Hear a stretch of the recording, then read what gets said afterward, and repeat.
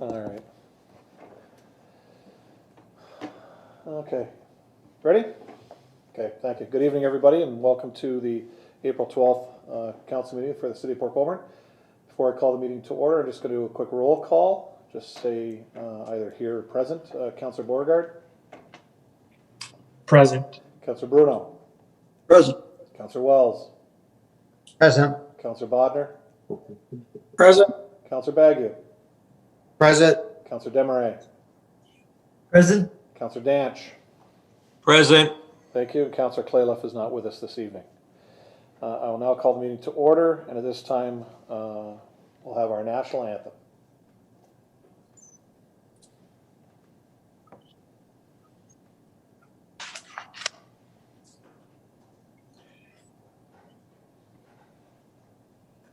Oh, Canada, our home and native land, true be true love in all of us command. Can't se porter les peines, il sait porter la gloire.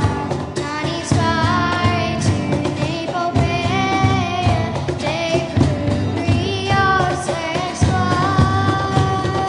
God keep my land glorious and free. Protège nos foyers, c'est nos toits. Oh, Canada, we stand on guard for thee.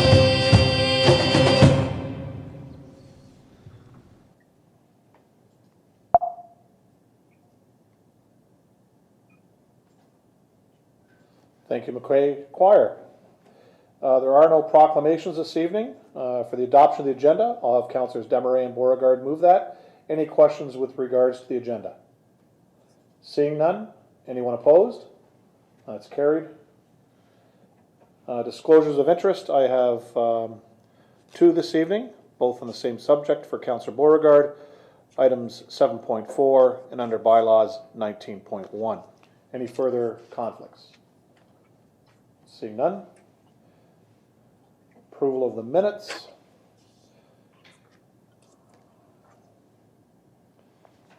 We have the minutes of the regular council held on March the 22nd.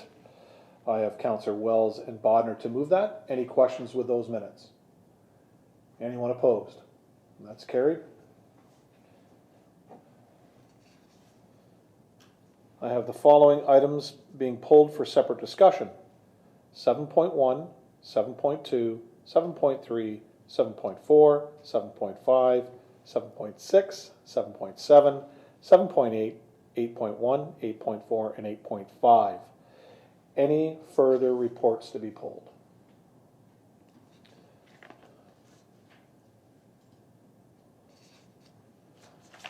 Okay, seeing none.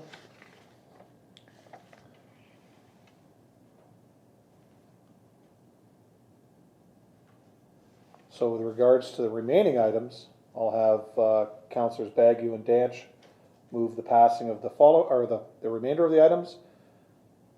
No questions. Anyone opposed? That's carried. Thank you, councillors.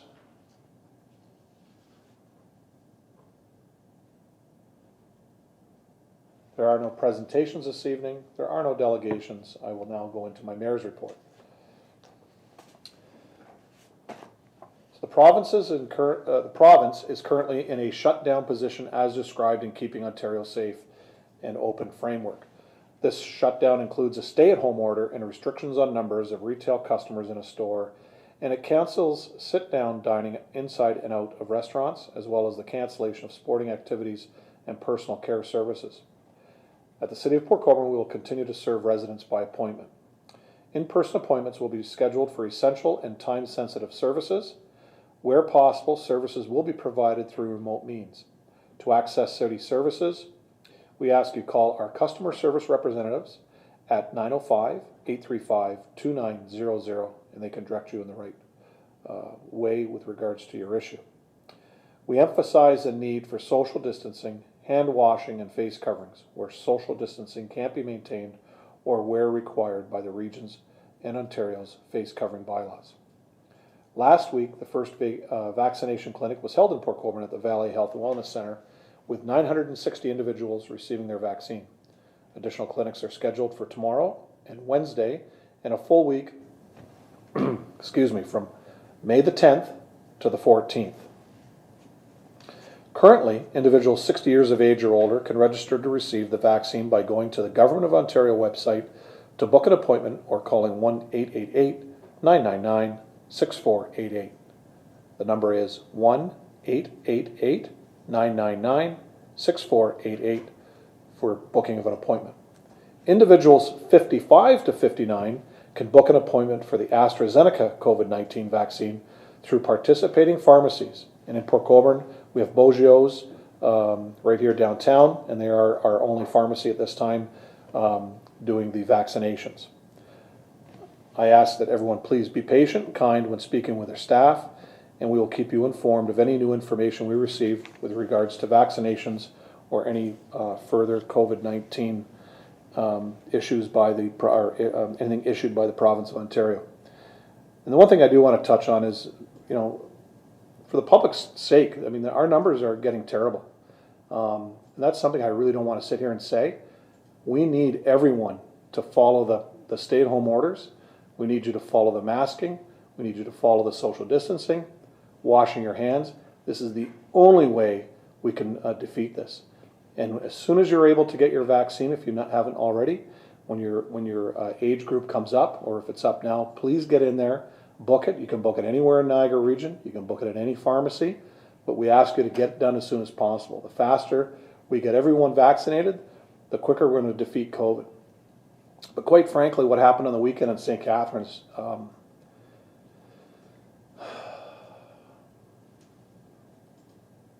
is quite disturbing. And for those people that just think that this is all a fallacy, I mean, you got to be from Mars.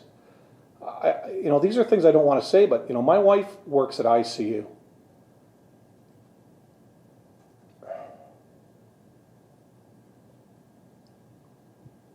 And the stuff she sees on a daily basis from COVID isn't good.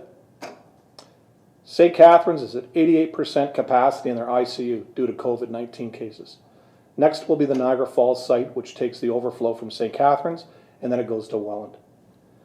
The patients that are going in there are actually, we don't want to see anybody with COVID in our hospitals. It's taking away from your normal everyday life of ICUs, from those people that are having, whether it's heart attacks, cancer, whatever the sickness may be. Aside from COVID, it's stopping needed surgeries across the province, specifically for us here in Niagara. We're at home. So I've got to stress to everybody, when the numbers are as high as they are, and when it affects a lot of us that have family that work within the healthcare service, to be quite honest, it was a real punch in the stomach to all our healthcare workers, those in the front lines of what happened in St. Catharines on Saturday. And I think both Mayor Sendzik and today with Regional Chair Bradley putting out his statement, I think those hit a home run right away with what went on. People can chastise me, you can say what you want, but if you don't think this is real, give your head a shake.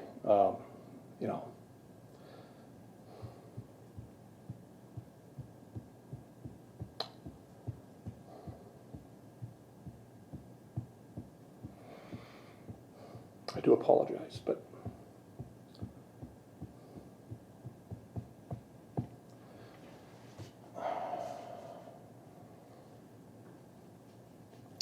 it's beyond me what happened, and for our families to have people on the front lines like they are and having to go through this is not a good thing, believe me.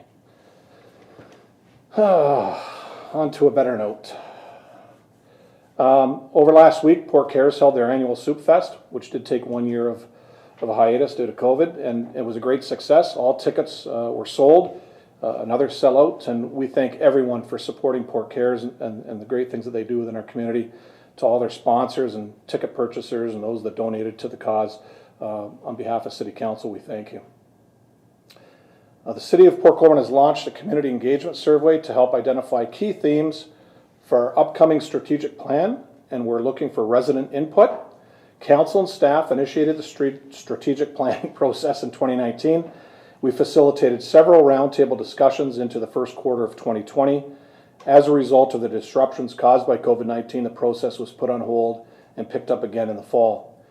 Our strategic plan is being developed to support the city's vision and mission statements and will include specific action items to achieve future goals.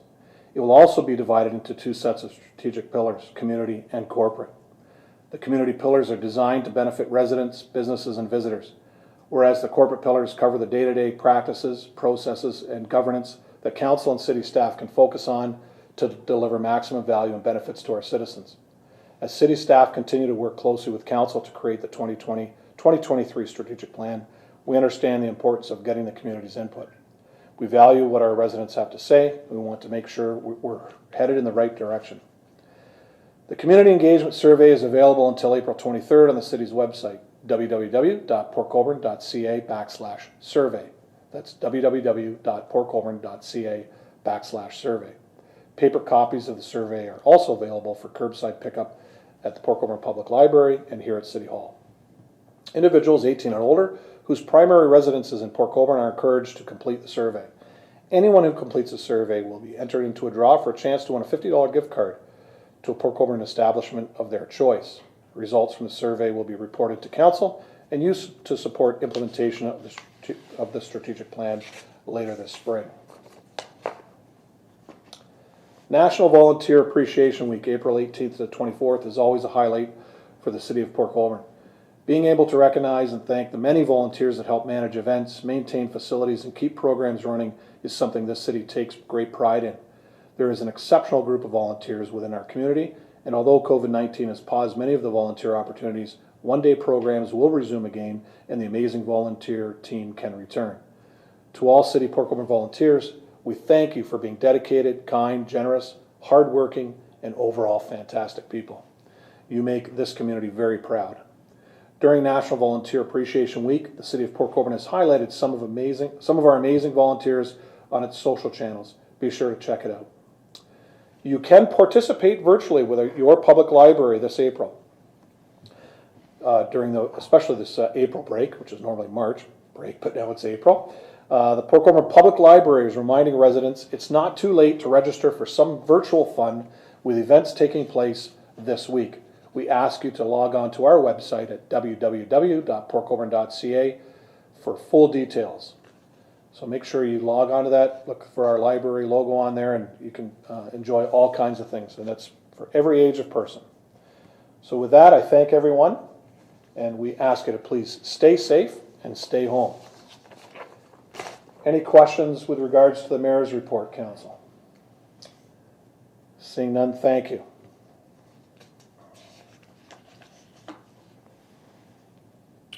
We'll now go on to Regional Councilor's report. Councillor Butters, welcome. Okay, I think I'm on. Yes, you are. Oh, good to see everyone. Thank you, Mayor Sill. Good to see all the councillors, and hello to everybody.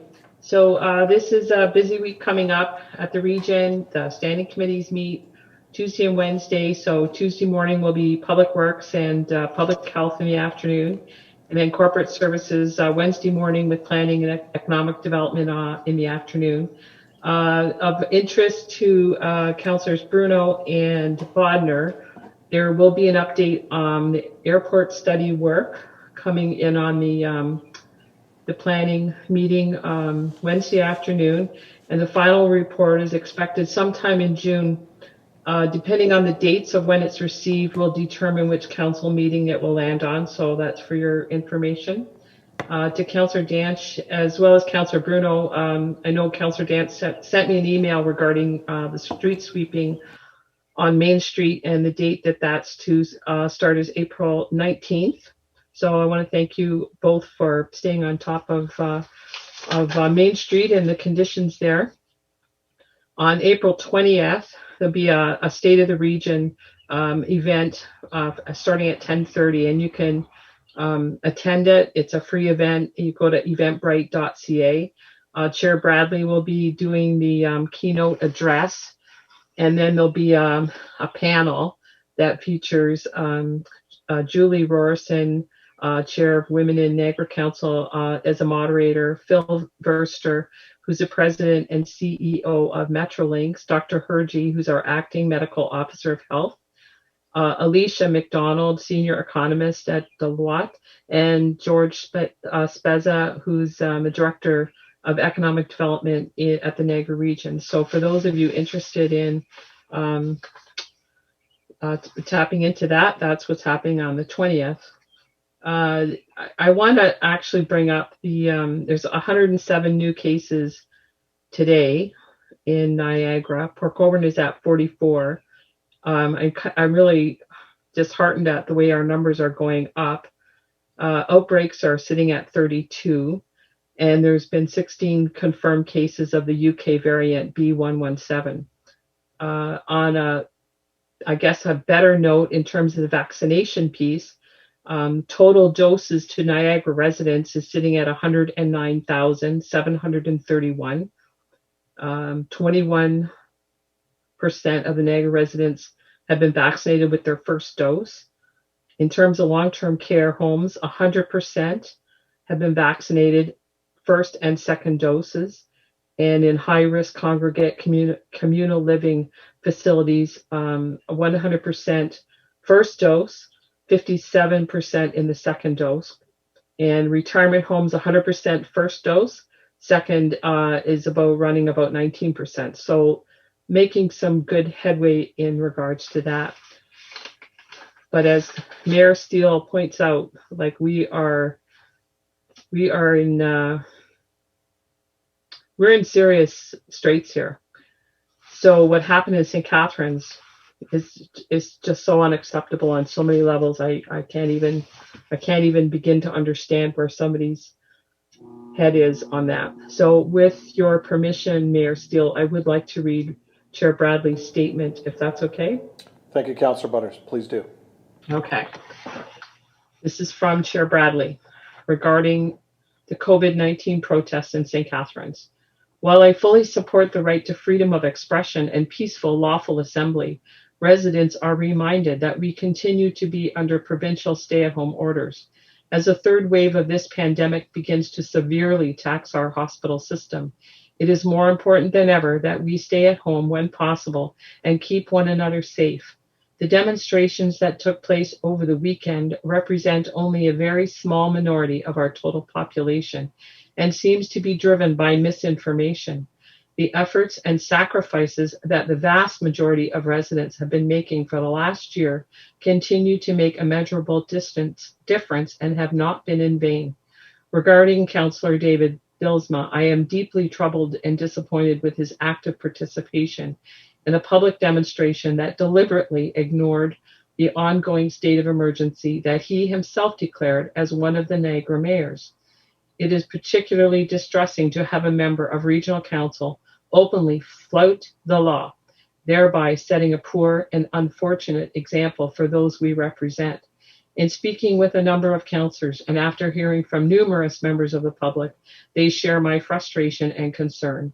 Under the Emergency Management and Civil Protections Act, all residents of Ontario have been ordered to stay home unless they are conducting a necessary activity. Individuals who choose to participate in the weekend's rally broke the law. Councillor Bylsma is free to express his views, but he is not free to break the law, nor is he free to encourage others to do so. It is one thing for an individual to express personal views, no matter how outlandish and lacking in reality they might be, but it is completely unacceptable to break the law. I believe it is important to listen to the science and follow the direction provided by our public health experts. On behalf of Regional Council, I want to thank the overwhelming majority of residents who choose to protect their neighbors by staying home and wearing a mask. And I'm really glad that Chair Bradley has responded in this way. I know that I was receiving like emails and stuff on Facebook and phone calls regarding this rally in St. Catharines and who was there. And I was dumbstruck at Councillor Bilsma's participation. That's the only way I can put it. I understand that there is an investigation ongoing, and I would imagine that at the end of that, it will be determined by Niagara Regional Police and or bylaw or together what happens next with that. So with that, I'm here to answer any questions or take any questions back that you might have, and thanks for your time. Great, Councillor Butters, thank you, and well said. Any questions for the regional councillor? Seeing none. Barb, again, thank you very much. You're welcome. We'll see you at the regional meetings next. Yes, sir. Thanks. Okay, next we're on to item 13, our staff remarks. I'll have the esteemed Madam Clerk to start off this evening. Madam Thank Clerk. you. I do have a couple updates tonight. First, I wanted to provide an update regarding the proposed Pit 3 extension by the Port Colborne Quarry. Port Colborne Quarries Inc. has submitted their application under both the Aggregate Resources Act and the Planning Act for the proposed extension of Pit 3, and the applicant is hosting a virtual public open house on April 20th. The virtual open house is being conducted in accordance with the requirements of the ARA. This public open house is not being hosted by the city or the region staff. Public open houses and public information centers hosted by the city and regional staff for the Planning Act application will follow at a later date. So the link for the ARA open house on April 20th can be found at the applicant's website, and that's www.portcolbornequarry.ca. Okay. There's one more update. One more. Go ahead. Also, following Councillor Bodner's request at the last meeting, I just wanted to provide an update that a full review of the short-term rental issue will be undertaken this year. Although we know a fulsome review cannot be completed before this summer, staff are committed to addressing the issue of the short-term rental through focusing on specific bylaw issues and looking to partner with police where possible. I'll let the Director of Community Safety provide additional information. Mr. Cartwright?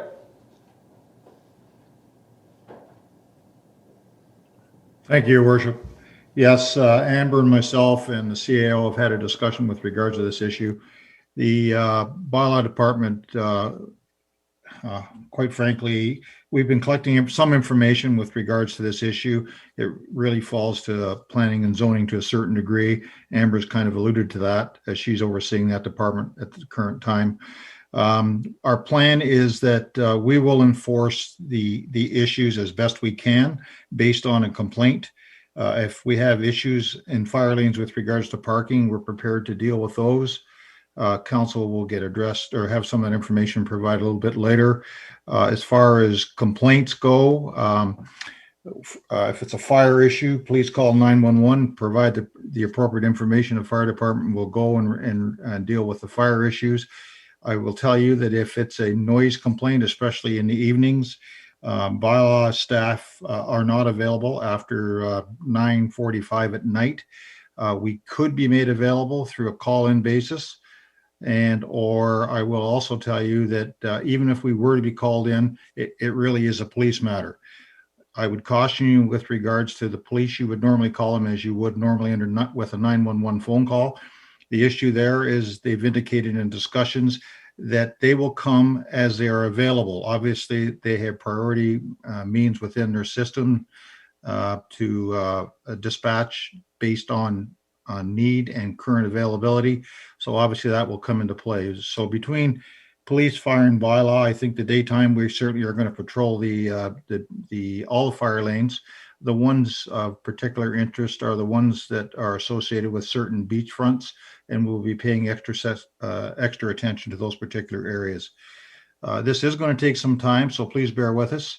There are a lot of issues involved here with regards to enforcement, with regards to identifying the issues as they may be, and we're working our way through that process.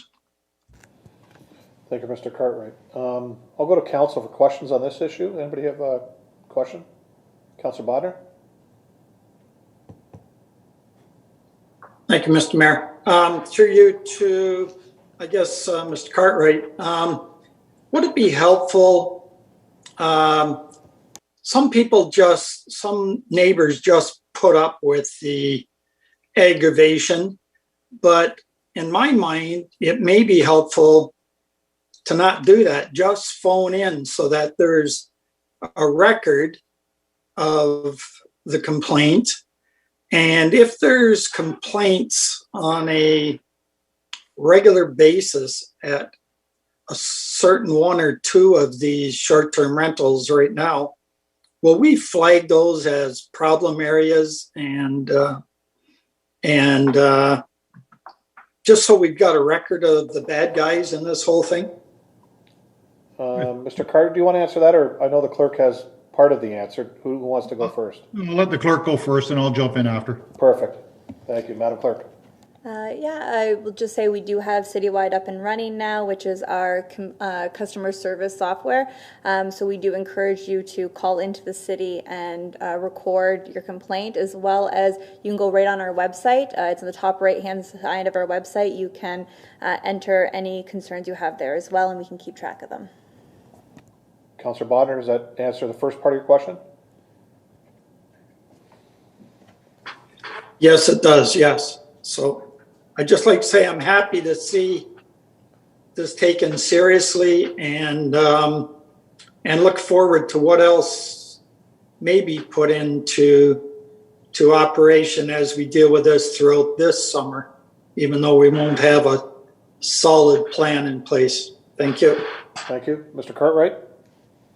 Yes, thank you, Your Worship. Just a little bit further to that, I will tell you, Councillor Bodnar and all of council, that and I can speak from a fire perspective because of my experience, that if the fire department were to respond to a property more than once for fire issues, we're not against sending bills. We've got a history with that. Certainly that adds to our enforcement powers within our fee schedule. Additionally, I'm sure the police are of the same opinion that if we get constant noise complaints, there's the ability for bylaws to issue tickets for noise. It's a little bit complicated way to do it, but we can do it if need be. And obviously we would record that, document it, and keep track of for future access. Councillor? All set? Any further questions on that, in regards to that? Councillor Bruno?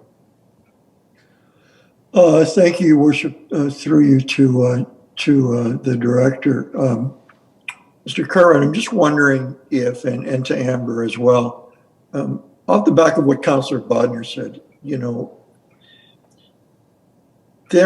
I'm wondering if there is a education program or handout that could go predominantly along the lakefront to indicate what to do if you hear this loud parties and problematic parking and all of this. But to piggyback on that is I can envision a situation where this happens on a Friday night. That's often a precursor that it's going to happen on a Saturday night.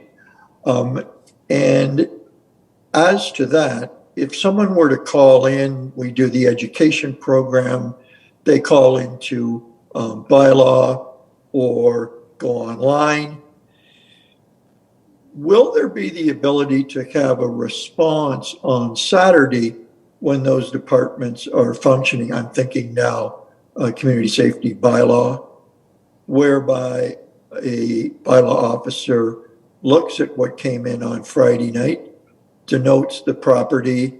Can they make a visit on Saturday just to say that they've been informed and they'll be watching as a means of at least getting a message through a live body, uniformed, and that it's been noted and they will be observed. Because I could be wrong on this, especially in the summer, but a lot of these problems often are Friday, Saturday related, even if it's Sunday. They're getting that message early. If it's the beginning of their week stay, they might be beginning at the beginning of 7 days, not at the end of the 7 days. I'm wondering if we could address next day visits. Mr. Cartwright? Certainly, Your Worship. Councillor, good suggestion. We're a little bit ahead of you on that. We've already envisioned that's exactly what we would be doing. I will tell council that we are rescheduling staff. You may find that Tuesdays and Wednesdays we're a little bit, we don't have as many bylaw people in the field as we have in the past. Weekends seem to be our busiest time. So we had a meeting this morning, and this coming year we've made some changes. Instead of having one person available on Fridays, Saturdays, and Sundays, we're going to have 3 people working Thursday, Friday, Saturday, Sunday, and Mondays to try and help us with the beach issues, try and help us with the fire lane issues, try and help us with exactly what you've just described. So obviously we will be tracking the calls that are we're made aware of on whether it be a Friday night, a Saturday night, or a Sunday. And when we're doing our rounds during the course of the weekend on the fire lane routes, so when we're doing patrols, they'll be stopping by those addresses and providing some support to the people that are present at the time of our visit. Councillor? Thank you, Director Cartwright. That's all I have. Thank you. Councillor Baggio? Thank you, Mr. Mayor. Just to add the one point that one of the gentlemen mentioned was when you call the police, you don't call the 911, but when you do call the dispatch with a complaint, you must ask for a report number, because it's only up if you don't ask for a report number.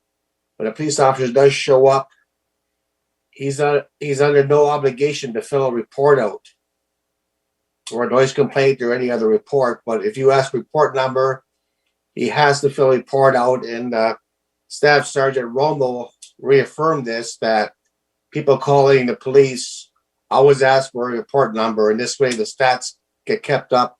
Regional police have a stats, and maybe they can relocate people when they see there's a problem somewhere in different times of the day and weeks and that. So thanks to Councillor Clelia for finding all that out last year. Thank you, Mr. Mayor. Good. Thank you, Councillor. Any further questions on this? Councillor Bodnar? I'd just like to state, as we're talking about this is in no way directed at the vast majority of people that have been doing rentals for years. In some years to the same family for, 10 plus years. This is to go after the bad guys that really are disrupting a community when they simply buy a piece of property with a home on it that they can rent out. They most often do not live there. It is just simply to pay the mortgage on the place. And that's fine, but you're not going to disrupt the neighbors. And if you're doing it nice and quiet, I don't think anybody's going to have a big problem. So we're not after everybody, just the bad guys. Thank you. Well said. Thank you, Councillor. Okay, nothing further on this. I don't see any more hands up. The yellow hand, remember, Council, use your raise hand function on your Zoom. I'm going to go to our CAO next, Mr. Louis. Thank you, Your Worship. Not an item of my own per se, but I have been talking to some council members and some staff members about after-hours responses to issues around the city, particularly collection of garbage from city bins and in parks and along sidewalks and so on. And I have asked the Director of Public Works to sort of prepare a little bit of update for council, that we are aware of the problem and we do have plans to address it. And I'm hoping that Director Chris will come on and do that for me. Thank you, Mr. CAO. With the early weather being here, with the early good weather, we're all enjoying it. But unfortunately, this is causing some issues with garbage in the parks. Without our summer students here yet, I will be authoring overtime for staff at approximately $4,200 to attend the Saturday and Sunday parks and clear the bins with collection. And I'll be working with Director Bowles with regard to that, until we were able to fill some of those positions, and those are expected after the May long weekend.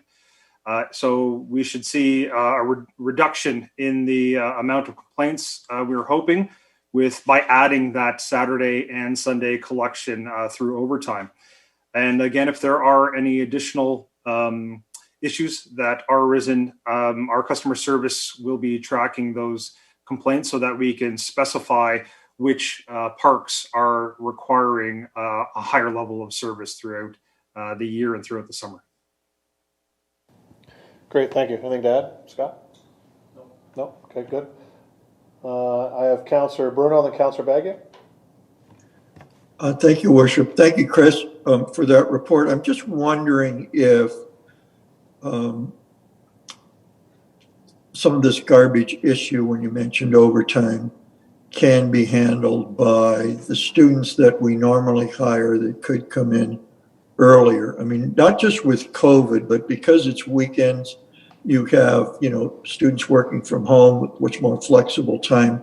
You also have, university and college, which is generally out around now, give or take exams. And so I don't know if students could fill some of that role, Chris, to pick up garbage if they were brought on earlier. Mr. Calamoto? To the council through the mayor, we are looking at students. We are going to be hiring 6 instead of 12 due to the COVID. We are recruiting. Unfortunately, we've also lost all 4 of our casual laborers to either full-time work, which is great because they're still being part of the city of Port Colborne, and others have moved on. So unfortunately, it's not just the students that we were down, it's also 4 casual laborers. But we are in the process of recruiting and hoping to finish that recruitment and that hiring by the end of the May long weekend for them to be here, if not sooner. Great, thank you. Councillor? I heard you mention something there, Chris, about I thought you said from 12 students to 6. Could you expand on that? Mr. Calamoto? Yes, through you, Mr. Mayor. We are shrinking our class of students down from 6 to 12 just because of COVID. And we want to ensure that we do have some safe work for those students. So we are going to be hiring half a dozen instead of a dozen of them. And that way we can ensure that they are working in a safe and a distanced way. We all heard from the mayor the seriousness of our situation throughout the province, and we want to ensure that we're keeping our workers safe. Thank you, Director. Councillor? We had a situation, Chris, this is before you got here, but I don't know if councils will remember this, but we had a situation last year where we early forecast what COVID was going to bring, and we reduced our student staff. At a point after that, when it came to grass cutting and other works, there were counselors, myself included, who said, this may have been a mistake to lower the student hiring at the beginning of the year because we were inundated with issues, grass cutting, et cetera, et cetera. We're now reliving COVID in a way that very much concerns me, that this student reduction is not the best use of resources. I understand we have to keep them safe, and I would expect nothing less. But I'm worried now that we'll be right back in the situation that we were last year when I think we bit the bullet too hard, too early on students. And Chris, I'm wondering if, not to preclude you from answering, but this was brought up quite vigorously to Mr. Louis last year when we kind of postmortemed the early days of grass cutting, et cetera, et cetera. I don't know if I could have the CAO weigh in on this. And is this a fait accompli? Because I don't recall hearing about this until just now. CAO? Sure. Through your worship to Councillor Bruno. So this isn't the entire student complement. We still have the beach, the marina, and other students who are outside of the public works realm. I think that the ones the director's referring to here are office and outside workers in parks and roads only. And it is definitely something I can revisit with the director and with HR. We did have that experience last year where we did have the hiring freeze to try to save a little bit of money during COVID, and then we had to quickly pivot and bring in some students because really we realized that the work was there and we were in fact unable to maintain a level of service that council and the residents expected with a smaller complement of students. So I can take this back as fast as tomorrow morning, set up a conference call with the director and HR and make sure that we're on the right track. The areas, so parks is absolutely an area where we want to make sure we have enough staff, be it students, part-time, seasonal, or full-time, as well as the marina and the beach. We're sure that we're good there, as well as bylaw. We bring in a bylaw student in this summer as well. So I can take a sober second look tomorrow and have a conversation with HR, and we can make sure that if we're not on the right track, that we quickly pivot and get ourselves on the right track. Councillor? Thank you, Mr. Louie. I would really appreciate that. I think one of the things that has happened as a result of COVID last year is the door has been kicked open in Niagara as to people who've discovered Niagara South. That's a door, whether we like it or not, I don't think can be closed. And I think for all good reasons and all potentially bad reasons, Niagara has been discovered by a flock of millions of people who didn't know much about the South End until 2020. And I expect that to continue. So I thank you for revisiting that. Thank you, Councillor. And Mr. Louie, just after your meeting, can you just let council know via email kind of the direction and rationale? Either way? If you could, is that all right, Councillor Bruno? Yes, that'd be great. Thank you, Mr. Mayor. Thank you, Mr. Louie. Thank you, Chris. Good, thank you, Councillor. Councillor Bagu. Thank you, Mr. Mayor. To Director Chris, you mentioned the overtime at the park for the garbage. Does this also include the West Street Promenade or just the park? Mr. Kawamoto? Through you, Mr. Mayor, to Councillor Bagu. I have not heard of the West Street issues as of yet, but it's definitely something that we could take a look into. And for our Saturday and Sunday garbage collection, we could definitely look at the promenade and the downtown core along with the specific parks that we mentioned. So the short answer is yes. Councillor? Thank you very much, because West Street does need attention on the promenade. And there was one more. Oh, yeah.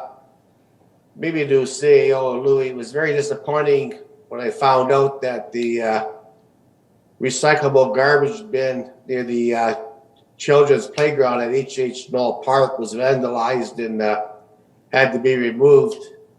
It's disappointing. Some of our young people have a lot of disrespect for property when it benefits them also. So I'm hoping maybe I haven't talked to the foreman, but maybe we can put a can over there where our recycle can used to be before it was burned. Thank you, Mr. Mayor. Great, thank you, Councillor. Councillor Bodnar. Thank you, Mr. Mayor. Through you to Chris.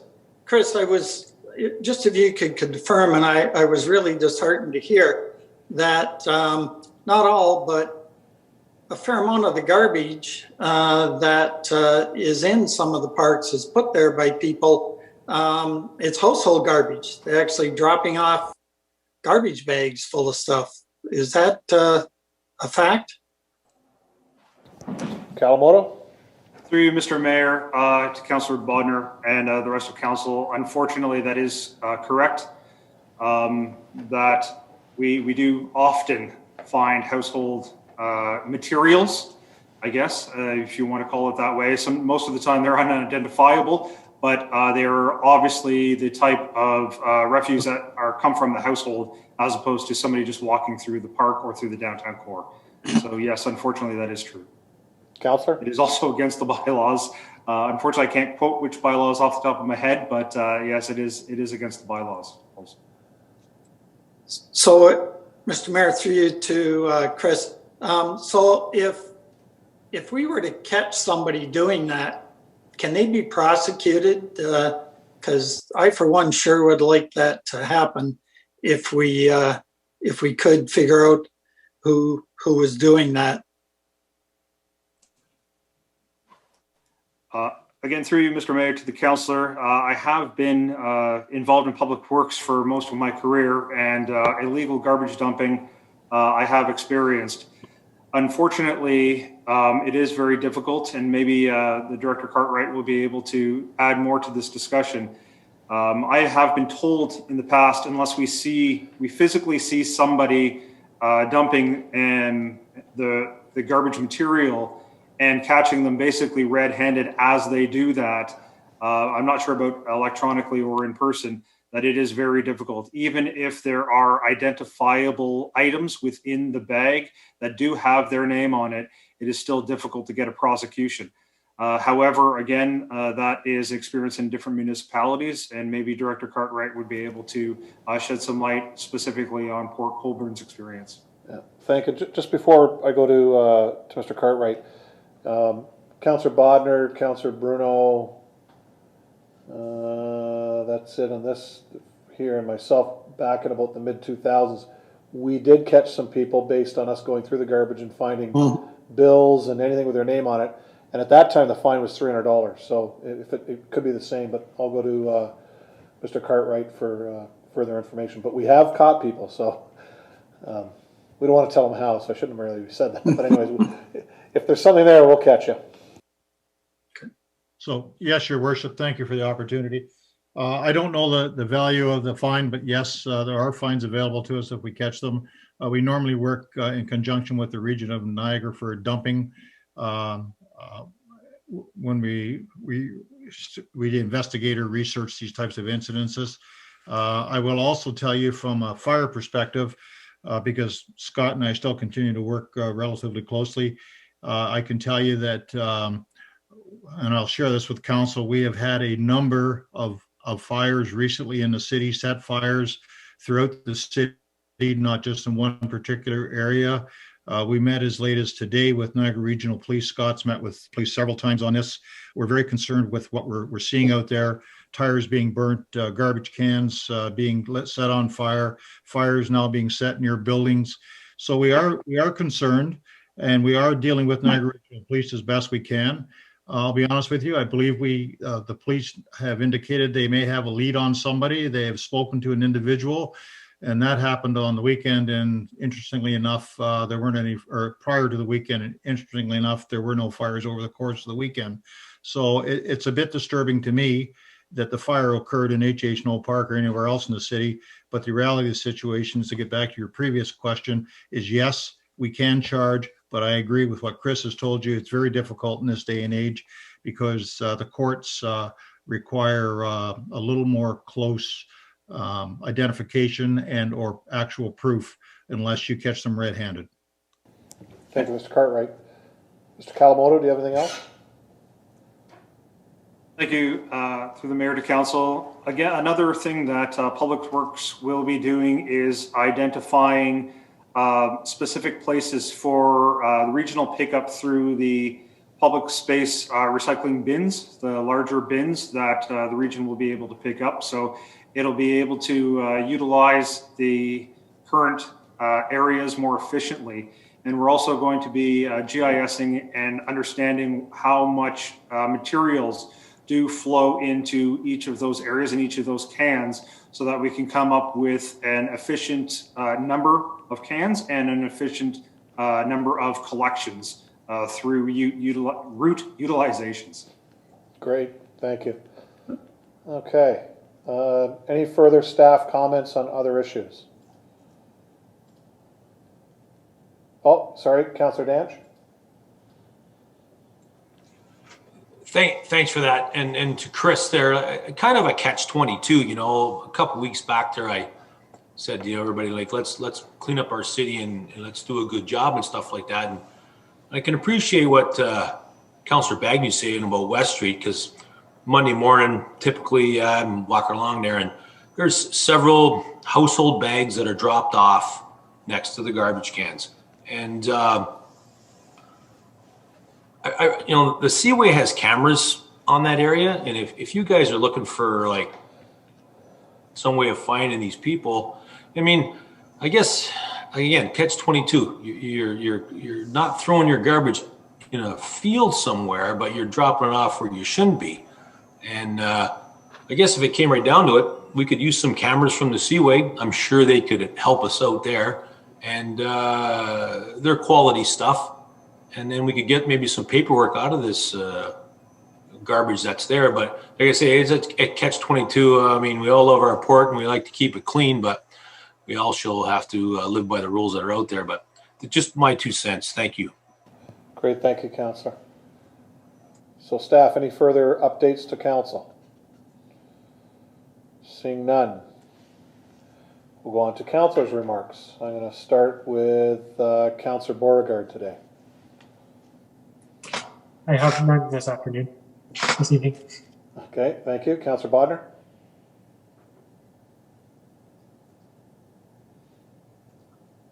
Thank you, Mr. Mayor. Just a couple things. Through you to Mr. Cartwright, I guess. Have bylaw officers started checking the beaches?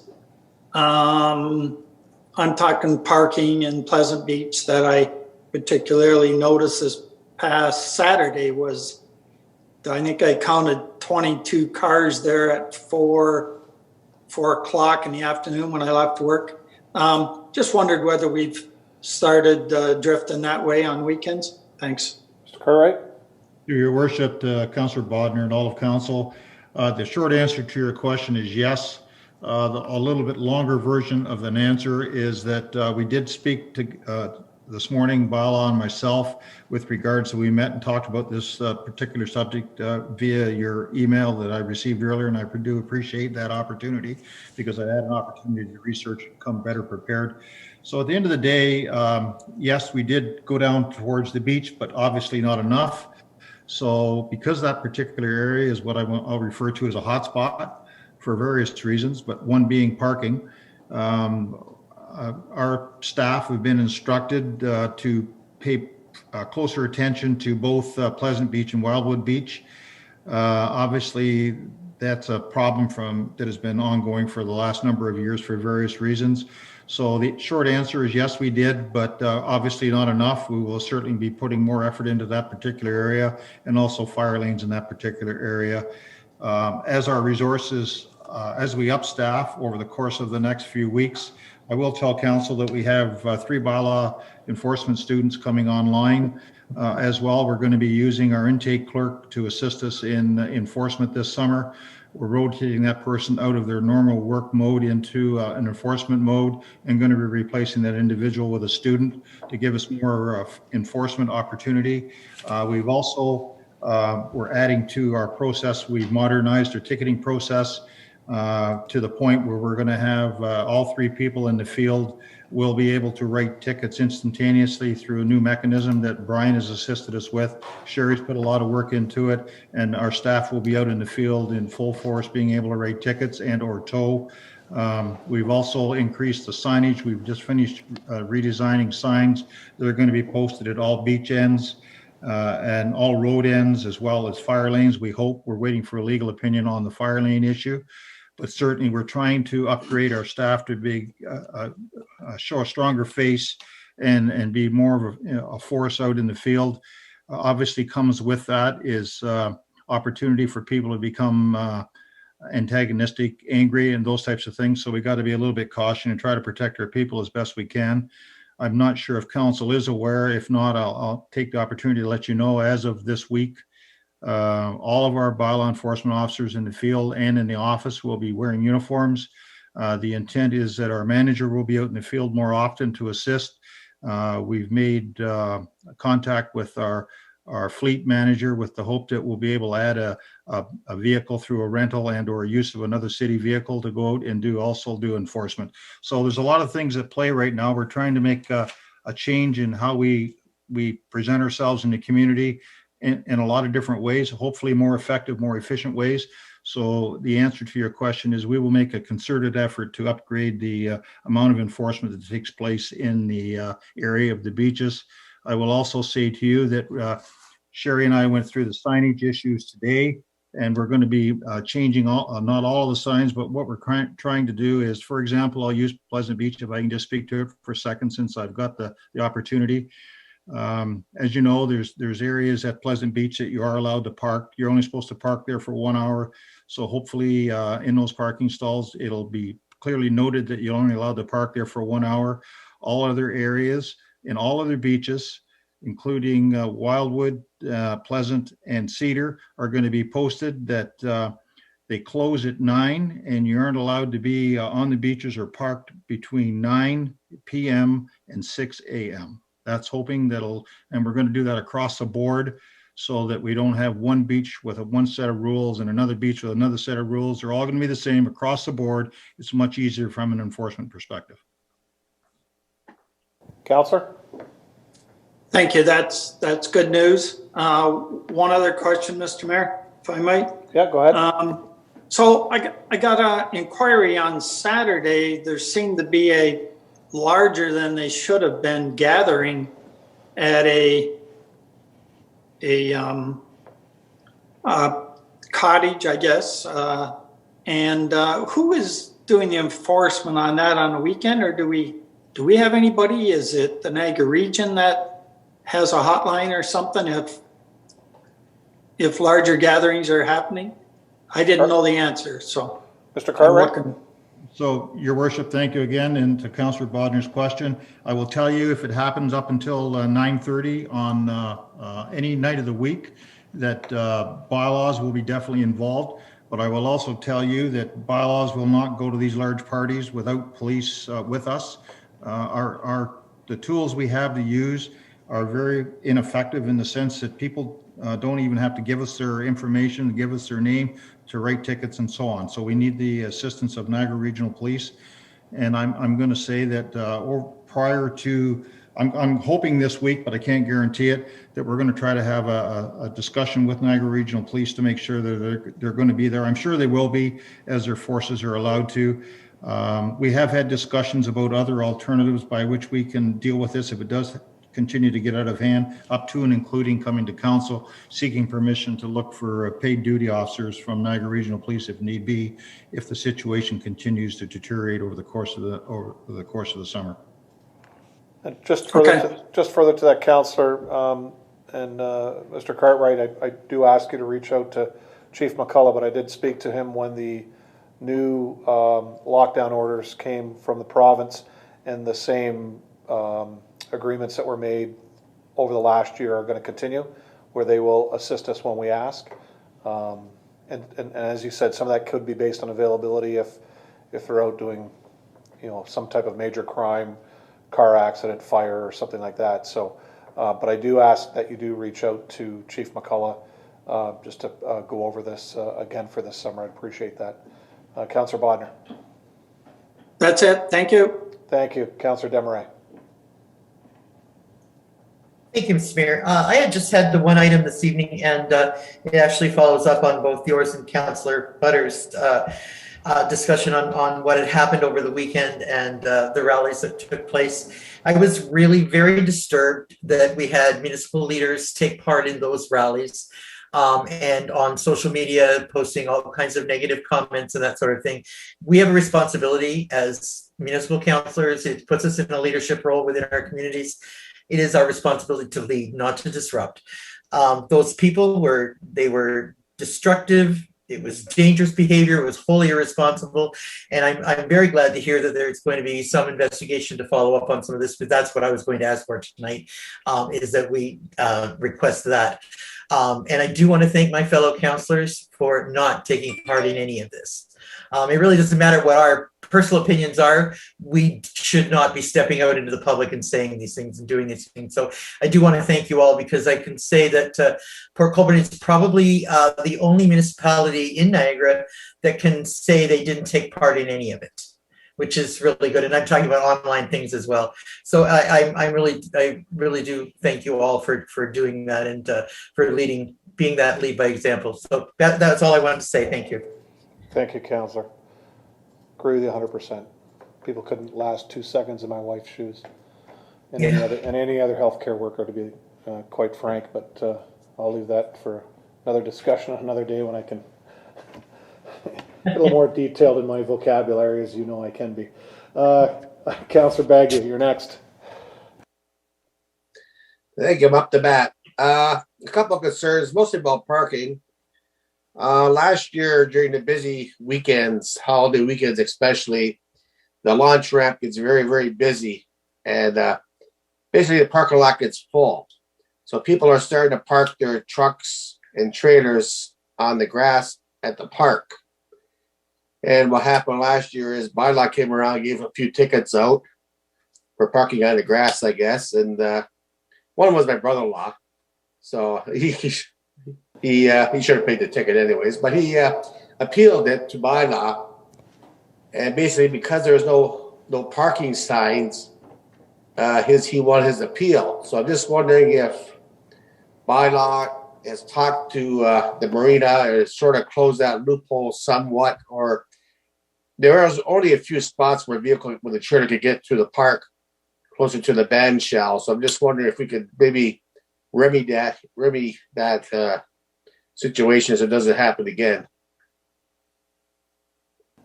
Okay, I'm going to go. I guess I'll leave that. Yeah, I'm going to go to Mr. Bowles, then Mr. Cartwright, because it's under Mr. Bowles' directorship. Go ahead, Director. Through the mayor to council, and I appreciate Mr. Cartwright being on here with me to discuss.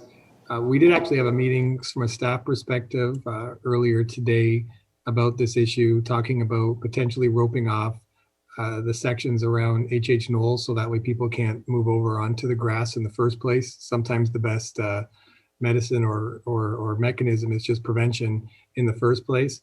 And in the second place, we did talk about additional signage that we can look at going forward. Although I believe Mr. Cartwright may have a mechanism through bylaw to ticket even without signage, but I'll let him speak to that. Mr. Cartwright? Thank you, Your Worship. So the short answer to the question is, again, yes, we can ticket. It doesn't necessarily have to be posted, especially if they're off the paved portion of the road. As soon as the vehicle leaves the paved portion of the road and enters onto city property, we have the ability to write a ticket. I can't answer as to why those tickets were canceled last year. I did hear that same story.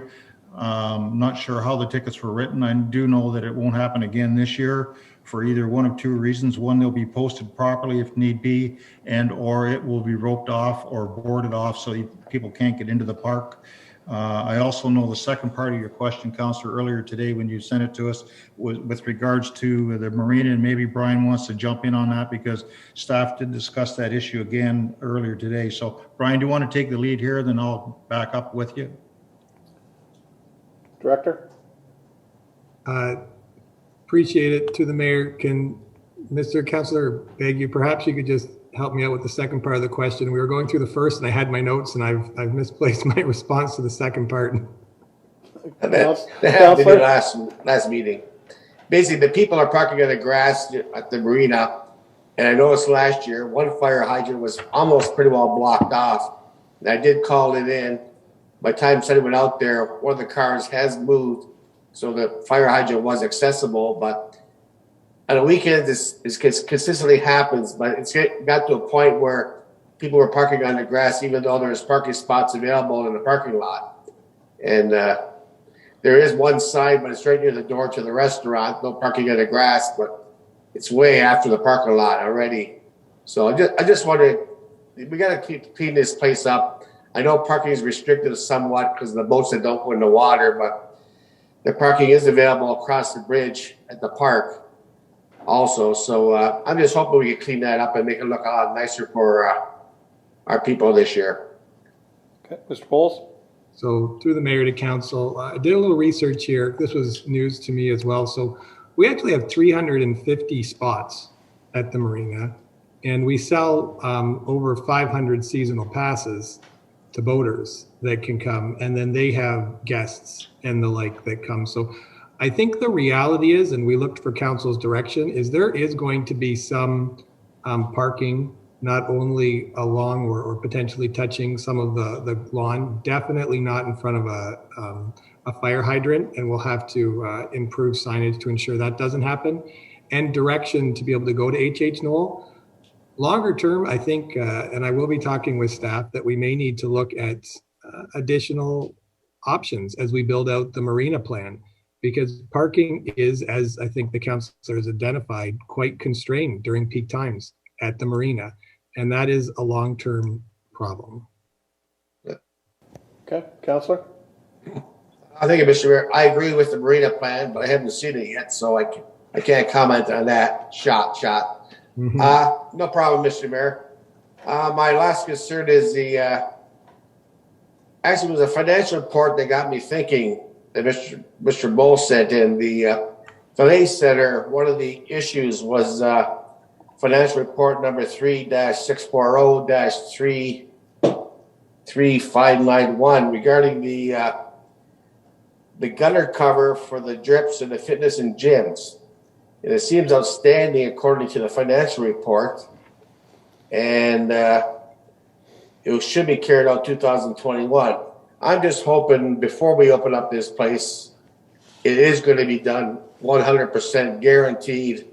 No more questions asked. It's been going on for way too many years. And basically, I'm looking at staff to give me a commitment for this year. It will get completed, COVID or no COVID. Mr. Bowles? Well, through the mayor to the councillor, full disclosure, I'm going to have to look into that particular one. If you want it done, I'll come back and have that conversation with you. If it was approved in a previous budget, we should be able to move forward with it. Mr. Kalamoto? Through Mr. Mayor to the councillor and for the director, we are waiting on the third quote for that work. And as soon as we get that in, we can then select the appropriate contractor and get that done. Great, thank you. Councillor? I thought I heard that comment last year, but I'm not quite sure. But I just see it really move forward and get this done once and for all. Thank you, Mr. Mayor. You're welcome. Councillor Wells? Thank you, Mr. Mayor. I have one thing to add on to Councillor Bodner's comments, and this could go through to Director Kalamoto. It's in regards to Pleasant Beach, the refuse area of the beach. I've received some complaints in regards to that being over abused, if you will. So I did send that off in communications to various parties today to get some attention toward that. So I'm not sure if Director Kalamoto has anything that he can add to what was already said in regards to the cleanup of and control of garbage on the beachfronts. Mr. Kalamoto? Through you, Mr. Mayor, to the councillor. Right now, we have staff going once on Fridays in the afternoons and once on Mondays in the afternoons, and they do pick up as much as possible there. As mentioned, we will be putting staff there both on Saturdays and Sundays to do the extra pickup.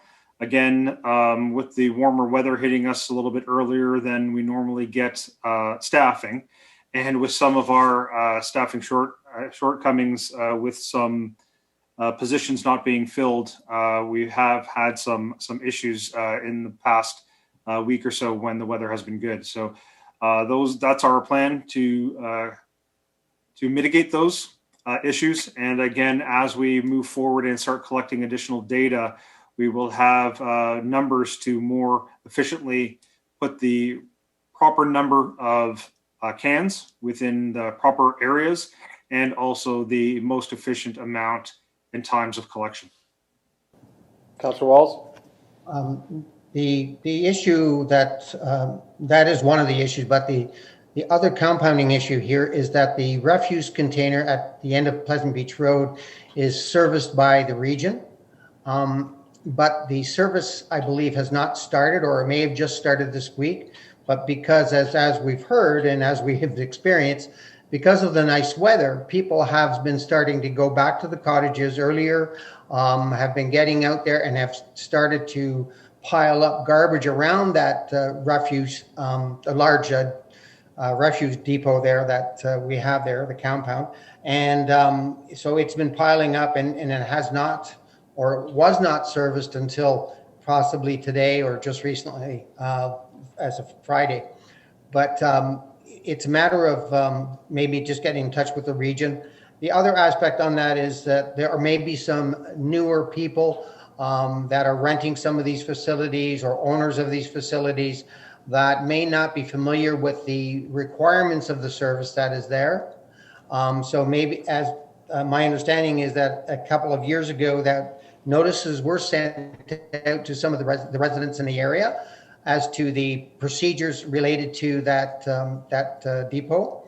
The other thing is that there are some signs that could be posted on that to help maybe teach the people that are using it where the recycling goes, where the garbage goes, and so forth. I did send that along in the email today that could be there. So if we could just take a look at that, I'd really appreciate it.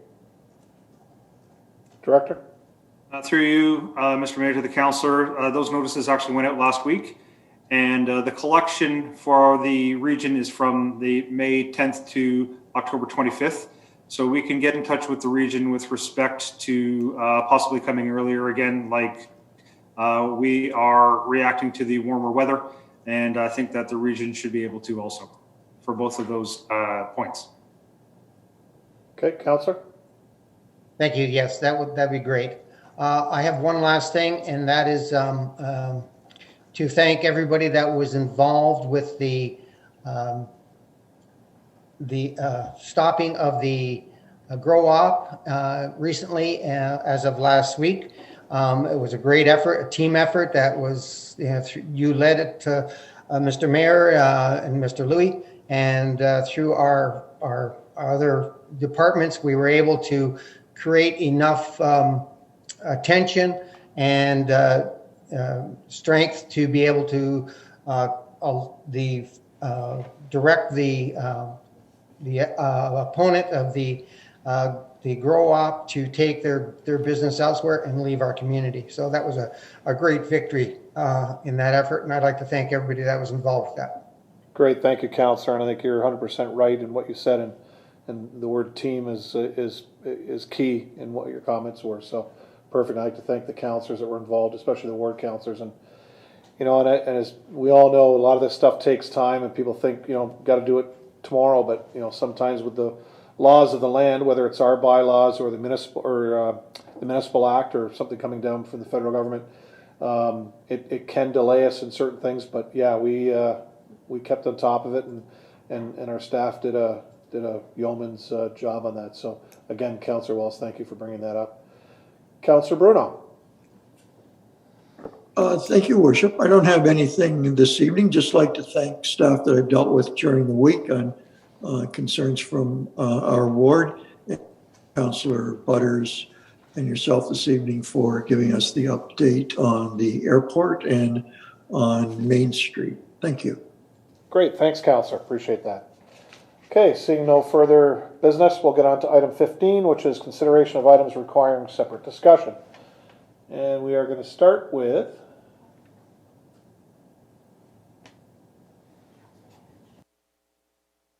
oh, sorry, Councillor Danch.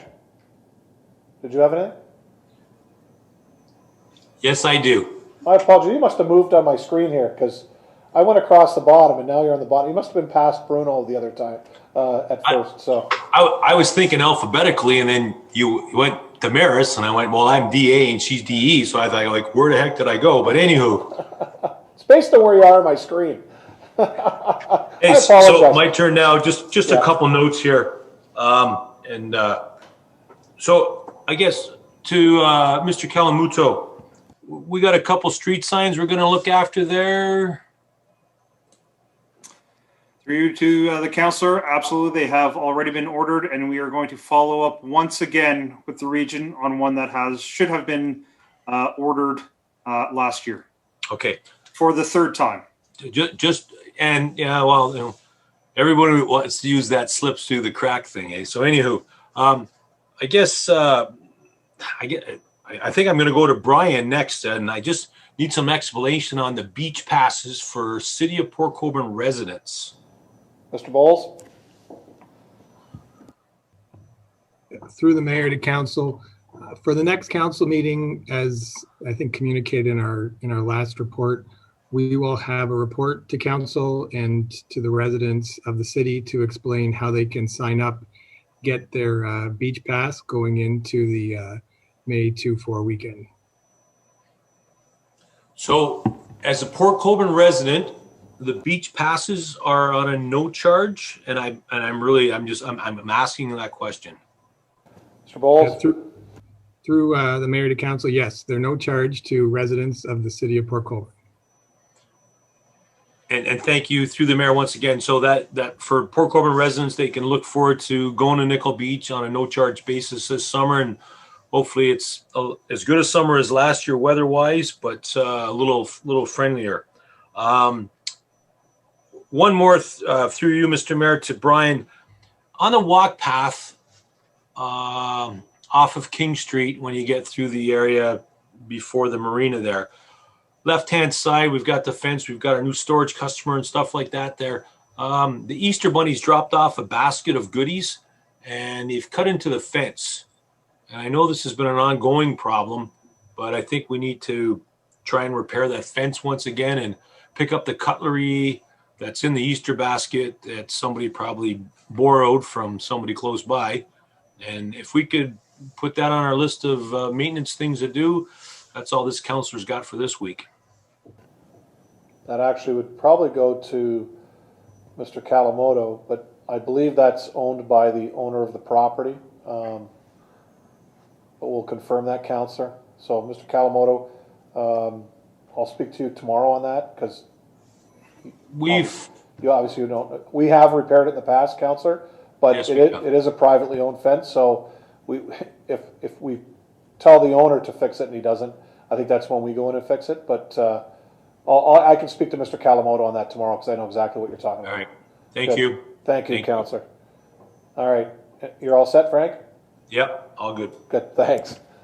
Okay. Now on to item 15, consideration of items requiring separate discussion. So this item 7.1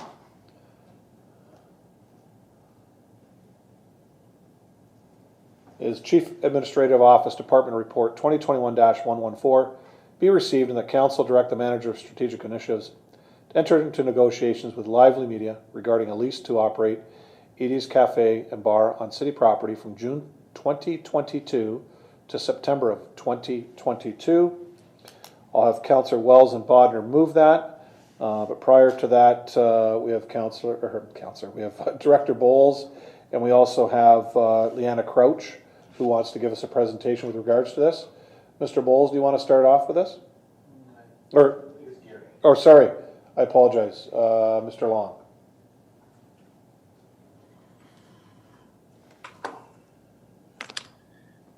Thank you, Mr. Mayor, and good evening, Council. I'm pleased to introduce Leanna Crouch, who is president of Lively Media and owner-proprietor of Edie's Cafe. I believe she has some other presenters with her, namely Paula Real, Research Project Manager from the Research and Innovation Division at Niagara College.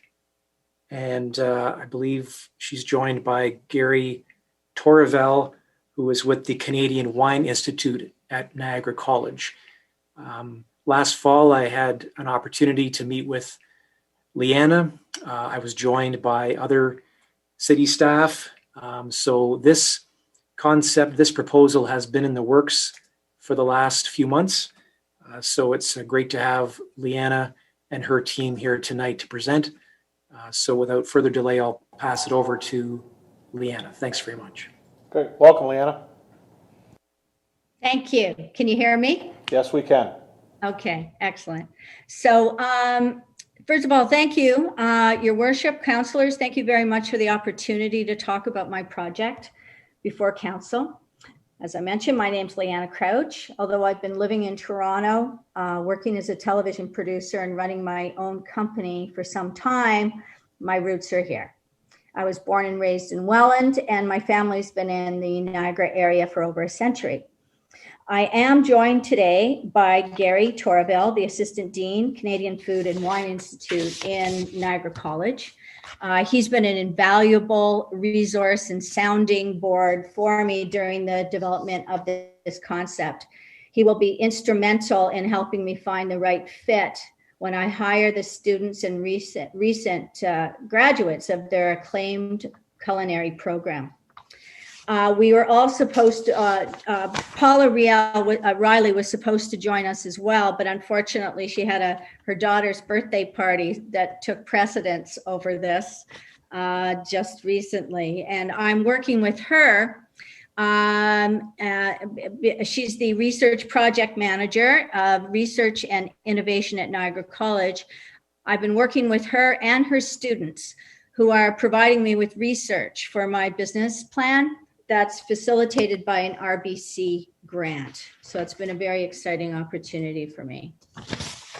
So if you don't mind, let me give you a little background so you can understand how I found myself to be in front of council today. I've spent many decades on the shores of Lake Erie. My parents owned a property and I've been renting a cottage on the lake for over 10 years. My time here has been one of the great joys of my life, and it is a privilege that's not afforded to everyone. About 10 months ago, I began to think about opening a small seasonal beach cafe bar.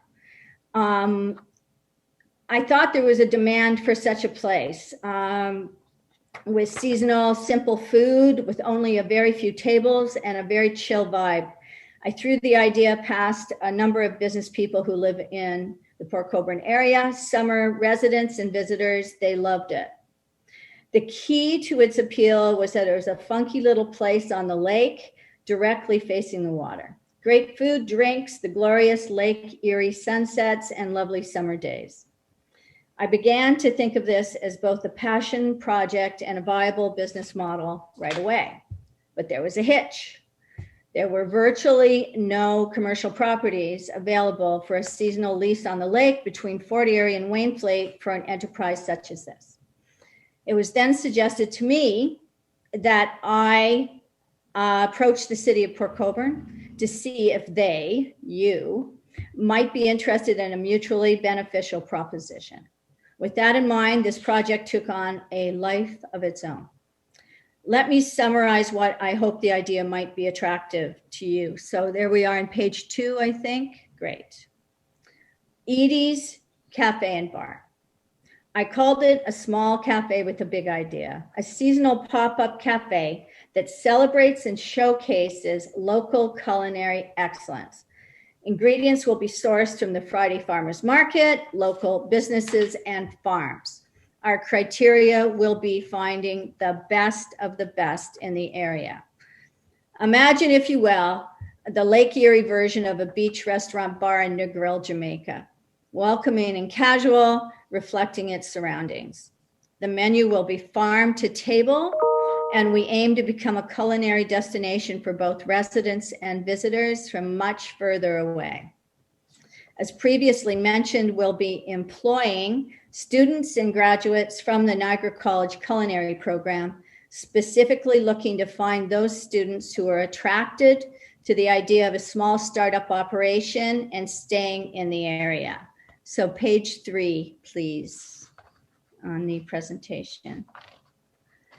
The cafe is not a permanent structure. Aiming for the summer of 2022, it's designed to be a pop-up restaurant and could be seen as a test pilot for the city. We'll be preparing our food from an elegant mobile kitchen or retrofitted Airstream trailer. I'm trying to set the stage for you. All seating will be outdoors under a white tent festooned with sparkling white lights. There will be 4 tables for 4 people at most, with a small bar on the side. We propose that it will be open for lunch and stay open until 10 p.m. latest from Tuesday to Sunday. This is not a party bar. The size of this cafe is on point with a trend for micro restaurants, which has seen success because of the low overhead it involves and the limited seating that creates a demand. Page 4, please. Consider us a promotional opportunity in tandem with the City of Port Colborne's tourism agenda and support for local businesses. We want to be a culinary bright light, and small as it is, a driver for day visitors to the city, part of the exciting new developments happening right here. Upon approval, I would immediately reach out to local businesses, working with and supporting them. Page 5, please. Environmental responsibility is top of mind for us. There will be an initiative to ensure any and all plates, glasses, cutlery, etc., is recyclable or refundable. We would be delighted to work with local companies that are providing these kinds of products. And in terms of footprint, our entire enterprise will be dismantled and stored elsewhere after Labor Day. Not a crumb will be left. It's important for us to be good neighbors and corporate citizens. Page 6, please. Our ask is on page 6 of this presentation. Number 1, to immediately enter negotiations with the city to negotiate a seasonal lease for an appropriate location for the cafe. Number 2, to facilitate a liquor license for the summer. And number 3, working with the city to ensure there are proper bathroom facilities and power available. I'm very excited to be discussing this with you. Thank you for your time. Great, thank you very much. Thank you. Gary, anything to add? Gary Long?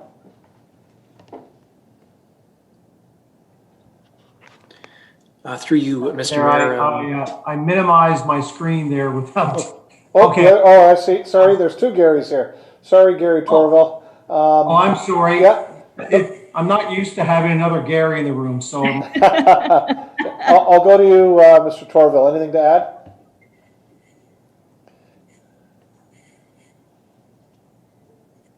Go ahead. Okay, sorry, that's me. Okay. Yes. It cut out for a second there. Yeah, I just want to add that, at the college, and it is unfortunate Paula couldn't make it, but obviously birthdays are fairly important. But one of the things that the college has certainly been trying to do in recent years, in particular with our Research Innovation Center and through academics, is to help support the growth in small businesses, in particular in the Niagara region.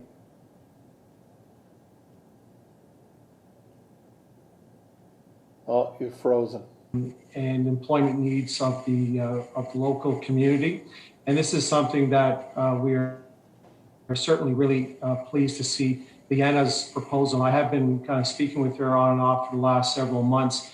My background is in food and beverage. I worked with Fairmont and Delta for about 17 or 18 years as a food and beverage director in other positions. So my advice is just one of many that she's taking, and there is no financial or legal partnership that we have, but we certainly do try to help local entrepreneurs that eventually would also help our students gain gainful employment in the area, which is something that I think is really critical. So I just want to say that certainly we do support the idea. We do have graduates, just so you're all aware as well. We did about 3 years ago go to year-round intake model for our culinary and baking students. So we actually have graduates every 4 months. So there are graduates constantly available looking for work, and many of them are from the Niagara region and looking to stay here. So operations like what Leanna is planning, especially based around farm to table and sustainable model, is something that we teach students and something that we always like to see being demonstrated in the community. So just here to give some moral support to Leanna, and to certainly say that from a college standpoint, we always appreciate and like to see entrepreneurship in the Niagara region. It's something that we're always very thankful for and look forward to seeing other operations open in your community and those around Niagara.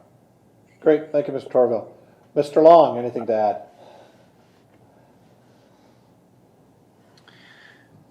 Thank you, Mr. Mayor.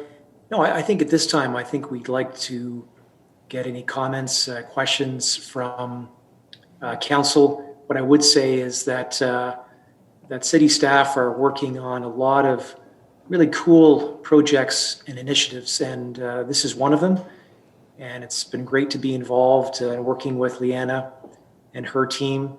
But at this point, we'd like to hear from council to take any questions or comments that you have. Thank you. Good, thank you. Councillor Wells first. Thank you, Mr. Mayor. Through you to Gary, if I may, the first thing is, have we sort of identified the optional locations for this?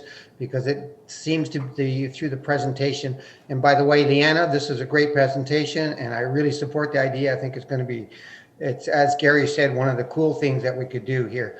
Back to Gary, the location, I know the image of being on the beach in Jamaica, although it may not be the same as being on the beach in Port Colborne, especially in March or April, but is there any location, optional locations that you've looked at with regards to this? Mr. Long? Through you, Mr. Mayor, and I would certainly go to Leanna and the other Gary to provide their comments as to their preferences for locations. The location that Leanna and I have talked about is within H.H. Knoll Park, sort of overlooking the Sugarloaf Marina. So I think that's one location that we've talked about. But in speaking with Leanna, I know that she is amenable to considering other locations in the city that would work for us and that would work for her and that would draw tourists and visitors and residents. Okay, Councillor Wells. Thank you for that. I have a couple more things here on it. One of my concerns with regards to this is the 10 o'clock last call curfew. In a remote area, especially in the park or something like that, there may be some people that would abuse that last call. How is there any plans, or is there any way we can look at putting something in place to ensure that that doesn't get out of hand? Mr. Long? Through you, Mr. Mayor, I appreciate having the councillors' comments and concerns on that. Perhaps I would defer to Leanna and Gary Torville to speak to that. Leanna? Okay. I guess at this point, I didn't see it being that remote an area. I know the park, I've been looking at the park, trying to figure out what possibly could work. I don't know whether this is a shock to Gary. I don't think it is, but my druthers would be at the marina proper, because and I know there may be some issues to work out there, but the whole idea is that it is directly on the water. Part of my concern has been at H.H. Knoll is that there's, unless I misunderstand this, there is that road that goes with the parking lot that goes through there. And perhaps it's my misunderstanding, but I thought that the idea that was being sent to me is that it would be sort of on the side away from the lake. So again, I'm open to any or all thoughts about this, but it was, the marina would be really swell as a location, and we are not a, we're a tiny little, we're not a competition for Don Cherry's. We're not even, they're not in my league and vice versa. I'm not sure what's happening with that restaurant anyway down the line, but that would really be lovely. The other place, and again, I'm just throwing this out now, is the helipad that is on the far side of the park that looks disused. I didn't know, because the lake is, it's overlooking the water on two sides. So I didn't know whether there was even any possible option there. I don't know if I'm totally answering your question, but I guess what I'm saying, if it was remote, I'd certainly be prepared to have some sort of security to ensure there would not be any abuse of last call. Councillor Wells?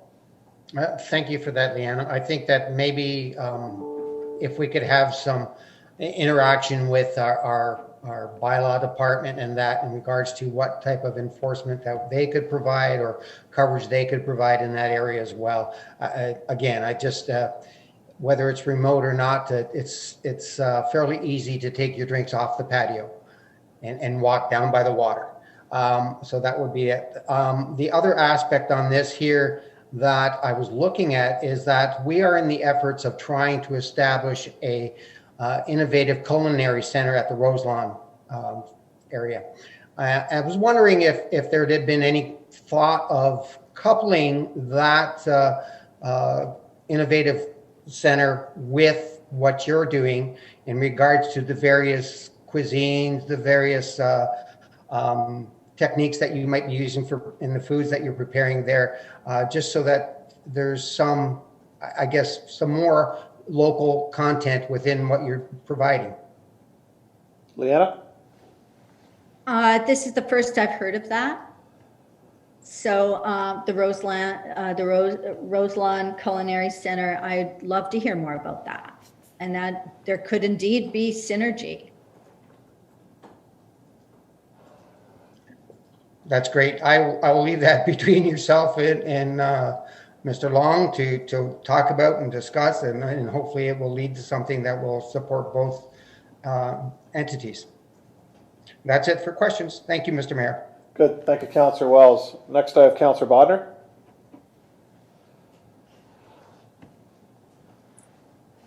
Thank you, Mr. Mayor. Through you to Mr. Long. This is a fancy food truck, and it is portrayed to be quite small. Has there been any thoughts to, if this starts to take off, for an expansion during the summer? I really, and I know Leanna has said it isn't a threat to any of our restaurants, but I just want to be assured that this isn't going to grow. Our restaurants have been really hammered hard with COVID, and any competition certainly may be unwelcome. Although in the past, talking to restaurateurs in the city, they don't mind competing with a full-blown restaurant. They feel it brings more people in looking for other opportunities. But I just wonder how tight this is, and is it planned to grow if it really does take off? Thanks. Thank you. Leanna? I'm not. Okay, there we go. I have absolutely no intention of growing this. It was all along, I think the charm of this and the value of this is how small it actually is. So I would say that the great success for me is that there would be a high demand for very little space. And as I mentioned earlier, and there's actually a link in the presentation if you at some point are interested in looking at this, the idea of the micro restaurants obviously during as a result of the pandemic, but even prior to that, there was an interest in this model. So it's not considered from what I understand, a temporary model. It's actually a model that makes sense in a culinary sense. So, and also, I don't want to run a restaurant full time, year round, and I love the idea. I'm not a chef. I'm front of the house, and I own the place. But it's designed to be there. It is, and then we'll see you next summer. Counselor? Okay. Counselor Bagu? Thank you, Mr. Mayor. First of all, Leanna, Mr. Long, I appreciate what you're doing here, and I'm excited about it with staff participating with it, and I think it's going to be fabulous. And I'm looking forward to Mr. Long reserving 8 seats for the council and him paying for it on the first night. Thank you, Mr. Mayor. Thank you, Counselor Bagu. Counselor Bruno? Thank you, Worship. Thank you, Leanna and Gary. Nice to have a third Gary here. We've elevated things to 2 Garys recently, and now we have a third. So good to see you here. Leanna, you weren't any relation to Phil Crouch, were you, the lawyer? It's my dad. Oh, bless him. He was a great guy. Yeah, thank you. Leanna, I don't know if you happen to know our new vision statement for the city of Port Colborne. I had read a number of different parts of that. Yes. So I found it interesting when I first saw a small cafe with a big idea pop up against to provide an exceptional small town experience in a big way. So I think on the surface, we're already perfectly aligned. So congratulations for being innovative and bringing something unique and eclectic to Port Colborne. I find this a breath of fresh air since we have another item this evening on the agenda on down in Lakeview Park that I had hoped would have came in like yours on a cloud. But more of that later. I wanted to ask you if, and I don't know, perhaps I should ask, the mayor actually may know more than any of us on this dais. I don't know if, Mr. Mayor, the Eagle Marsh Drain Old Surfside is now our property. Do you know? It's not. It is for sale, but it's still privately owned. Ah, okay. Thought that might be a suitable location that Leanna could look at, but just wanted to say congratulations and anything we can do. It's a very unique idea. I think it makes us what we always want to be, and that is unique and eclectic and in a big way. So thank you. Thank you. Great. Thanks, Counselor. Counselor Beauregard. Through your worship, to the presenter, I'd just like to say that I, too, like many of the other councillors, believe that this is an interesting idea and would be great. But my question is, I think, more to Gary Long. My question is more about process and fairness. So like Councillor Bruno has already mentioned, there's another item on our agenda today, this evening, that it involves food trucks that have gone through an RFP process. Whereas in this case, I believe we would just give this to you if that were the case. I'm just wondering if we did that and we went forward with this, would that be in line with our city's policies? And is that fair? Mr. Long? Through you, Mr. Mayor, to the councillor. So the report that council will be looking at later this evening is for the awarding of contracts for food services at H.H. Knoll Park. That will focus on 2021, I think 2021 only. What Leanna and her team have proposed is a pilot project for 2022. So I think I think council can feel comfortable considering the staff report later on this evening and making decisions and providing direction, while at the same time being comfortable in your support for what Leanna is asking for as a pilot project for 2022. Her proposal is unique in the sense that that she is working with Niagara College, the farmers market, bringing on Niagara College students. So I think there's something a little bit different about her proposal from the other proposals that you'll be looking at this evening that are more sort of food truck, kind of traditional classic food truck models. So I appreciate the councillor's question, but I think council can make a decision for what they want to do in 2021 and then have a discussion right now about 2022. Okay, councillor? I think that's all. Good, thank you. Councillor Desmarais. Thank you, Mr. Mayor. Through you to Leanna, thank you so much for bringing this to us. It is very exciting, and I just really can't wait to see this get off the ground. I would agree that this is a dockside, that something should happen dockside. That would be the best place to put it. I think putting it in any remote location would not do it service. You need a place where there are already people moving around quite frequently and have that waterside experience, as you're saying. It just fits so well. But I think also it sends a message to our local businesses that they may want to consider having temporary satellite locations.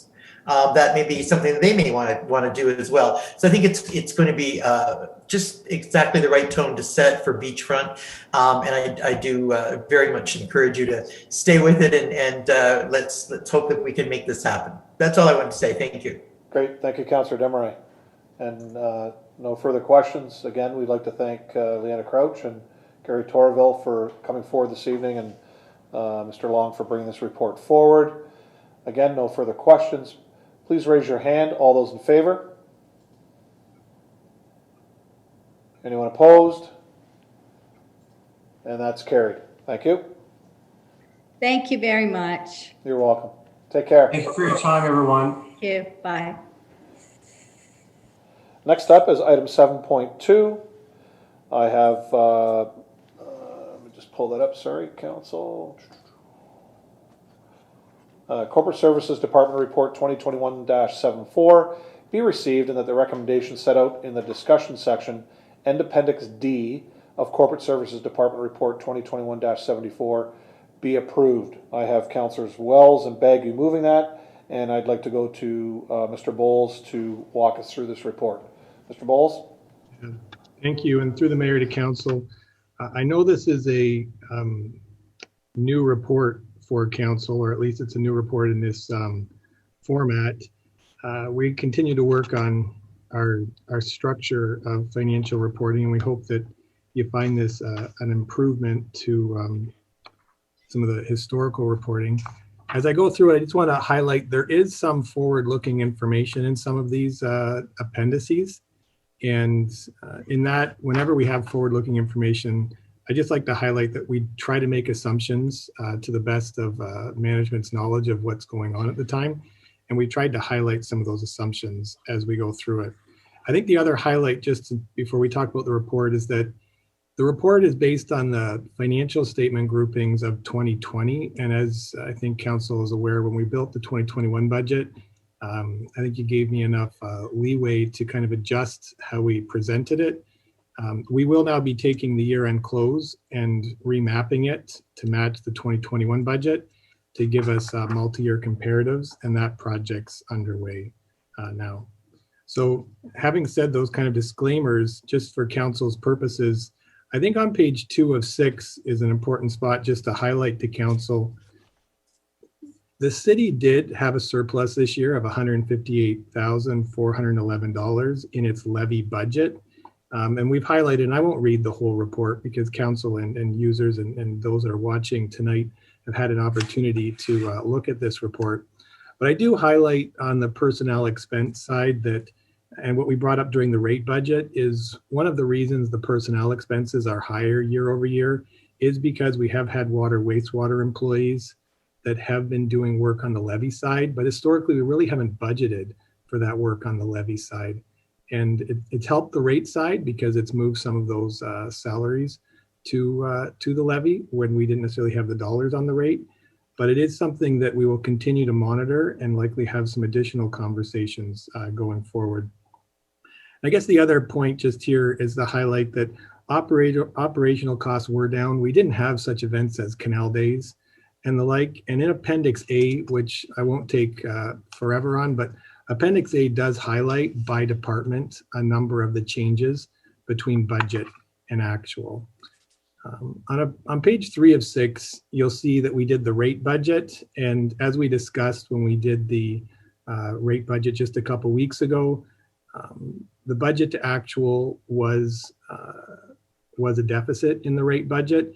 And I think everybody can see on this sheet that the actual revenue was significantly below budget, and that's been the historical pattern at the city. Now, the work that we did this year was to correct that, so we don't have this deficit going forward. But I do bring that to council's attention. And then the second part on this page that I'd like to just highlight is some of the salient COVID financial pressures and kind of the funding that resulted from it. I know there's been some questions over the last little bit, just where did we end up on our COVID funding? Just to highlight here, the Vale Health and Wellness Center utility costs were down almost $200,000 because we removed the ice. Ice is a pretty expensive component at the Vale Health and Wellness Center. Utilities in itself in a normal year is about $780,000, so $200,000 in savings. The province did provide funding of over $600,000. And if you take the savings that we had from Canal Days, a number of recreation and other events that we looked through the budget, we had over $470,000 in savings because a lot of things didn't happen because of the social distancing requirements. On the personnel expense side, I did highlight these costs of $694,000, and I do the asterisks and identify below. This was where we had people, most of these costs are because we budgeted for people during the course of 2020, but they had to redirect their time to work on COVID-19 and COVID-19 planning. We also, as you know, we went under a massive information technology upgrade to be able to do such things as have meetings, council meetings.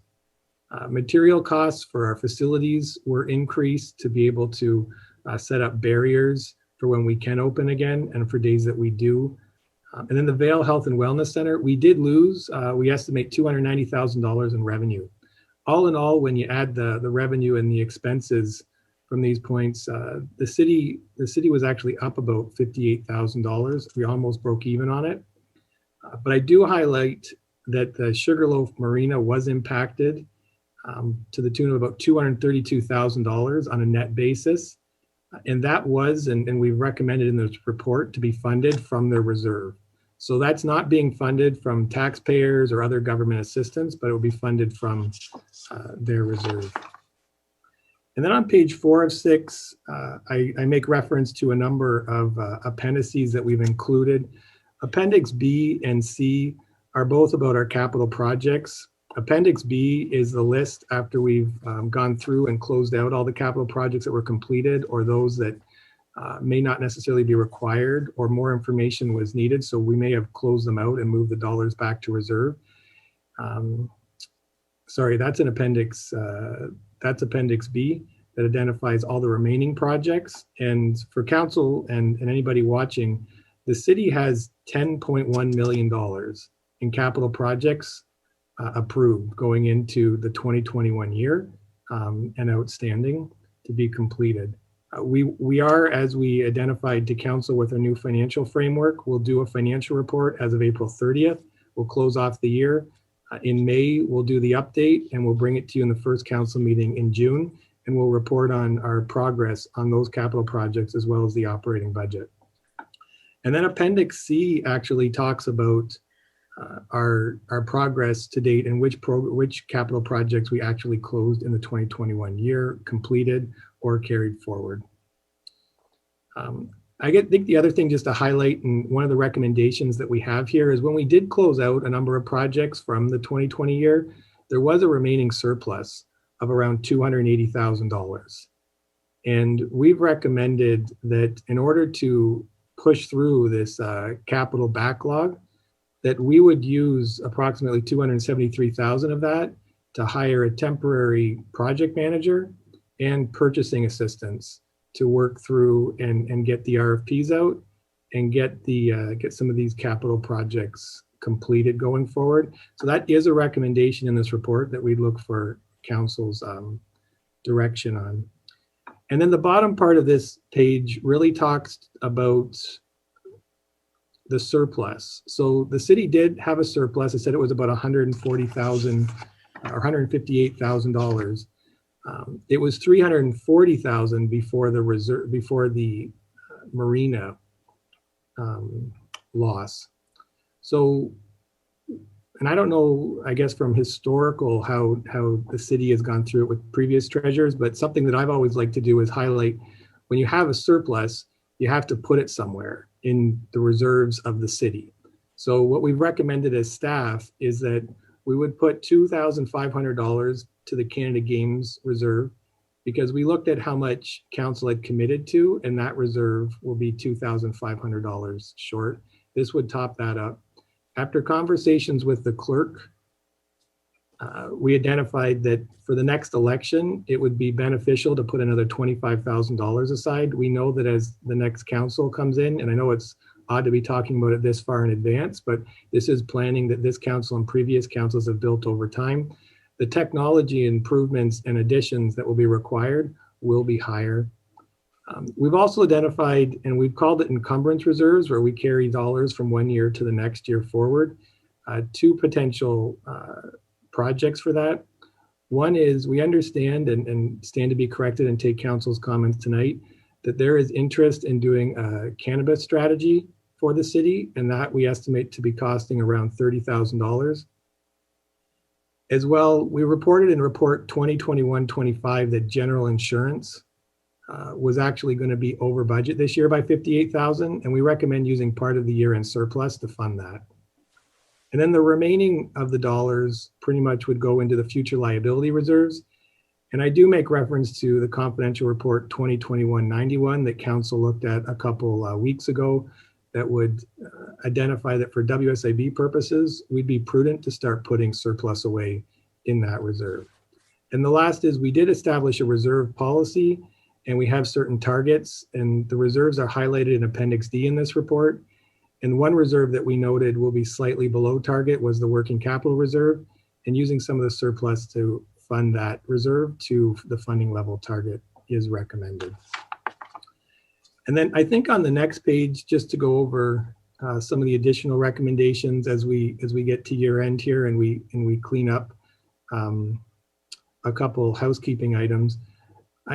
It came apparent that there is a community safety committee, and this isn't necessarily like a I guess a community committee where we have a number of community members. Historically, this has had Councillor Desmarais, the Optimist Group, some staff, the fire department have worked to develop an annual event for a community safety day where we've had prizes, hot dogs, educational and learning for the community. So what we have recommended is to set up a reserve for this group.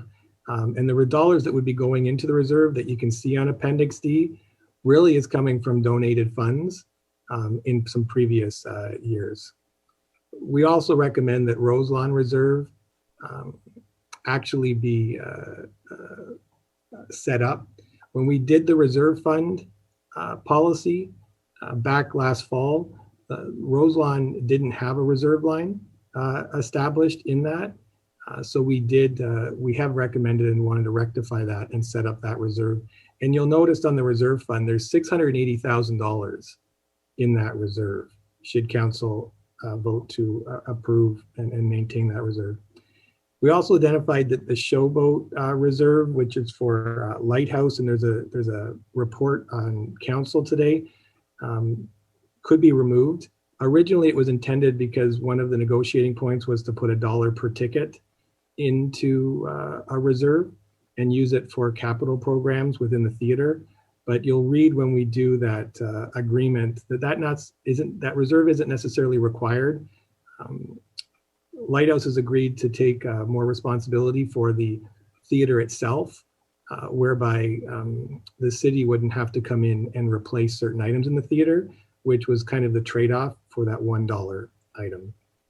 And then we had 3 other recommendations here. The first one being that the province has now provided us in 2021 $630,536 on page 5 of 6. It's in the middle part of the report for COVID relief. And you'll remember in the budget, we asked for $253,000 to come from the general sustainability reserve. In this report, we're recommending council reverse that transfer, that it's not required because of the province's ability to step up and support the city with COVID funding. And then the last 2 bullets and the last 2 recommendations really to highlight is that the federal government recently announced that they were going to double our gas tax to $558,126 one-time funding. So there's 2 recommendations here that staff put forward. One is, originally we were going to fund the Clarence Street sidewalk project out of our own contingency fund. We're now recommending that 80% of it be funded from the federal government gas tax. And you may remember through the budget process, my recommendation was when we have a project and it can be funded from a grant, normally fund up to 80% because there's often certain costs that become ineligible. And then the other project that we'd recommend coming out of the federal government gas tax would be the City Hall elevator is in, I guess, some rough shape. A number of people have found themselves trapped in that elevator over the last year. Yes, I have, Mr. Bowles. Yeah, including the mayor. And Public Works has done a lot of work and investigation on this. And I think we had one estimate that to replace the whole elevator would cost $1 million. But the alternative is actually to replace all the electrical equipment control panel for $100,000, and that would get us back up and running in a fashion that wouldn't get people like our mayor stuck in that elevator. All in all, if we do those 2 recommendations, the capital budget contingency fund will be increased from $60,000 back up to $172,000, really because we're pulling the funds from this federal gas tax. So I know that was a lot to take in, and I know that there are a number of appendices which I'm happy to walk through as well. But I thought at this point in time, it might be beneficial to ask council if they had any questions, and I'm happy to go through some of the appendices in detail as well. Great, thanks, Mr. Bowles. And also some citizens have been stuck in that elevator for some time, so before our staff was able to reset it. So there is an issue with it, and that is something that needs to be done. It is important. So I'm going to go to my list here. I have Councillor Wells first.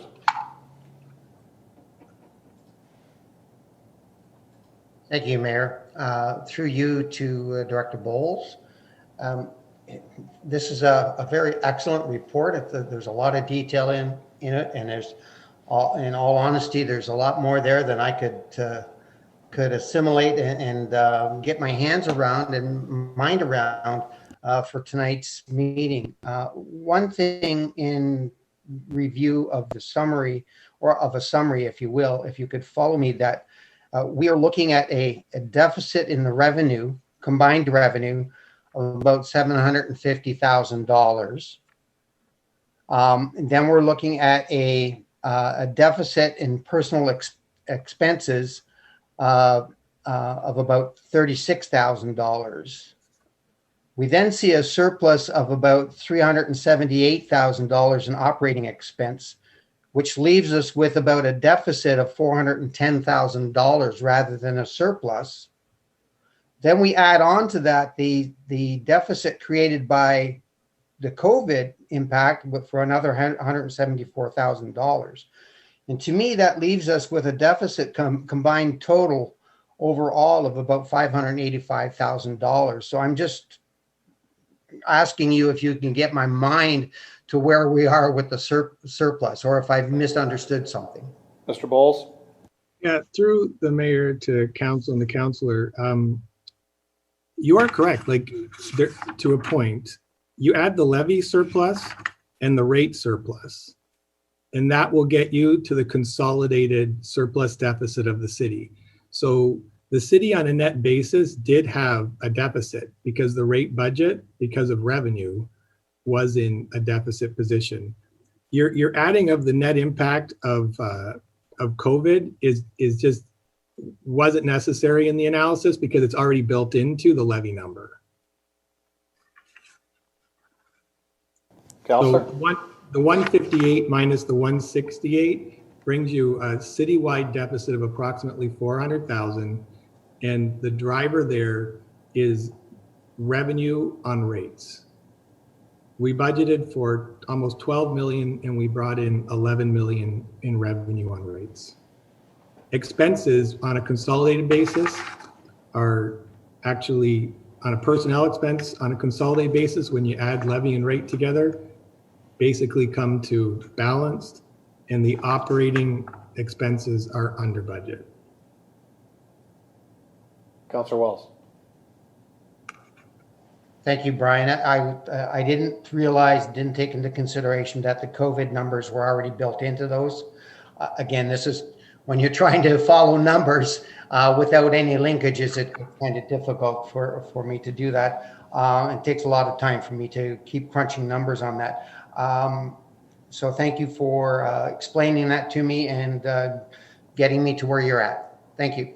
Great, thanks, Councillor. Councillor Baggy? Thank you very much, Mr. Mayor. Through you to Mr. Bowles, your first sheet of paper that the council find this report to be a positive step towards greater transparency and accountability.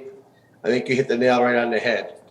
And I know you are going to improve it even more for next year, and I'm looking forward to that. It's still very complicated, I'll tell you. I'm not a whiz on math, but that's what calculators are for. But you're always there to answer questions. I really appreciate that. Like the question I asked you today about the our legal bill for the last year, I appreciate you giving me the answer within 10 minutes. So my one question here is, well, there's a statement. We have a lot of projects online for 2021. It's already the middle of April. We got a lot carried over from 2020. I think we're biting off more than we can chew. We're going to have many, many projects over for 2022. And I'm hoping staff comes back with a priority list rather than, because we're not going to get it all done. That's not reality. Even if we hire a couple part-time people, it's a lot of work. And other municipalities are the same boat as we are. So I'm hoping staff will come back with some sort of recommendation on projects going forward. That's just a comment, I guess. The question I have is for actually the CAO, Mr. Louie. Appendix B, I got to be careful on this one. I get heck. The site remediation of $130,000. The status.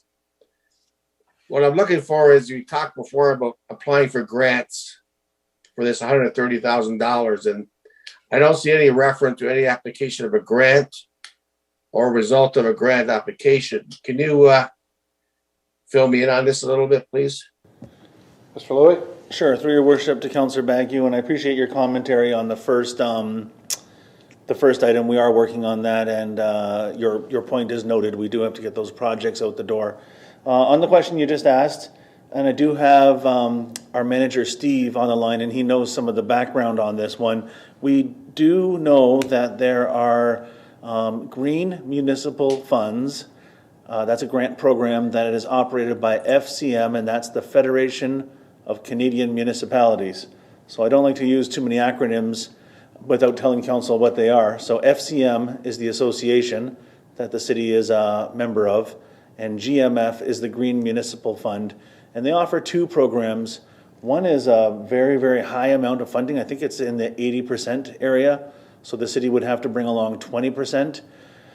The other one is 50 cent dollars. So for every dollar we put in, the FCM matches. So $120,000 project would be $60,000 for each party. I think there were some issues. So this is where I'm going to ask Steve to jump in. I don't think we qualified for one of the grant programs, and I don't think we had enough data for the second one.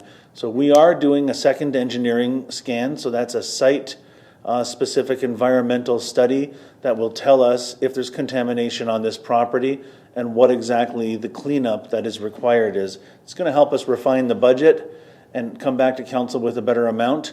I know it's a desire of council to clean brownfield properties and make them approach sort of remediated, fully remediated or greenfield status. So if it's with the mayor's permission, I'll ask Steve to jump in. Yeah, Mr. Shapowski? Yes, through you, your worship, to Councillor Bagu. Mr. Louis is absolutely correct. There was funding that was available, and it is 80% funding that was there. Unfortunately, we weren't able to qualify for that funding. So as Mr. Louis said, we are looking forward to moving forward and doing our a phase 2 assessment to determine the extent of contamination and then making a recommendation to council based on that report. So that's where it currently sits at this time. Okay, Councillor? Thank you, Mr. Mayor. A phase 2 assessment. What's the estimated cost? Mr. Shapowski? Yeah, through your worship, to Councillor Bagu. The current cost is approximately $40,000 at this time. Councillor? Okay, thank you. Thank you. That's all, Mr. Mayor. Councillor Bruno? Thank you, Worship, and thank you, Brian, for the excellent report. You know, accounting is often said to be pretty dry, but timing's everything in industry, in business, and in politics. So I don't know if it's COVID or if it's you or it's a combination of both, but you've made accounting exciting again, Mr. Bowles. I like some of the previous comments. I'm impressed with the one word that Councillor Bagu didn't use on the front page, but I liked his on the transparency. And that is, if I remember anything about this report or the way we've been dealing with things, all things corporate services, is the line forward-looking information. And I think that that's what I see some smiles there. I think that's what we've been all striving for. The smiles are on the veterans that I look on my screen. But, you know, you can't be a director without having good information. And now we are getting good, clean information. There was certainly no deceit or anything in past informations, but I think it was either overwhelming or it didn't have the strategic outlook, Mr. Bowles, that you're providing. So I find this extremely refreshing, but more importantly, confidence building in with what we want to do because of the kind of stuff you've been producing. There's a comfort level that we can go forward on certain projects because we've got our house in order. So I really want to thank you for that. And in particular, I'm not going to go through all the items in here. I was particularly pleased that with the SSE, like the marina, that it, like its competition, which would be private marinas, is having to have regard for the ups and downs of a business. And in this case, it happened to be COVID, which was unfortunate. But it is fortunate that you are bringing it into the 21st century and having it run more in a business-like manner. I think that's different than being a business. We are not, should not, and never will be a business, and operate like one, but we should operate in a business-like manner. And that's what I appreciate with what you've put together here. And just on a final note, there was one area, and I mentioned this to you today, that I was concerned about, only in that maybe damper is the wrong word on going forward. But we have been reducing our debt and debt financing payments on a quite well strategic trend here. You know, when the province says you can borrow up to 25%, the city limit is 15%. We're going from 6.5 to 6 and going down, down, down as we get out to the out years like 225. That's very encouraging as well. And I'm pleased that you're bringing some reality to what we need to do for projected increases going forward. Where I have a issue, and perhaps you could expand on it for us, is that on the second to last page, you deal with financial. I know I should be reading the whole paragraph, and perhaps you can put it in context. But it basically says financial services assesses no risk recognition decisions to recommending borrowing or not interest. Sorry, let's turn the page here on my notes. Rate dependent. And I understand where you're going, in that we shouldn't just spend money because we have a whole bunch of room to spend it. But you tie in interest rates as not being a factor taken into that risk. And I'm wondering if you could explain to me and my colleagues and those listening, though, that it is, I still look at it as an opportunity, like in water and wastewater, when we have a operating problem of not getting above water and we have interest rates at 2%. And if we have projects that can go forward, it is not appropriate to look at interest rates as an opportunity in trying to race forward those deficits to get us back on the straight and narrow. So I'm just wondering if you can speak to interest rates and how perhaps accountants don't necessarily, maybe more so in the public sector, look at interest rates. Is that because they can fluctuate? I guess I just want to dispel the rumor that it's not. It's a factor that can be contemplated when doing projects and going into debt financing. Mr. Bowles? Yeah, through the mayor to the council and councillor, I think it's a fair question. The reality is, and I'd recommend council makes decisions not necessarily on the interest rate, and I don't think that's what Councillor Bruno is saying, but the interest rate is an input into the business plan. And when interest rates are lower, it may help the business plan and it may help a project be more successful. So there's no doubt lower interest rates may be a positive for a project. But ultimately, I think as staff bring forward projects to do, and if we do need a project like a water or wastewater project that needs capital financing, interest rates would be one of the inputs into building that business case. Because it would be a major cost driver to how much it may or may not cost. Thank you, Mr. Bowles. Thank you, Mr. Mayor. Okay, thank you, Councillor. And just one thing you brought up that Mr. Bowles put in his report in your line where it says the city's self-imposed limit of 15%, that should actually read 20%. The city's self-imposed limit is 20%, unless it was changed under the last council, which I don't believe it was. I thought that was true back in our day, Bill, but I think it has changed. No. Mr. Bowles?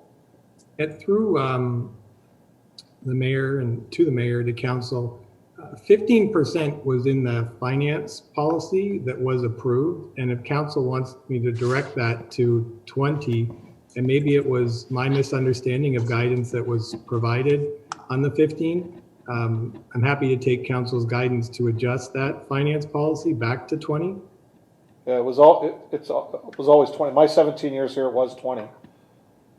So it should, I mean, it's always served us well. We're going to be at 6 fairly shortly, so it's not like we're even close to it. So I can't even remember the last time the city was even close to it, 20%. Yeah. 10, I think, is the most that I ever remember. That was probably when Ronnie was mayor. But anyways, no. But yeah, I mean, I don't think you're saying we formally changed it, or it was formally changed by council? Yeah, through yourself, to yourself. It was adjusted to 15% in that policy. And if that was my misunderstanding of where council was going after looking at other cities and that, I apologize to council, and I'm happy to take direction to adjust it back to 20. I think the mayor has noted that, and we've illustrated that the ARL repayment limit is actually coming down quite significantly in coming years, and you're certainly, as a council, nowhere close. I mean, is it the will of council? I mean, it's been a traditional number that we've used from back in the 1990s. Councilor Bruno? I'm just wondering if it's a discussion to be had after we have Brian do his next step, which is those forward thinking information on what projects are ahead of us. Because I think, there's a couple things happening. One is, who knows what cost sharing programs might come out of the next couple budgets, federally and provincially, the FCM issue. I mean, there may be lots of things coming up where, if you're getting 50-cent dollars or less, I'd like to jump on that. But I guess I think it's something that we should discuss again once we have more information. Yeah, I don't see an issue with that, Councilor. I mean, it's not a pressing issue.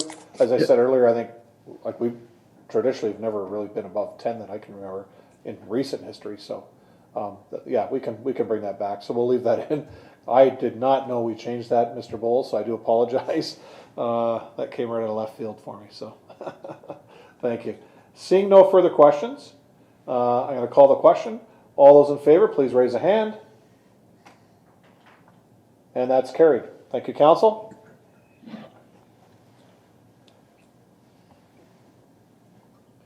Item 7.3, the Community Safety and Enforcement Department Report 2021-109 be received. That the parking prohibition certificate attached as Appendix A to Community Safety and Enforcement Department Report 2021-109 be approved, and that Council approve moving forward with Option 3 identified under the Financial Implications section of the Community Safety and Enforcement Department Report 2021-109. I have movers for that is Councillor Wells and Councillor Bodner, and I'm going to go to Councillor Wells. Thank you, Mayor. Through you to, I would believe it'd be Director Cartwright. I'm just pulling up my.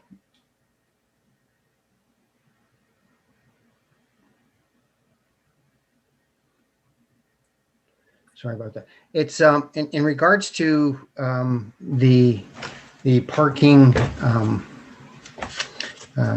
continuance of the parking up through to the main crossing road from the fire lanes up. I would like to ask that staff look at that proposal and make that a proposal for us that we could utilize for the 2022 budget to continue that parking sign program up that far. So that would be one thing I would like to ask if that would be possible to do. Okay, Mr. Cartwright. Your Worship, Councillor Wells and all council, by all means we can do that. I believe that option is within Option 2. We'd have to break out the difference if we go to the Friendship Trail this year. And then the distance between the Friendship Trail and the main roads, we can look at that for budgetary purposes for 2022. Councillor Wells? Thank you. Councillor Wells, do you want to put that in as an amendment to this? I think it'd be prudent so that staff has direction. That would be great. I would do that, sure. Okay, I'll have that moved by Councillor Wells, seconded by Councillor Bodnar. Do you have a wording for that, Madam Clerk? Can you give us a wording for that, Councillor Wells, please? Amendment for that would be to direct staff to review the costing for signage to go from the Friendship Trail to the main crossroads of being Kalali Street or Highway 3 and report back to council with the costing for utilization in the budget for 2022. Okay. Any questions to that, Council? Councillor Bagu? Thank you, Mr. Mayor. One problem I have with that is, actually, I was going to make an amendment to the original option 3 is on Pleasant Beach Road. Well, do you have a question to Councillor Wells's amendment for the 2022 budget, taking from the Friendship Trail to either Highway 3 or Kalali Street? Yes, I don't want to see it go from the Friendship Trail to number 3 Highway, Mr. Mayor. The reason being, there is a resident that utilizes their side parking on the corner of Shirkston Road and Pleasant Beach Road, and that would not permit them to park on their side property at all, Mr. Mayor. Okay. Councillor Wells, just would that... My question to that is, if the parking is on the city property and not the owner's property, how does it stop them from utilizing their own property? I'm confused there. Councillor Baggy, is it public property or private property that he's parking on? Through you to Mr. Mayor, it's an old house and the driveways were built the old standards, so it is partially parking on the road, on the city property and their own property. Are they parking in a driveway, a current driveway? Pardon me, there is no driveway there, Mr. Mayor. Okay. If you recollect, it's a yellow house at the corner of Shirkston Road and Pleasant Beach Road. I guess the old Meisner house. Yeah, no, I know the property, yeah.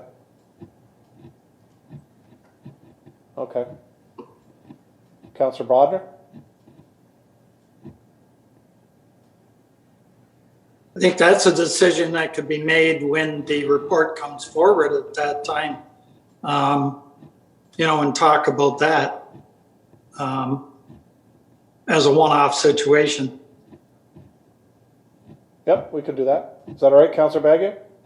That's fine, Mr. Mayor. I think Councillor Bogner. Good, thank you. Any further questions? Duly moved. Yes, Mr. Mayor, I do have a few more here. No, you got to vote on this one first. Sorry. Oh, okay. Thank you. So it's duly moved to second. It's an amendment to move or for direction to staff for the 2022 budget. No further questions. All those in favor, please raise a hand. That's carried. Go ahead, Councillor. Thank you, Mr. Mayor. These are maybe directed to Director Cartwright.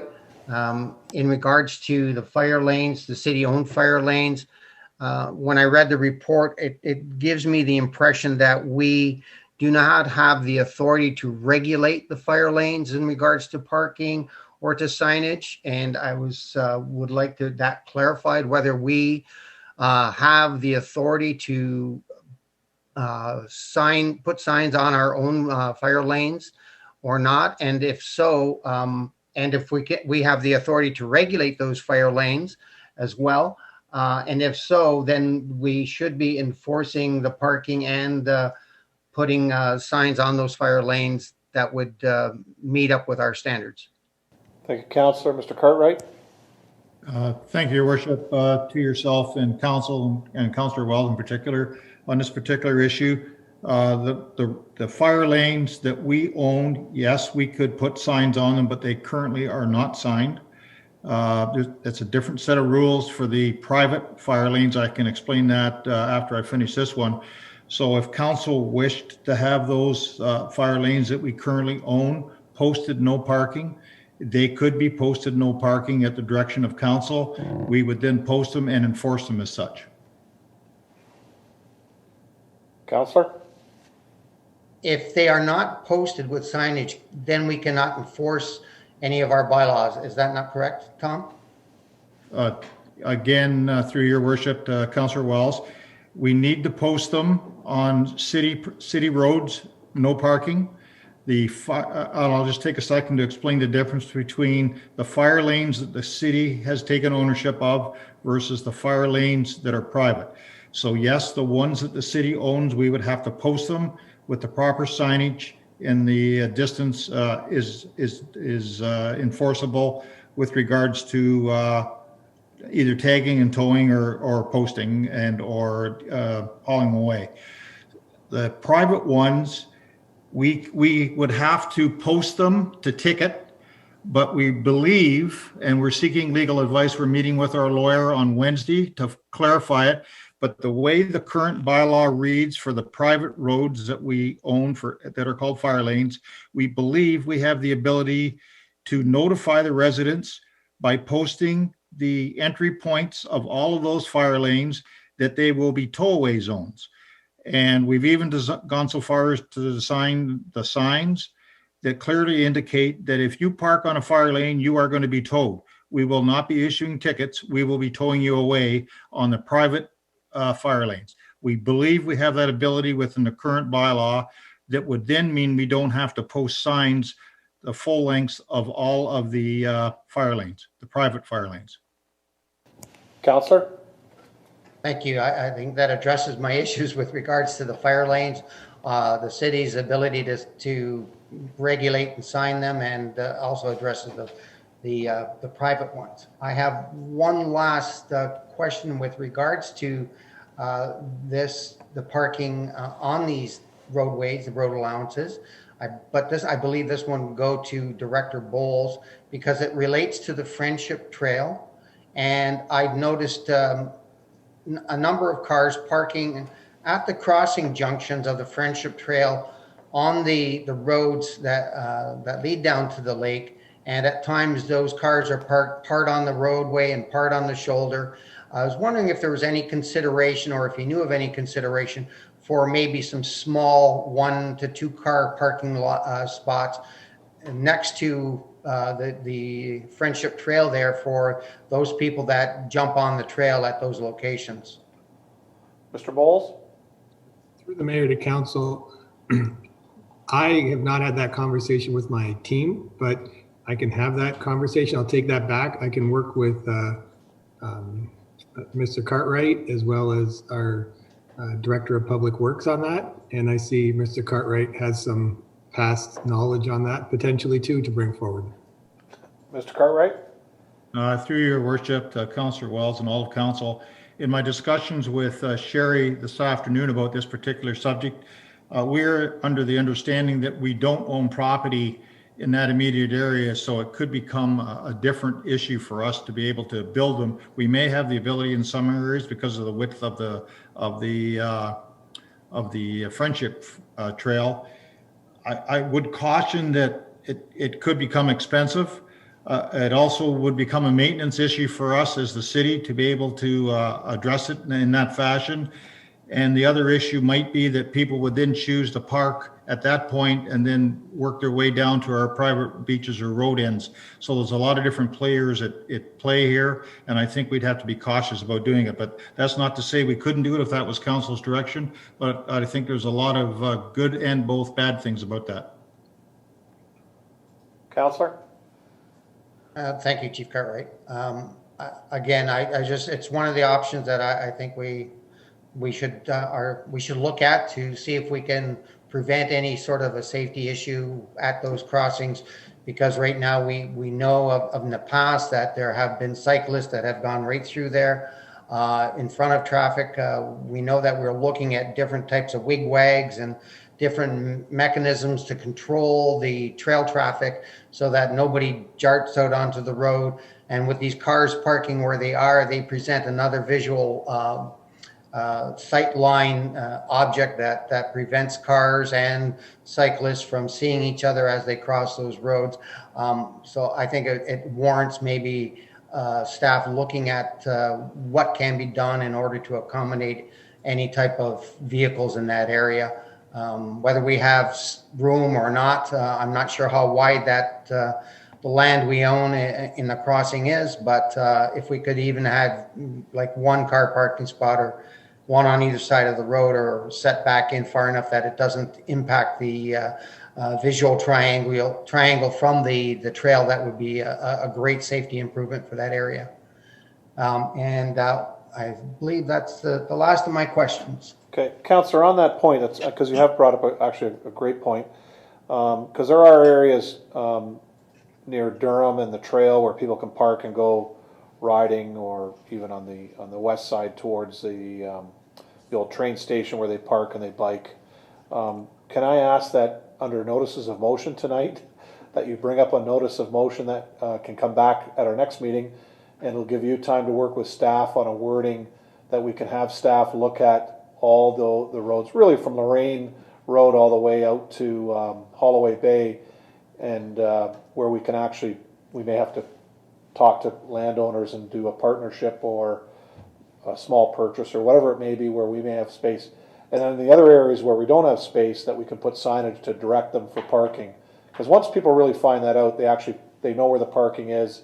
It's usually on, you can get it on the Google Maps where you show trail parking, and that it gives staff time to bring back a fulsome report to us with inputs of specifically yourself and Councillor Bodnar on that. Is that all right? Do you mind? Yeah, no problem. I'll bring you back up under notice of the motion, and then you can work with staff. I appreciate that. Good, thank you. Just before we move on to my next speaker, let me go to notices of motion and make my notes.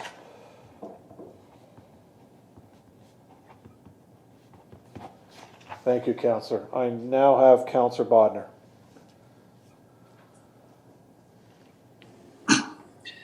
Thank you, Mr. Mayor.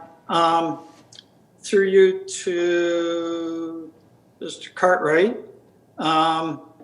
So just to clarify, and so people know, that the non-city owned fire lanes, when we talk about those, and the proposal to put signs on the end of them saying that you'll be towed if you park on the fire lane, that isn't a new proposal or anything. That's captured under our fire route bylaw that has always been there for years. Can you confirm that, please? Mr. Cartwright? Through your worship, there's a history here that goes back when we identified them as private roads, and Councillor Bodnar was involved in that process. And I think I talked about this at our last meeting. At the time of when we took it upon ourselves to put restrictions on the fire lanes with regards to, in particular, maintenance and or keeping them clear, those types of things were put in place. We believe within the bylaw, we're seeking legal opinion on it, that we have the opportunity to enforce tollway on fire lanes. In other words, if you obstruct, we have the right to come in and tow. We're going to confirm that on Thursday with a meeting with our lawyer. The intent, though, originally was not to put up a bunch of signs. That was step number one, and that's survived up until this year from 2003, 2004, with not too much of an issue with regards to parking. The next step would be to go to a sign at either end. This is my opinion. A friendlier next step would be to go with a sign, if we can in fact tow, that notifies people when they enter the fire lanes that if they park on the fire lanes, they will be towed if they obstruct. The third step would be, if that fails, we would have to come back to council and provide within a bylaw the ability to post from one end to the other signage that would allow us to either tag and tow or tag. And that would be a council's decision of the day. Our first step, though, I believe, would be to go with a friendlier method that is within our current bylaw, as we believe we read it, that would allow us to post at either end, with the hope that that would stop the things that are occurring from time to time. Councillor? Thank you very much. So Mr. Mayor, this is a health and safety issue on those fire lanes for ambulances, fire trucks. You don't want to be not being able to get those down there. So just that this hasn't been triggered, just the method maybe that we can do it. And I fully support only signs at the end of the fire lanes. Hopefully that will come through. So there was some concern in the report that doing this in-house, that it would take staff away from doing other important duties. Things like maintaining sidewalks, cleaning sidewalks, doing a bunch of other things. Is that still the proposal in number 3? And would that be the outcome if we adopt number 3? Mr. Cartwright? Whoever can answer that, sorry. I guess through your worship, as I read number 3, we've beaten this thing to death for the last 3 weeks to try to come up with a report that would give council a clearer direction. I guess the part and parcel of it would be if we installed, I think that cost is broken out here, and there would be ramifications of that. And Chris can maybe speak to that, or if Steve is still on, I'm not sure if he is, he could speak to it because he was the one who provided some of these costs. I believe Chris has that information. So if we do the installation, it will impact us corporate wise, as far as other duties that would be done from time to time versus contracting it out and going elsewhere. The cost wouldn't be maybe what you had initially seen here, because we're reducing. If we're only going to go to the Friendship Trail, some of that work is already done. In particular on Pleasant Beach, there would have to be some replacement signs put up and some added signs in that area, but it is a fairly large undertaking. And if we are going to use city staff, it certainly is going to take away from other duties, especially given what you heard earlier tonight with regards to the increased demand for other things to be done because of the good weather we're having. So we don't want to do something that's going to impact others. We initially started discussions on this whole project in February, and it's now before council with the hope that we can get some clear direction, because quite frankly, we're waiting to order signs, some components of the signs. We've already got some of it, but not all of it. So Chris, I don't know if you want to jump in here at this point and talk to your ability to do the work. Director Kalamoto? Thank you, through the mayor. Yes, that is indicated as noted in the report, that there would be some shouldering programs, some grass cutting programs, some line painting programs, general spring road maintenance, and some cleaning of the downtown sidewalks that would either be delayed or not be able to be done this year if staff move forward with that work, as opposed to hiring a contractor that would supplement internal staff. So that contractor would cost that $11,000. That is above and beyond the $7,000, which would be the cost for the materials, and the $11,000 for the contractor. So that internal work, if we were to move forward, would be approximately $32,000. And again, that would take road staff away from those works that I just mentioned. Councillor Bodner? Okay, so I just want to throw something out there, and I'm not the guy in the works department, so this sounds simple to me, but I doubt whether it's simple. But there certainly is priority roads that need to be done first. And I'd throw those out there as, say, Pleasant Beach, Wildwood, Lake Road, and Vimy Ridge Road. They certainly are impacted the most, I would say. Roads like Pleasant Beach Road, or sorry,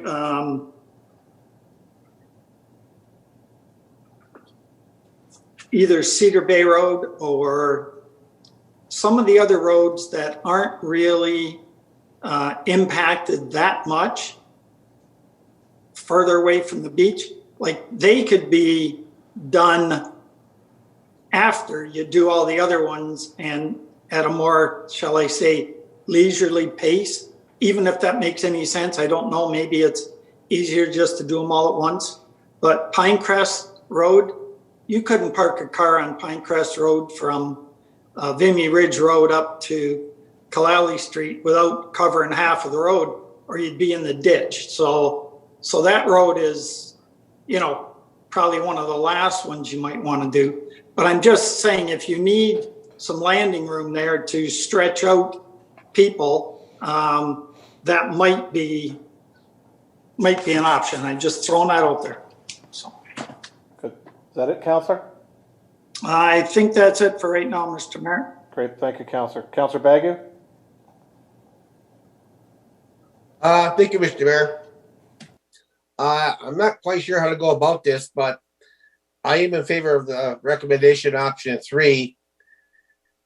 But what I would like to do is talk about an amendment that, if a friendly amendment, that staff investigate the address of 5446 Shirkston Road, and if found, actually investigate the boundaries of their property and the city property, and have them have the power to grant exemption for that one property. This way it's sort of covered on that one property that I'm concerned about.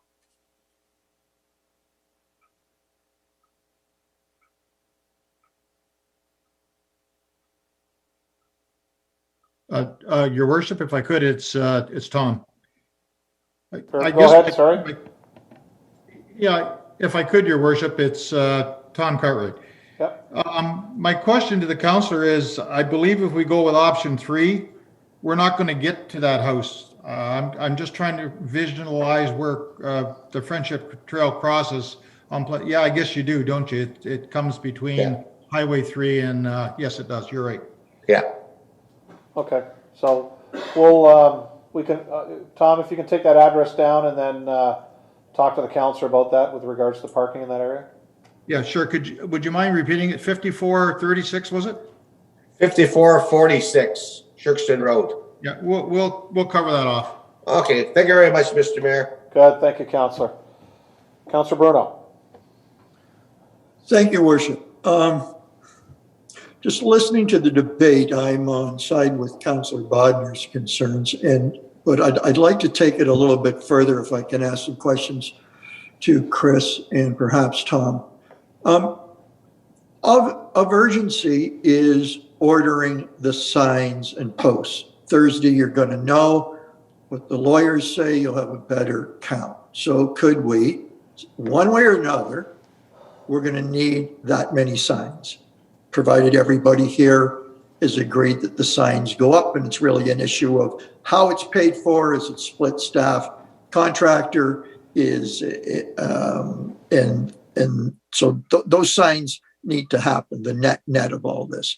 So we go ahead and order the signs. In the meantime, there are priority roads. I mean, these fire lanes haven't been signed for, I don't know, Councillor Bodner Wells, 25 years, 30 years, whatever it is. I hate to put things off, but at the end of the day, you know, can we not, Councillors Bodner and Wells, I'm sure, know those fire lanes. Can there not be a discussion on which would be priority? Because it's difficult to think that we wouldn't line paint until later.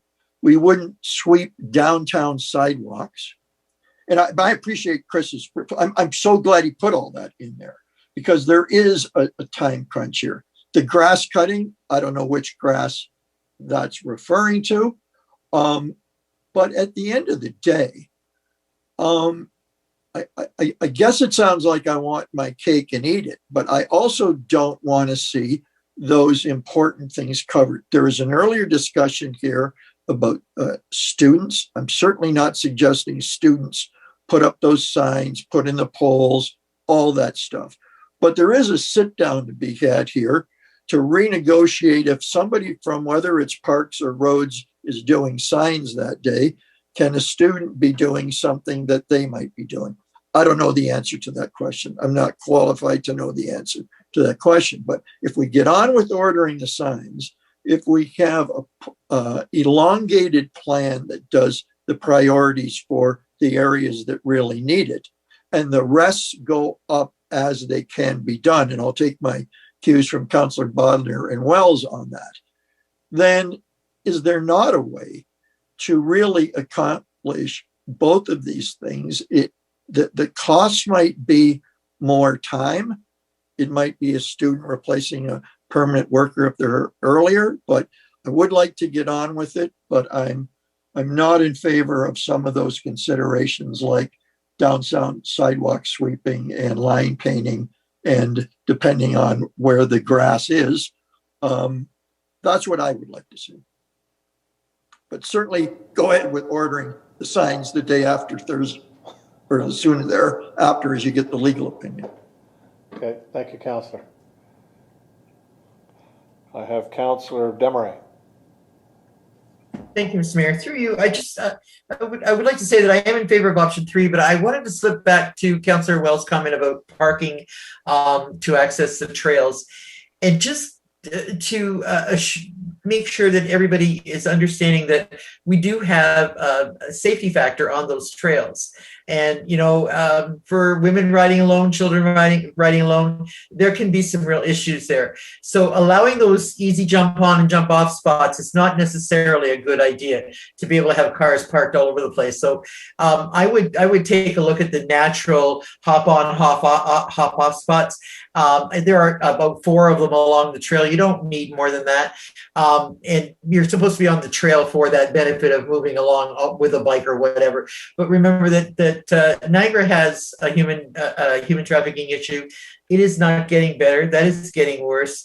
And I do believe that trails and their use has been identified in a few problems. So let's keep that in mind when we're looking at possibilities of entering that trail or exiting, and just keep people's safety in mind. That's very, very important, because it is getting, I had a woman tell me the other day that she's afraid to use the trails. Now I haven't seen a reason to, like within the city, I don't see a big problem there, but I can imagine if it's a certain time of day and you're alone on the trail, that could be a little scary. So using a buddy system is wise. People don't always take the wise move. So let's just not make it easy for problems to exist. That's all I wanted to say. Thank you, Councillor. Councillor Brogard. Through your worship, to you and maybe our clerk, I'm going to have to declare a conflict of interest on this item, but before I do, I'm just wondering if we can maybe sever this item so that the item, because as I understand it, sorry. As I understand it, we're seeking legal advice on the private fire lanes. So I'm wondering if we can sever this item so we can deal with half of it. Yeah, I'll pull that separately, and then you can vote on the balance of it. Okay. All right, Councillor? Good. Councillor Bodner, is your hand still up, or did you have another comment or question? Yes, it is, Mr. Mayor. So on option 3, that will include additional costs for the contractor to help internal staff at the cost of $11,000. And is that the scenario where they will put in the posts and we will actually put up the signs, or is that additional money? Mr. Cartwright? I'm going to have to refer that to Chris. Their people provided us with that information. Hopefully. Okay. Director Kalamoto. Through you, Mr. Mayor, that is correct. They would be putting up the square posts that are a little bit more sturdy than the U post. And again, I just wanted to point out to council that any of the signs that were up that have been taken down, that will be done by city staff. So it is just the additional posts and signs that will be going in by the contractor. That unfortunately is just with about 500, it'd just be too many for staff to do internally. Right. So will that take some of the load off of your staff and allow them to do some of those projects like cleaning sidewalks, or would you need more help from the contractor to actually ease that burden on our staff? Director Kalamoto? Through you, Mr. Mayor, to the councillor, we believe that with the $11,000, we can hire the contractor to do as much work as we need them to do with regard to the physical works, so that we can, again, complete our other tasks, such as the ones that you mentioned. Sure, and I think that's what should happen, because this funding is coming out of COVID funding, right? This isn't, at least that's what it says in the report, that COVID relief funding will be paying for this. And I think that's money well spent.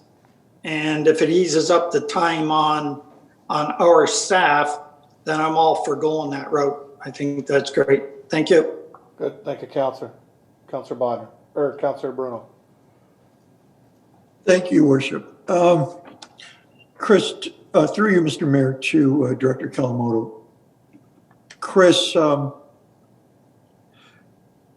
in using that contractor, you've identified that would ease the burden on some of those other jobs, but I'd like you to be a little more fulsome on what that means, lessen the burden. So, you know, you've identified 4 things, I believe it is, that would take a hit. With what can we get that down to? I mean, in Councillor Bodner's earlier statement, he spoke to the issue that I did too, is the relaxed rollout of some of those not as essential fire lanes. So, you know, does there need to order the signs, but does there need to be this discussion on what needs to go up right away? And is there a way to, I guess I'll go as far as eliminate some of those concerns you have? Or what we haven't discussed is there more contracting that could be done with the price tag? I just see that there's that what isn't addressed in the report is it talks about, you know, how many signs a day, that's 20 to 30 days, given 4 or 5 weeks. How far can that go out? And I don't know that anybody can answer the question tonight until we prioritize which are the ones that need to be done. You know, I don't know if those can go up, those latter ones, over 6 or 8 weeks or over 3 months. They haven't been up for 30 years. I just don't want to lose the momentum on the emergency ones, on the fire lanes and the streets where there's no room. Like, those have to be done. But can you give us some guidance on how far you can stretch this out to retain that line painting and street sweeping in its original status? Director Kalamoto? Through you, Mr. Mayor, to the councillor. So again, the contractor for the $11,000 is to install the posts. Yep. And we would still have staff going around and putting up the actual signs on the posts. So it is, the contractor would be working with the locator, because again, all of these, as the Director Cartwright mentioned last meeting, have to be located. Then the posts have to be put in, and then the signs to go in on those signs, depending on the bylaws. It could be 1, 2, or 3 signs.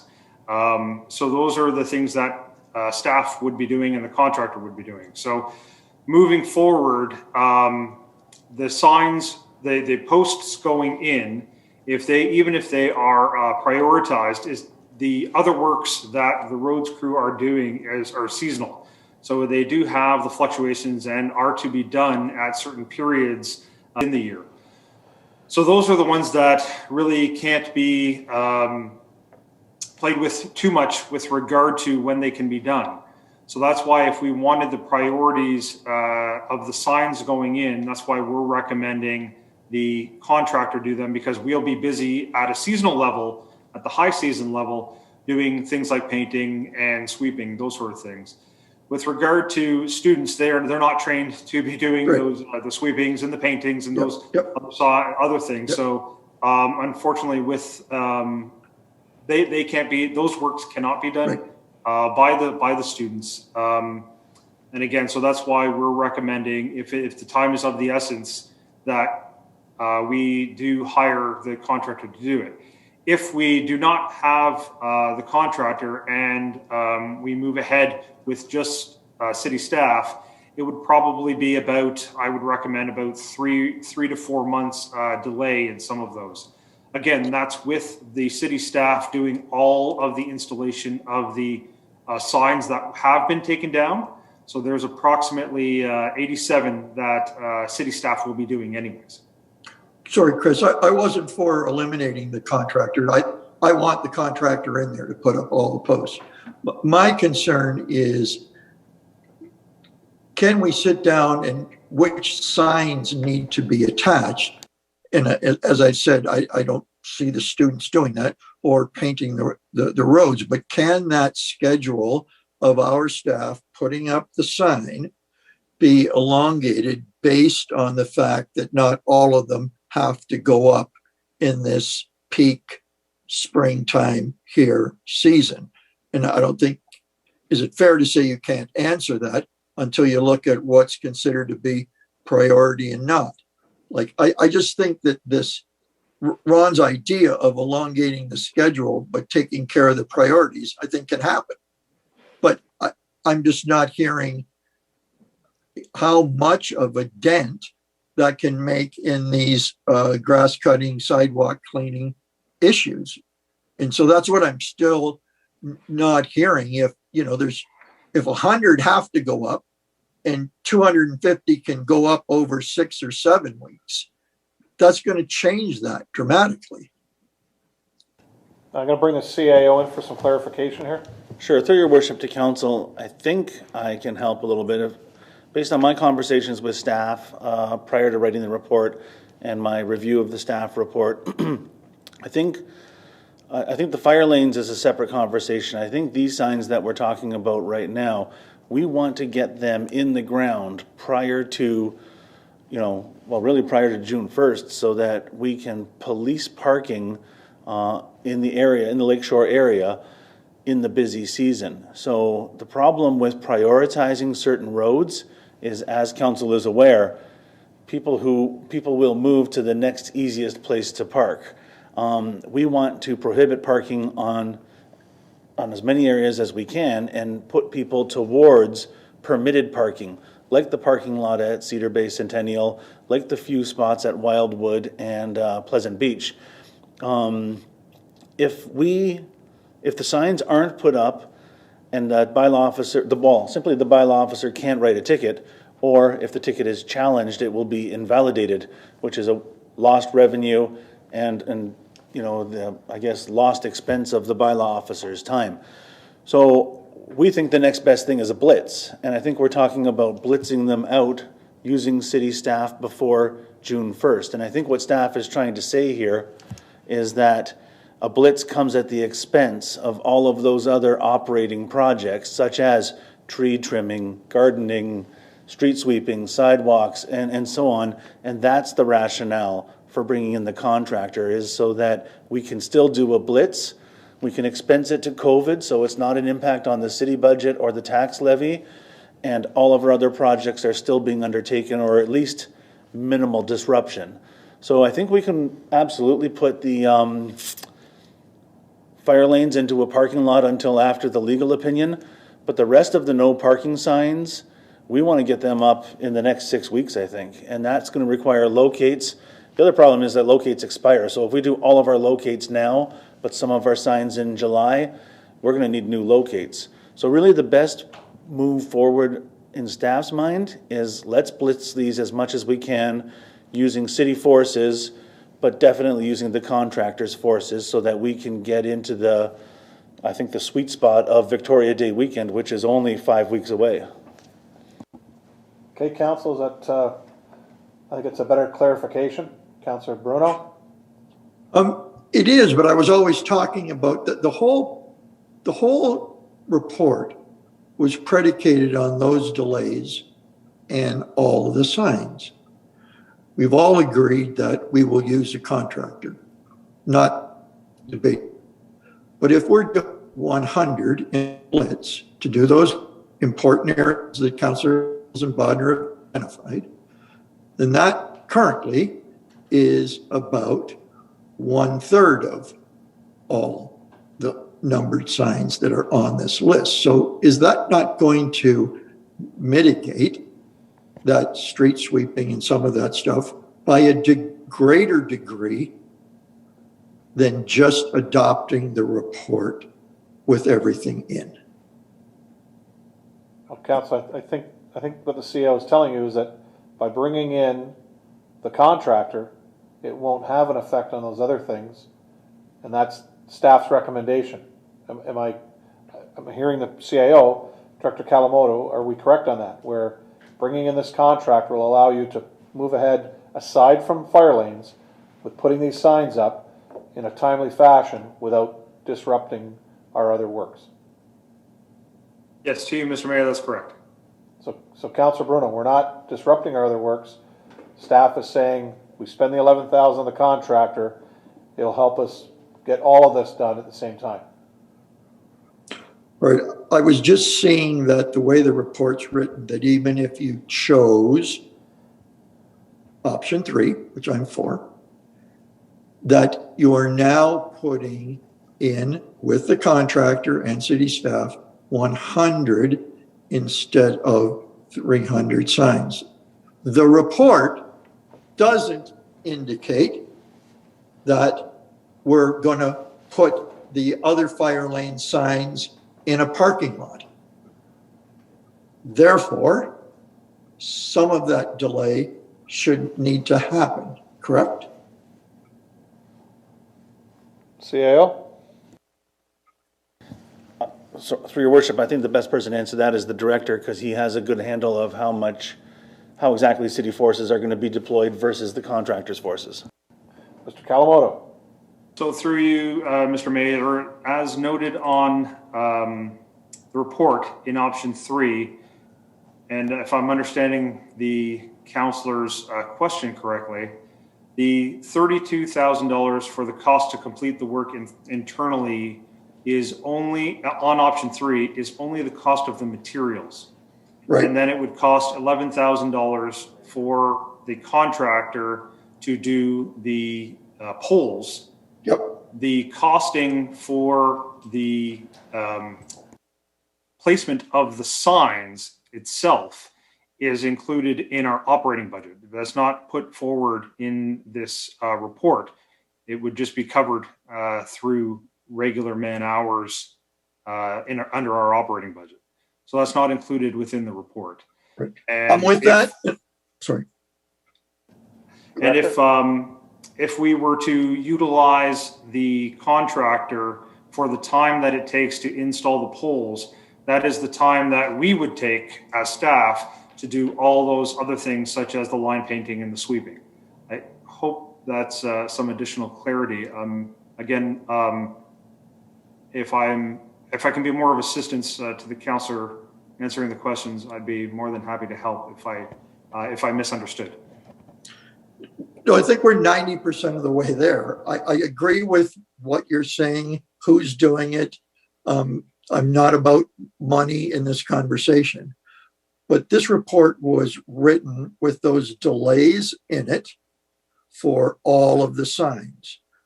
We're now taking option 3, which is going to eliminate a whole bunch of our work because they're putting up the signs.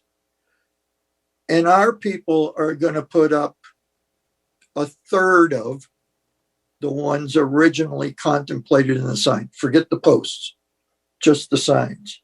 So there is a reduction in our work because we're not putting up all 300 or 400 at once. We're doing the 100 and the others are sitting in the parking lot and they'll go up as we can. Surely that should mitigate some of those delays in those 4 areas that you correctly outlined. Director? Through you to Councillor, through you, Mr. Mayor, to the Councillor, the option 3 as identified in the report, that $11,000 is a reduction between option 1 and 2. If council's looking at reducing the amount of signs within option 3, then yes, we would be able to do some of that work, or there would be less work for the contractor to do, or less work to do, and therefore we might be able to fit some in after our regular works, if you want to put it that way. Councillor. If I'm understanding, I'm not talking about the money of the contractor. All the polls are going up. All the money's being spent. Option 3 is in. Everything's done. Just that 200 signs are going to get parked that our crew put up at a day for purposes. That was not what was contemplated when you wrote the report. It was all the signs going up. Just the sign part, not the pole, none of that. So if we're going to push 200 of our staff putting up signs on poles that the contractor put up, then we're only putting on 100 signs in this short period of time, the spring. So is that not going to be easing the amount of displacement of line painting, clean the sidewalks, dust cutting, and shouldering? Director Kalamoto, is the councillor correct or is he confused? I hate to put it that way, but I'm sorry, I might be confused with the question. But if the original program was to put in 200 signs, and now we're going to be putting in 100 signs, as an example. Yes.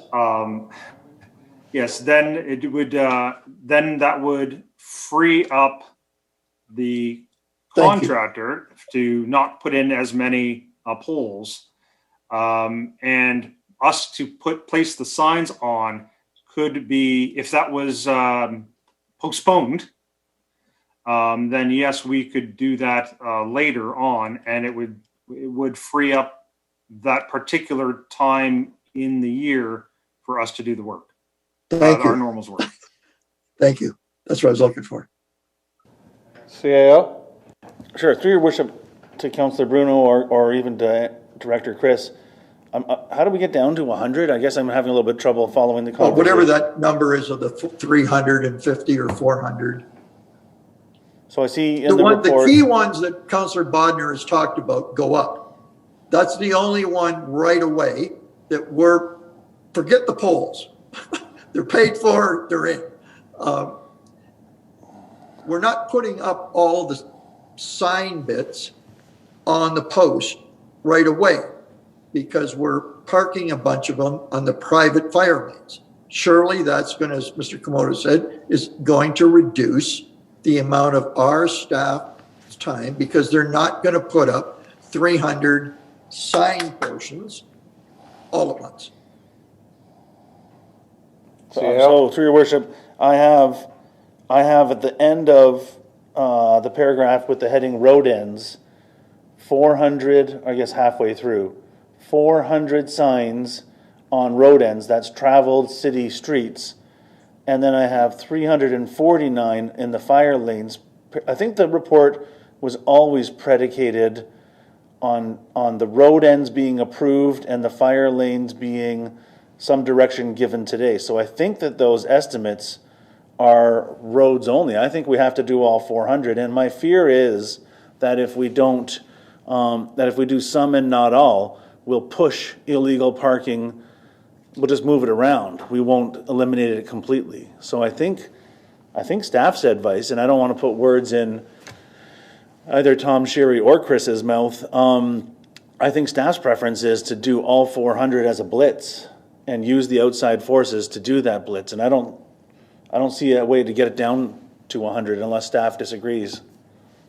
I thought you were saying, Mr. CAO, that, 200's in the parking garage waiting to be put up on those private laneways, or the lesser priority main ones. I thought that's what you said a little bit ago. And so I'm agreeing with that. And I'm agreeing with the slower rollout. So that takes the peak off at the beginning, which should reduce the amount of streets or sidewalks not swept. It's not going to eliminate it, but it's going to cut it down. And that's all I'm getting at. Yeah, because there's some confusion here, Councillor. So aside from fire lanes, let's get rid of fire lanes right now, because that's a whole different topic that we'll deal separately on in a minute. But based on the number of signs, Mr. Kalamoto, on roads, city roads, you can get the full allotment done based on the report and the numbers that are in the report if we take option 3, and it won't impact other services that we provide. That's the way I read this. That is correct. Okay, so Councillor Bruno. Then I'm fine. We're going to get all the roads done. Then I'm fine. Okay, so good. So we're back to where we were. We're getting all the signs, everything done in the blitz, and nothing else gets affected. Okay. Yep. Great. I have Councillor Bodnar. Unless your hand was still up. That's the words I wanted to hear about 15, 20 minutes ago. Yep. You can do everything and it won't affect services. Let's go. That's exactly. So thank you. Perfect. Okay, so council, because we've been asked by one councillor, we're going to separate this with regards to the information we're getting through legal with regards to fire lanes. We're going to vote on that portion first, that we direct staff to go and get that direction through legal so that they can come back to us and tell us we can put the signs at the end of the fire lanes, or we may have to go and put more signs along the fire lanes. Mr. Cartwright, is that correct in putting it that way? Yes, that gives us a short message. That's fine. Okay, so we're going to vote on that first, council. That direction, aside from Councillor Beauregard, who's declared a conflict on that portion only. All those in favor of that direction? That's carried. Now to the rest of the motion. Does everybody understand this now? I assume everybody understands this, that we're going ahead with all these signs on our roads and it's not impacting our other services. All those in favor, please raise a hand.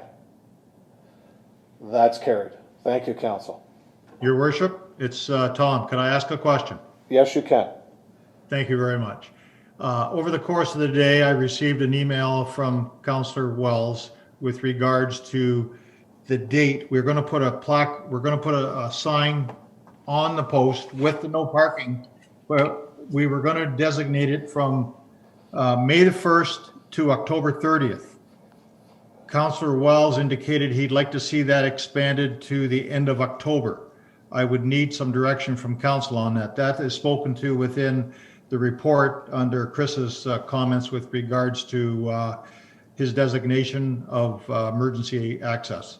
So I need to know if council is in favor of extending it to the end of October or leave it the way it currently has been expected to be to the end of September. And the reason for that is we've got to make the signs up. We've got to get them ordered.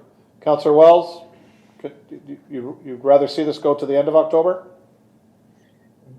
As we've seen, it's starting earlier and it's ending later nowadays. With the weather change, and I know we can't predict the weather, but we can predict when we can have cars parked there. So if we could extend it to the end of October, run it from May to October, I think that balances out for the whole year. I think that would be a wise thing to do because I believe that we will see some impact on those roads this September. Okay, so if council will indulge us, I'll have Councillor Wells, Councillor Bodnar move that it go from May 1st to October 31st to give direction to staff. Any questions on that? All in favor, raise a hand. That's carried. Thank you. Thank you, Councillor Wells. Thank you, Mr. Cartwright. Item 7.4. The Community Safety and Enforcement Department Report 2021-104 be received and the proposed discharge of firearms and bows bylaw be approved as presented. I'll have Councillors Wells and Danch move that, and I'm going to go to Councillor Wells. Thank you, Mr. Mayor. I've corresponded with bylaw in regards to this.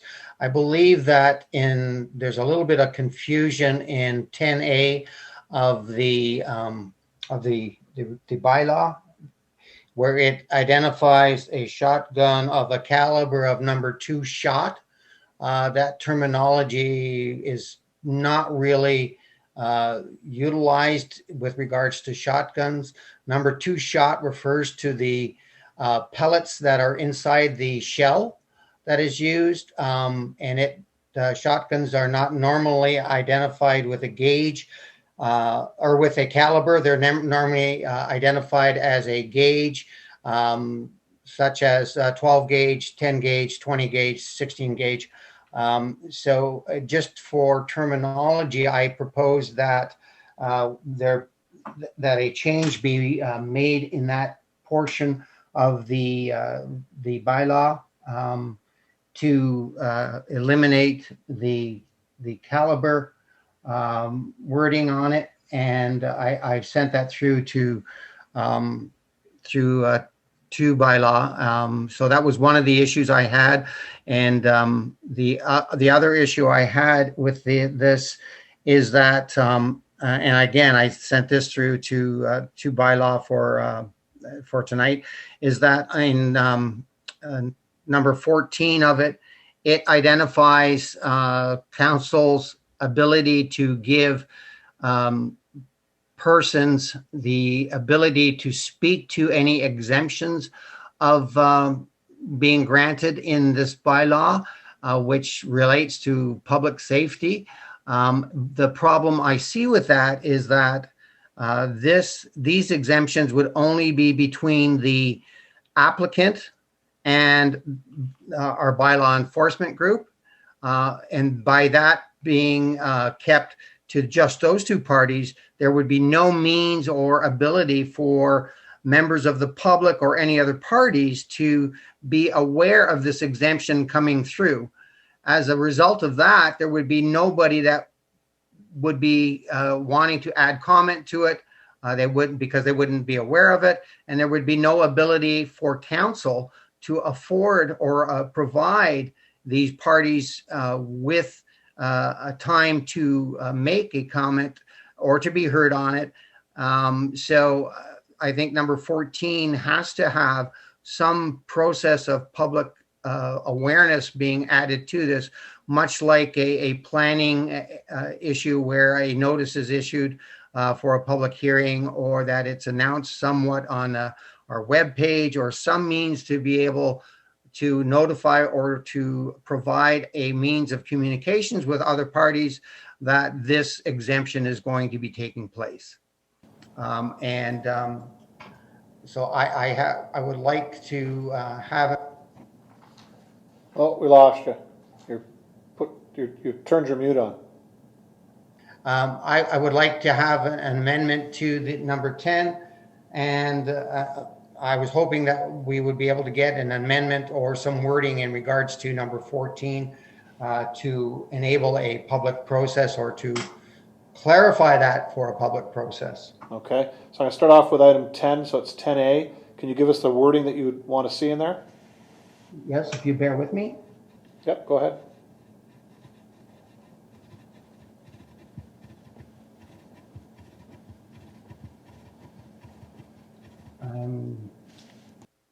I apologize. I am trying to find this, and by all means, I.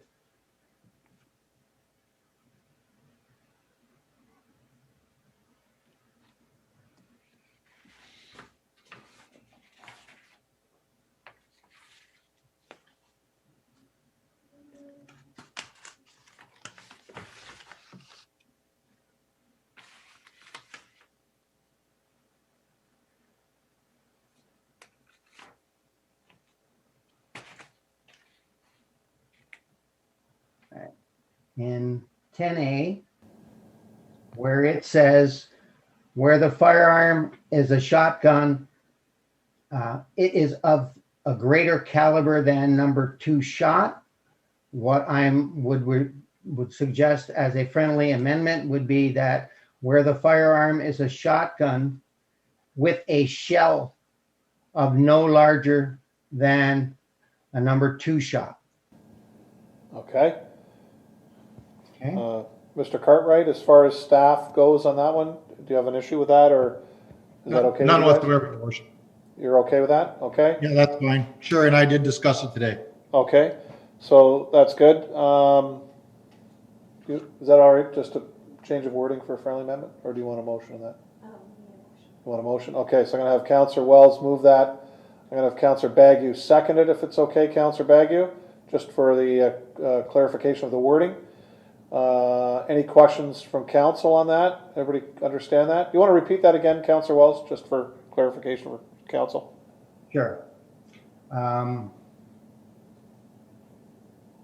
Where the firearm is a shotgun, it is of no greater shell size than number 2 shot.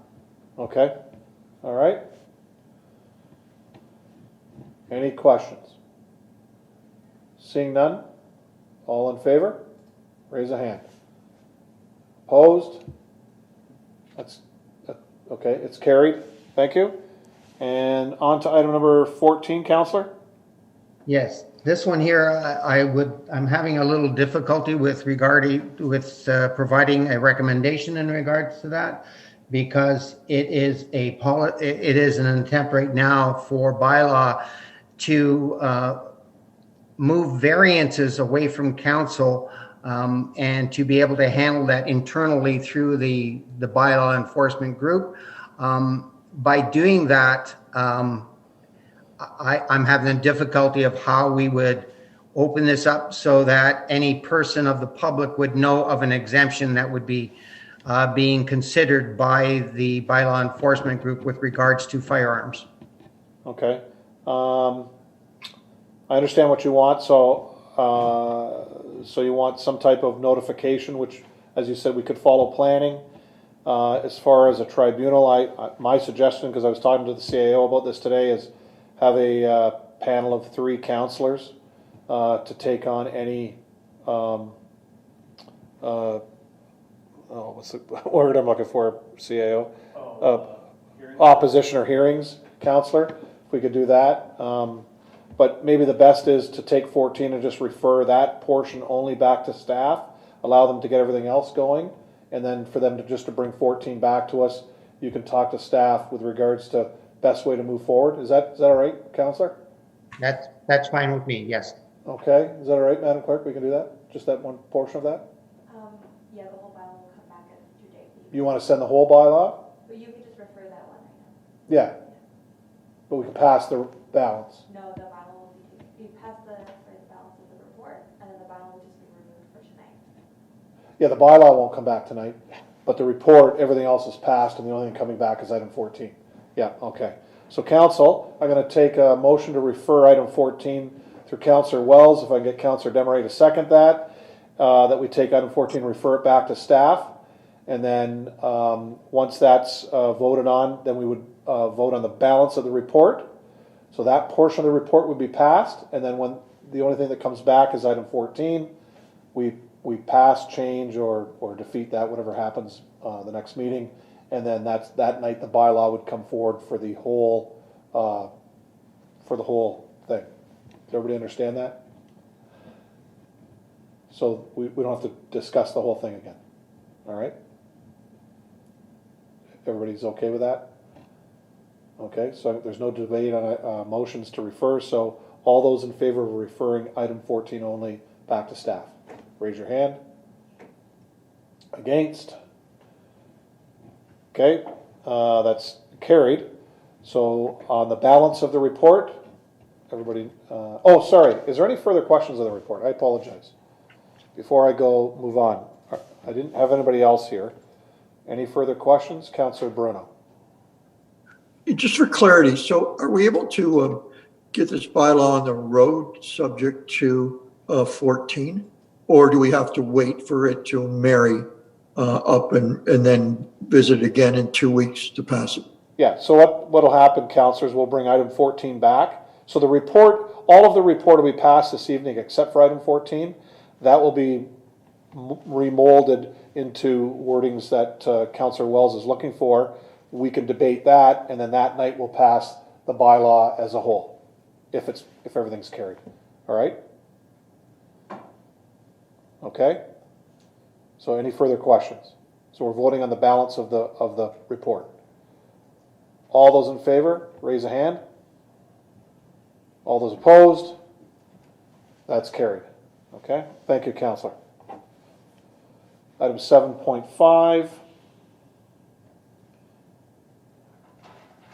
Chief Administrative Office Report 2021-115 be received, that the Mayor and Clerk be authorized to enter into agreement with Lighthouse Festival Theatre Corporation for the management of the theatre at the Roselawn Centre. I have moved by Councillor Wells, Councillor Bruno, Councillor Wells. Thank you, Your Worship. I only had one question in regards to this. Earlier tonight, we heard about Eddie's Cafe.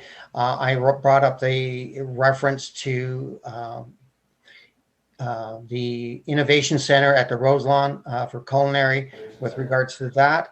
I see that the Lighthouse Group will be having access to the bar and other areas, and I thought that there might be some possibilities of both a positive or a negative impact on the innovations initiative that we're taking there at the Roselawn. So I'm not sure whether this would go to Gary Long or Scott with regards to the question. So the question is are there any impacts to the innovation culinary center that we're looking for at the Roselawn, either in a negative or in a positive aspect, much similar in the positive aspect as toward, as was talked about with regards to Eddie's Cafe. Okay, I think I'm going to start with the CAO, then we'll go to Mr. Long. The CAO. Sure, through your worship to Councillor Wells. I appreciate the question. I can say that there have been a few developments. So since the project first started, and I'm looking at my screen here, I'll direct your attention to Schedule A of the agreement and the, on my screen at least, yellow colored area of the Roselawn facility. So this is the theater. It's the office space where Port Colborne Economic Development was in the past. And the area that sort of is between the mansion and the theater, I think it's important to state, because maybe it's not clear to all users, that that is the basement area. So that is not the upper or main level of Roselawn where the president's room is and the bar is. There is some wording in the agreement that allows Lighthouse to use the president's room as, or sorry, the upstairs bar as a lounge for intermission at performances or before or after performances. I think because of COVID and the amount of time since the theater was last used and that Lighthouse has been in the facility and able to do some renovations on what was previously the office area, they will be able to open. I can confirm this with their executive director. We're playing a bit of phone tag right now, but I think they'll be ready for when theater season resumes to use that other lounge area and exclusively use the areas that are governed by the lease. So I don't think there will be an impact on any of the historic part or the lounge part of Roselawn, but I will turn it over to to Gary Long for a little bit of an update on where exactly we are with that innovation center and whether or not there are some impacts that I haven't been able to report to you. Thanks. Mr. Long? Through you, Mr. Mayor, to council. Myself and other staff, as directed by the CAO, are working on a report for Roselawn, the future of Roselawn, operating in 2021 and beyond. That report is in progress. We are bringing that forward to the April 26th council meeting. One of the things that we would like to discuss is the culinary incubator initiative that was proposed by some consultants last year. We'd like to have a discussion with council at that time to kind of revisit that and get some direction moving forward. So it's something we'd like to talk to council about on April 26th. Councillor Wells? Thank you. I look forward to seeing that report or hearing back on the developments. Great. Thank you, Councillor. Councillor Bruno? Thank you, Worship. I got my questions answered today by Mr. Bowles on some of the concerns that I had. I just wanted to say this is, for those out there, this is a big investment in arts and culture. This isn't just they're staying for 5 years with the potential for a 5-year renewal. But I see it as something that, you know, it's the need of that whole building to be intact for the theater to be intact. And I don't know if Mr.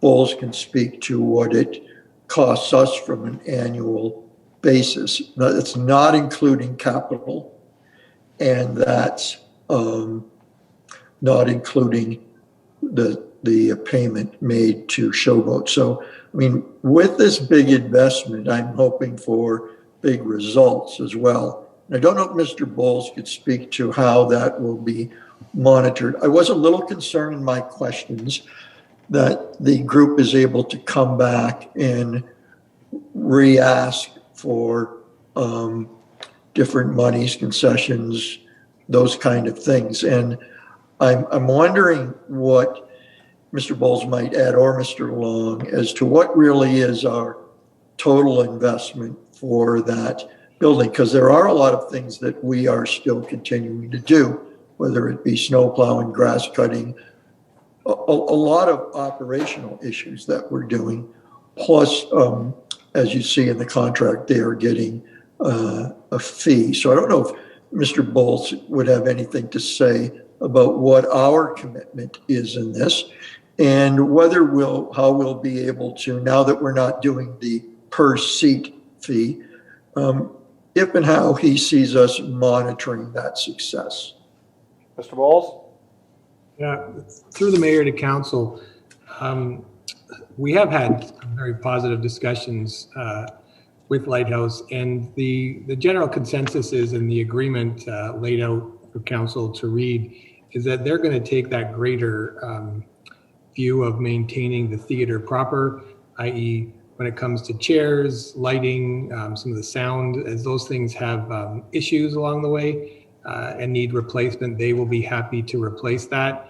And we came to the agreement that they would do that rather than us keep the dollar and then have to replace it down the road. Administratively, it made a lot of sense. From a tax perspective, it prevented us from having to charge HST and then having to pay out HST and the likes. So we tried to do that as an efficiency measure, and we think financially it probably makes sense for both parties. I think the councillor made a good point. The agreement is for the $25,000 annual contribution to manage that part of the building.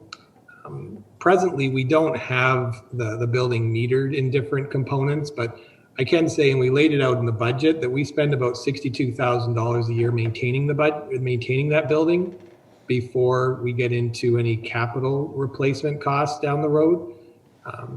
So recognizing that they are using a large component of the building, a large component of that $62,000 to maintain the building is also being contributed to this relationship.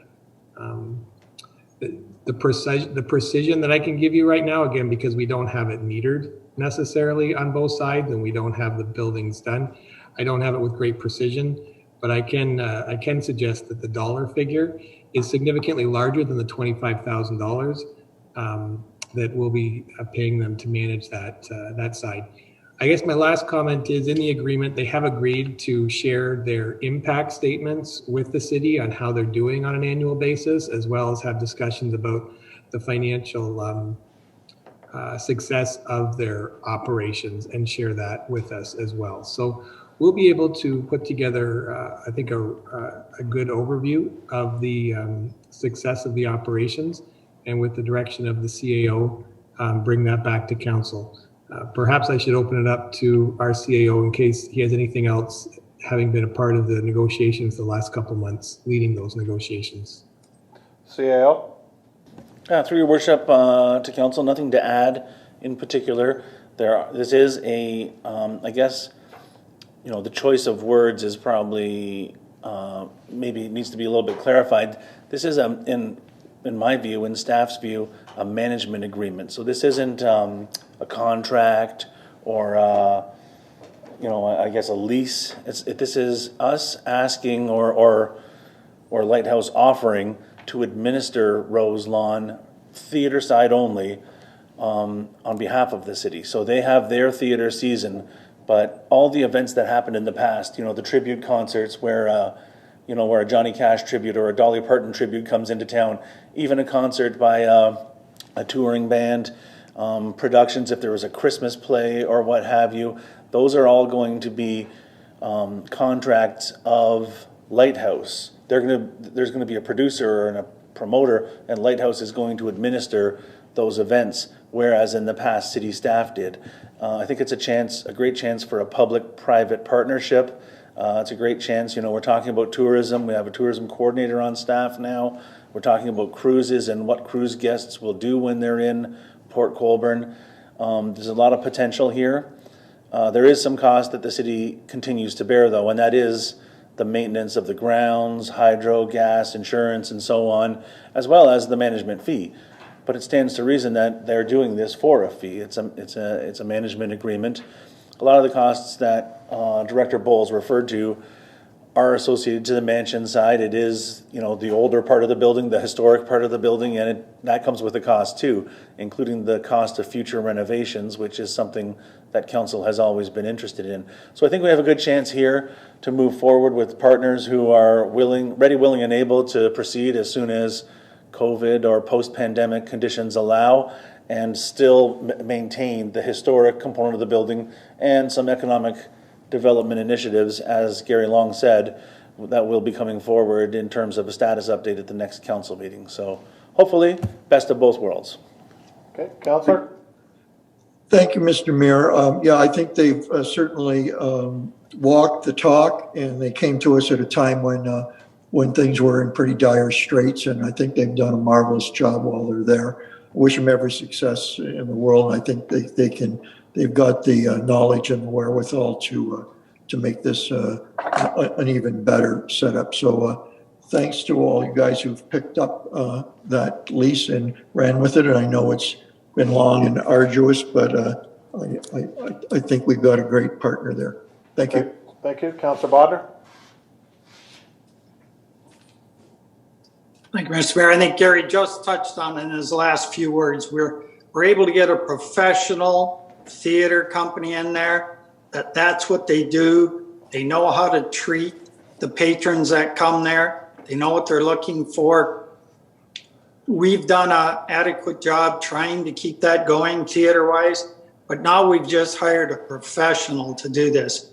I'm looking forward to what they can do, and I think in the end, this is a pretty, well, not inexpensive, but we couldn't pay somebody to come in there and do that for what they're going to bring to this. Thank you. Great. Thank you, Councillor. Any further questions? Seeing none, all in favor, please raise your hand. That's carried. Thank you. 7.6. Corporate Services Department Report 2021-111 be received, and that the day pass fee at the public boat ramp be set at $14 when purchased through the Honk mobile app. I have movers for this of Councillors Bagu and Bruno. I'll go to Councillor Bagu. Thank you, Mr. Mayor. Just one item regarding this is the one statement that there's no appeal for someone if they disagree with something. And I sort of like staff to look at that again, because anytime something happens that somebody thinks is wrong, there is always in this whole world somewhere to appeal it, whether city council, a judge, or your mother or father or the mayor. So that's all I got about that. Other than that, it's a great report, and looking forward to a great boating season. Okay. Who wants to take that question? Which staff member? Brian, that's yours. Yeah, through the mayor to council, I believe the no appeal, correct me if I'm wrong, Councillor, may refer to the potential if we used a third party to maintain the site. Is that what you're referring to? Yes. Yeah, so through the mayor to council, the thought process there was, and when you look at the contract that we would have had with that third party, is their process is they lay a fine, and the appeal process isn't like that of the city, where we would go through a screening and then you could have a secondary component after that, where you could have a third party review the ticketing process and the handling of the ticket. If we did do the outsourcing, the appeal process, what I would suggest be more direct, more to the point.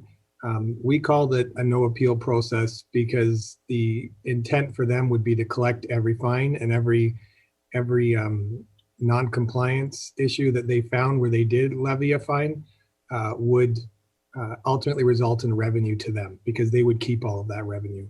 So from our perspective, when we looked at potentially outsourcing it, we thought that the appeal process was going to be, in our view, next to non-existent, certainly less sympathetic, or have less of an ability for council or staff to review an appeal and make and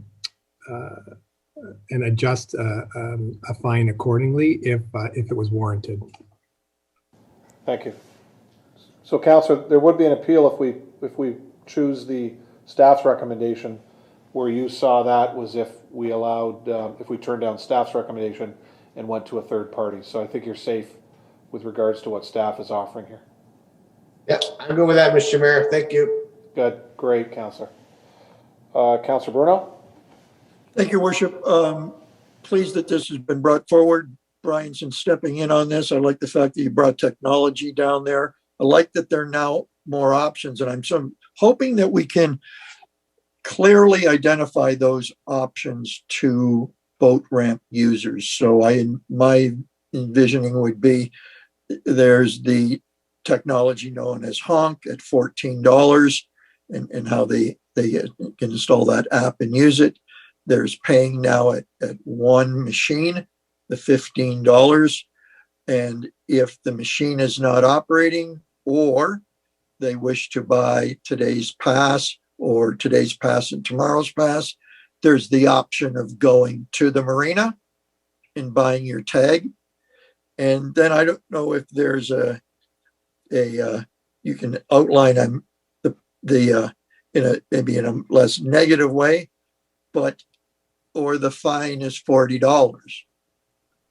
And the other one being the seasonal pass is $1.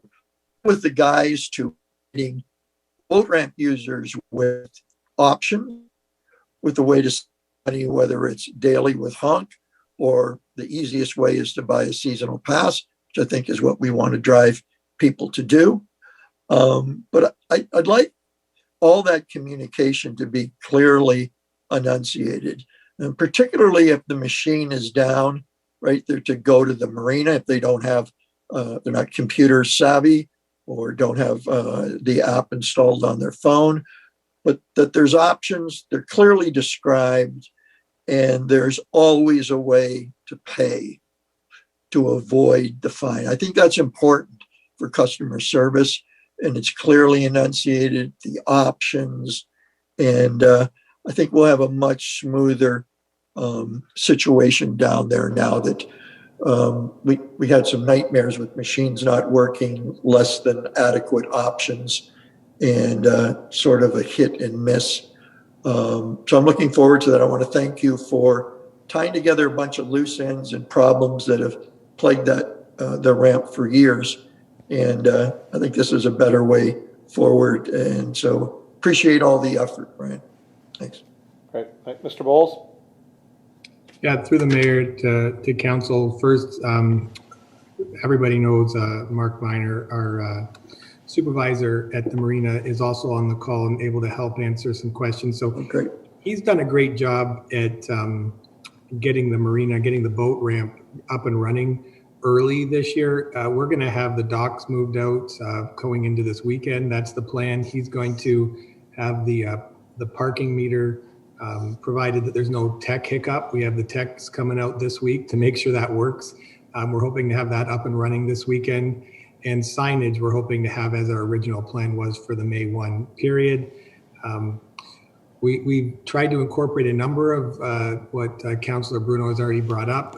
There may be a couple other items that we've identified. We may add to the signage following the May 1 date, but we are ready to go with that.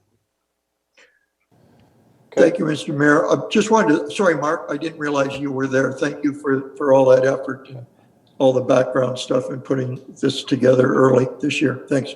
Yeah, and I'm sure both Mr. Bowles and Mr. Minor will be utilizing our communication staff to get it out on all our website, Twitter, Facebook, everything else that we use out there, correct, Mr. Bowles?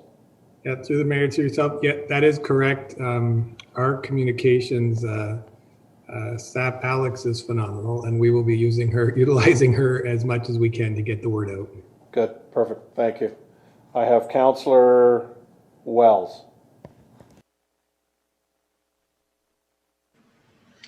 Thank you, Mr. Mayor. I've been exchanging a number of emails with Director Bowles today, and he has addressed all my questions. So I have nothing more to add to this or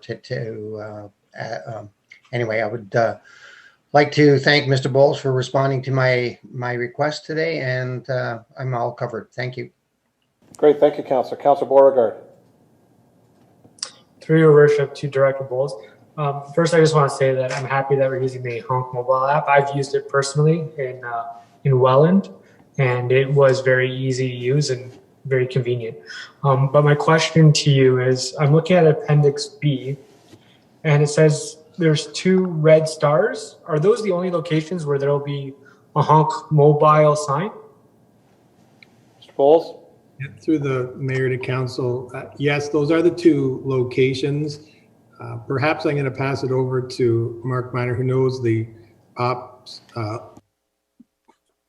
inside and out, and may be able to answer to why those 2 locations. Mr. Miner? Thanks, Brian. Thanks, Brian. Through Mr. Mayor to Councillor Beauregard. Yes, there's going to be 2 locations. One is where there's going to be the actual pay and display machine, and then that Honk app sign, the QR code sign, will be in that spot as well. And where the old pay and display machine is being removed, that's going to be the other QR code sign, the Honk mobile sign as well. Okay. My only, sorry, I typically, usually when you're in these type of areas, there will be more signage. So I'm just wondering if there will be any like in the actual parking area, because it seems to be outside the parking area where the signs are. Am I correct, or? No, that is correct. I guess that's where the machines were in the past. That is where boats would stop to get ready to launch. So that's kind of the thought process is that, you're getting your boat ready. So then, someone can go over there and use that app just like they would pay. So having it out in the parking lot, there's potential. I know when we're looking at the pay and display machines out there, potential of getting hit, someone backing up, not seeing it. So having it on these islands or boulevards was kind of the thought process of keeping it there.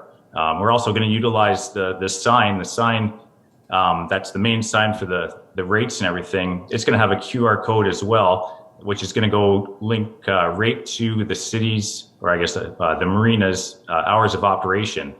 So now the customers will go down there, they can use the QR code to pay. If something is not working and they want to know what our hours of operation are for the office, again, the QR code will show us right to our hours of operation, and they can get that information. So it's just, new technology. The QR code seems like it's having a bit of a resurgence with, in these COVID times where you don't have to touch, all these machines and things like that. So that's kind of the thought process on where the signs and everything's going to be. Councillor? Okay, thank you, Mr. Minor. I appreciate your response. Okay, any further questions, council? Seeing none, please raise your hand. All in favor? Opposed? None, that's carried.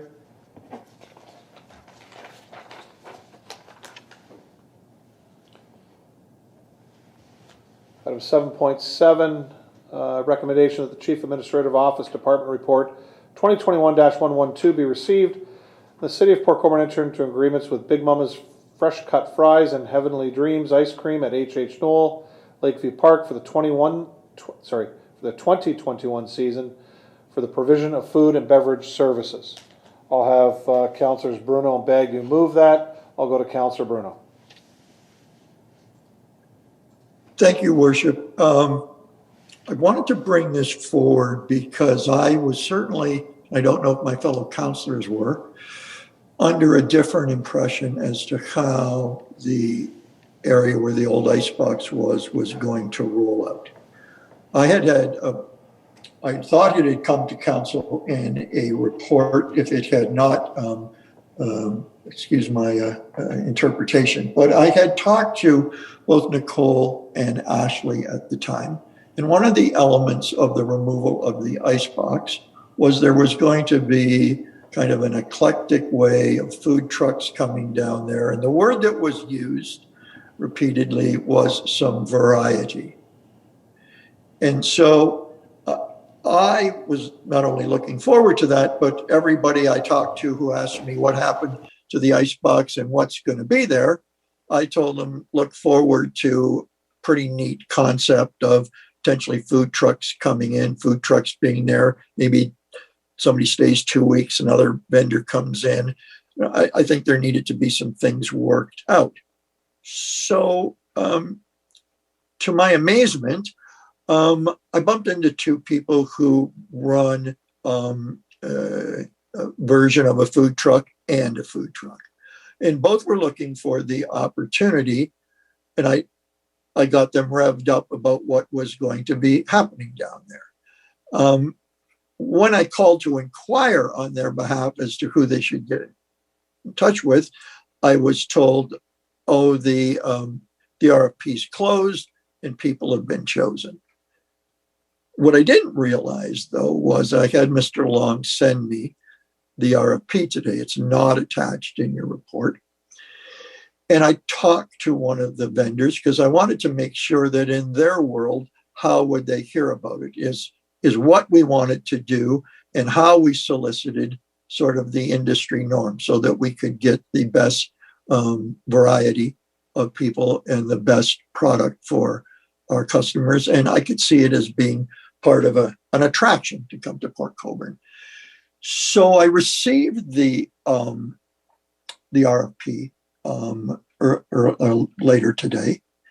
And when I looked through it, one of the things that was pointed out to me by someone who had received it, that it was very complicated, not clearly gleaning out what the city was looking for. And I'll read you one excerpt from it. So the following details are required in your proposal. And I won't read the 5 points, but I will read one. Proposed days and hours of operation, fee structure, staffing, and inclement weather plan details. Now, I believe that when you're the landlord and you bring customers there and you have an idyllic location, that you should provide the people that you want to come there with some parameters. Like, we want you to be there all week, not on just Saturday and Sunday, right? You have to, these are the hours you need to maintain. But yet it was the RFP is void of that. But what was more, I'll say disturbing to me, was that the RFP on here was open for 2.5 weeks. And Mr. Long, correct me if I've got this wrong, but I'm just scrolling through on my other computer. The RFP closing date was July 3rd, 2020. So I want to ask Mr. Long, is it correct that over the winter, there was no search to look for eclectic or variety of vendors, that this was something that happened in July of 2020, and obviously that was rather late to do anything into 20. But I just want to make sure that I've got that date correct. Mr. Long?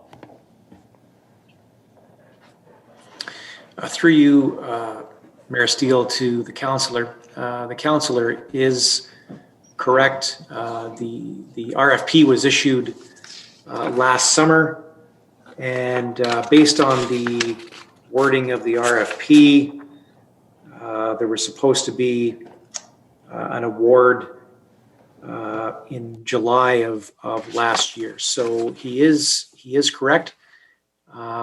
This is a file that Mr. Bowles and I picked up a couple of months ago. We appreciate council's patience as we work through a restructuring and a transition, and to sort of resolve any outstanding loose ends that may exist. Thank you, Mr. Long. And I want to thank you very much for your transparent and openness today when I had a bunch of questions to this. And like some of the other files you're working on, you've picked them up off of an in-flight position and had to deal with them. So I recognize that you're sort of in a rock and a hard place with this being April, and we want to have somebody and not lose this summer. So I'm willing to look at that in a measured approach. But my concern is that it's not doing the route that we're going on. And so I wonder if you would be less than happy with this RFP. And it's unfortunate that council does not have it. But I'm just wondering your interpretation of the either amount of information in this RFP and yet the, I guess, lack of clarity about it. It's a complicated, I don't believe, well put together document. I didn't know what your take would be on it. Mr. Long? Through you, Mr. Mayor, to the councillor, I would agree with the councillor's sentiments about this particular RFP. That being said, the RFP was prepared, it was issued publicly. Staff's recommendation to council is that we work with the RFP that we have.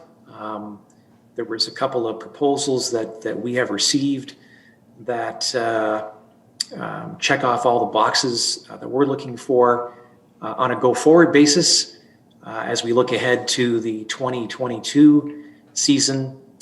It would be staff's recommendation to go back to the drawing board, as they say, and revisit our RFP process, and I think more specifically revisit our RFP document to make it more specific, to provide clarity for vendors, and that the RFP clearly outlines our desires, our expectations, and would include some of the details that the councillor has mentioned thus far that are important to us as we look to, create positive experiences in our parks bring more people to our waterfront and really create some unique experiences and unique and a variety of various food offerings in our parks. Great. And I'm with you on that. The people that responded did all to fulfill the obligation set out on the they're providers of product. I think that we have to also be cognizant that it's nice to have a variety there, but it's also nice to have a good solid base of vendors. So, you know, you can't just have the weekends. You got to be there on the Mondays and the Tuesdays and the rainy day and the day that nobody comes. So I'm hoping that what can come of this is that we support those two vendors, but that we look at those options for next year, and that we have, with the benefit of time, to look at an eclectic mix. Maybe they have 3 weeks at a time, but there still should be a base of people there, so we're left with the customer being high and dry with nobody there. My only concern and question then, and I will support this, although I think we raised expectations and under-delivered, but I think we're still batting pretty high out there, is that the understanding from the current folks that have won is that it's not an automatic option that renew. I wasn't concerned with some of the contracts that we've written with these renew clauses that, you know, unless you were a deceitful criminal or any of something close to that, that's the only way you weren't going to get an automatic renewal. So as long as I'm happy to re-up these people if they go through the process, and obviously I think they have a bit of a heads up because they'll have a track record. So kudos to them. But yeah, if we could, I mean, I've talked to people now at Parks and Public Work. They say we could really have up to 5, but certainly 3 different vendors down there. We have to make it work so it's a win-win. I appreciate all your effort, but I just note that the next time out, I'd like to see the RFP and whatever the agreement is. And I'm sure with you there, Mr. Long, that will happen. That's all I have, Mr. Mayor. Thank you. Thank you, Councillor. Any further questions? Seeing none, Mr. Long, just with respect to what Councillor Bruno has brought forward, I know your department has some good ideas with the revitalization of that area. So I think what Councillor Bruno was talking about is in the works with regards to your department and working along with Public Works to make that a pretty shining spot within our Lakeview Park area. Correct? Thank you, Mr. Mayor. That is correct. We've had a number of discussions internally with Parks and Recreation staff, Public Works, as well as the CAO and Mr. Bowles about the revitalization and redevelopment of the former Dogs site. I believe it is staff's intention to bring forward some conceptual plans as to what the former Icebox site could look like. We do have some conceptual drawings and some options for council considerations. So we will be bringing those forward, I believe, sometime in 2021 for council review. And then we'd be in a position to go to tender if necessary and have the amenities constructed for the 2022 season. Great, thank you. No further questions. All those in favor, please raise your hand.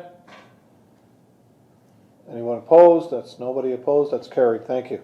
Thank you, Council. Item 7.8.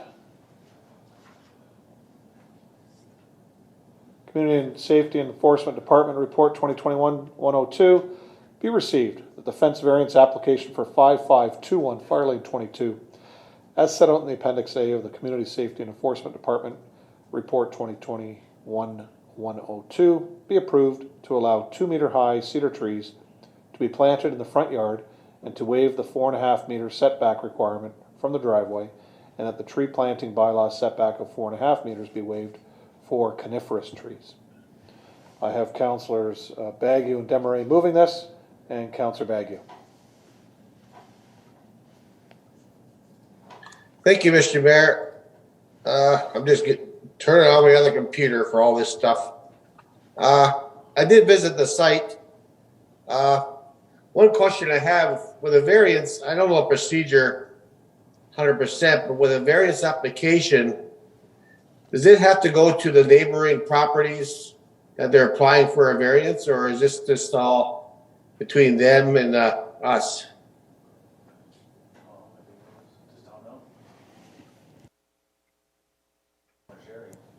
Tom? Yeah, Your Worship, to Councillor Bagu, I'm going to be honest with you, I don't really know that answer for sure. I do know it's been brought forward for council's input, as most variances are up to this point in time. I'm not sure about the public process. That's new to me. I would think the person that wrote this report would know if it needed to be posted. So I would anticipate that if it hasn't been, it is not required. Councillor? Okay, thank you, Mr. Cartwright. I did take a drive out there before we got the new addendums, because it didn't make sense. There's no site plan, so to speak. And I looked at it, and basically, I'm sort of in the thinking that if this has to come to council rather than a committee of adjustment, and we're changing all the rules here, that doesn't make much sense for me to promote this. And also, the dimensions are somewhat off. There is a permanent fire pit that will be within the 10 feet of the trees, and it doesn't even say how far from the property line the trees are going to be, how big they get. So it's a little bit too vague for me, Mr. Mayor, to support this the way it's written up. And I have no problem if somebody comes back with it, but as of right now, I can't support this, Mr. Mayor. Okay, thank you. Any further questions by any other councillors? Councillor Beauregard. Thank you, Your Worship. I just wanted to, through you to Councillor Bagu. This offense variance is not an application that would come before the Committee of Adjustment. The Committee of Adjustment deals with Planning Act matters. This is not a Planning Act matter, although the Committee of Adjustment can take on non-Planning Act matters, but we haven't given that jurisdiction to the committee just as of yet. So just to answer your question on that. Okay, thank you. Councillor Bagu. Yeah, thank you, Councillor Beauregard. My biggest concern is this. Nobody else in the neighborhood knows about this. I did talk to one neighbor. I asked him if he knew what was going on here. He had no idea, and he lives right adjoining this property. So, if you want to do something to your property, come to council. I think you got to share with your neighbors, and that they have some sort of input also, Mr. Mayor. Thank you. You're welcome. Thank you. Any other councillors? Councillor Desmarais? Thank you, Mr. Mayor. I just want to say that my issue would be if there was a sight line involved that was obstructed. And I when I went there, I didn't see that happening. But that is something that should always be considered. So we shouldn't act quickly on these things, no matter how we look at it. But I couldn't see a problem with this particular application.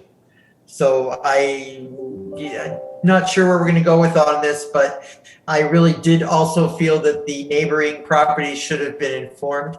And my understanding is that they weren't. Unless that staff can correct that, that is my understanding. Mr. Cartwright? Well, I think I answered that question, Your Worship, in so much as I would think that the person that penned this report certainly has the background history with regards to what needs to be posted publicly. Right. I would have to anticipate that it is not a requirement of this particular application.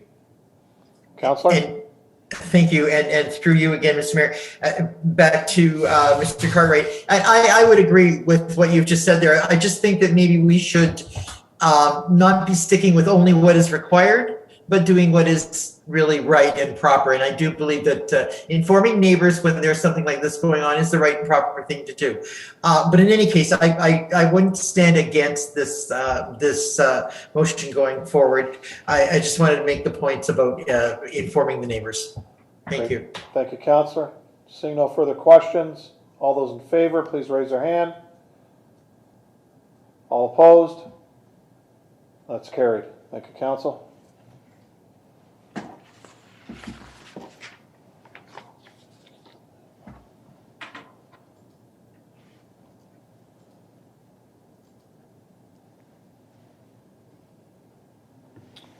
Now on to item 8.1. This is a letter from the town of Lincoln.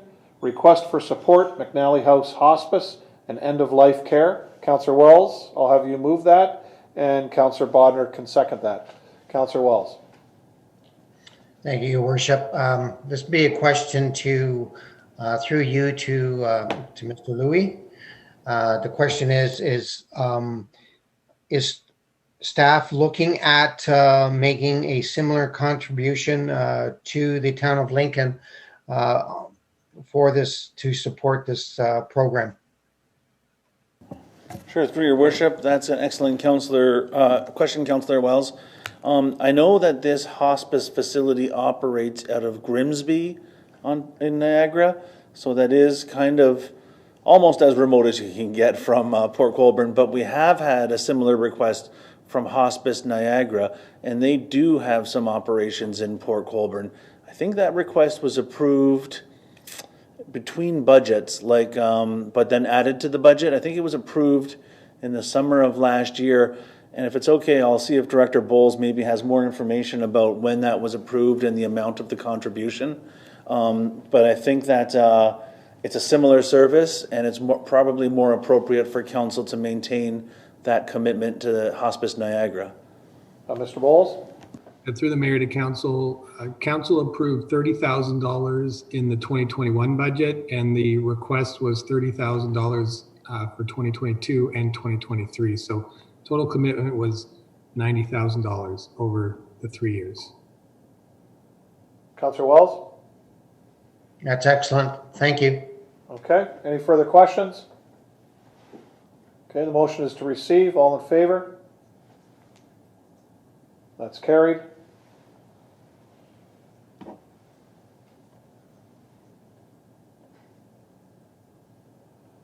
Next is correspondence item 8.4 from the Corporation of the Township of Brock.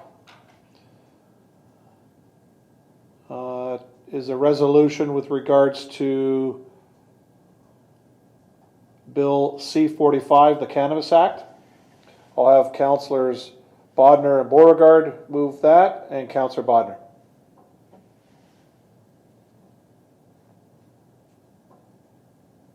Thank you, Mr. Mayor. I think the request was just to receive this, and it speaks of some of the stuff we're dealing with as we investigate our own cannabis facilities around here. And I think anytime something like this comes up, we should be supporting it rather than just receiving it. Okay. So I ask for that to happen. Yep, so I'll have it moved by yourself, seconded by Councillor Beauregard, that we support Brock in their resolution. Is that all right with you, Councillor Beauregard? Okay, any questions to supporting? Seeing none, all in favor, raise a hand. And that's carried. Madam Clerk, you'll make sure that Brock is notified as well as all the people they have CC'd on theirs? Yes, I will. Great, thank you. Item 8.5 is a letter from Debbie France, who is from the Norfolk County, with regards to the Health Canada Cannabis Consultation, which is open until May the 7th, 2021. I'll have Councillors Wells and Bodner move to receive this, but I'm sure there's going to be changes on this. So I'll go to Councillor Wells first. Thank you. Thank you, Your Worship. My question goes out to CAO Scott. In regards to, is staff preparing any submission or input to Health Canada on this?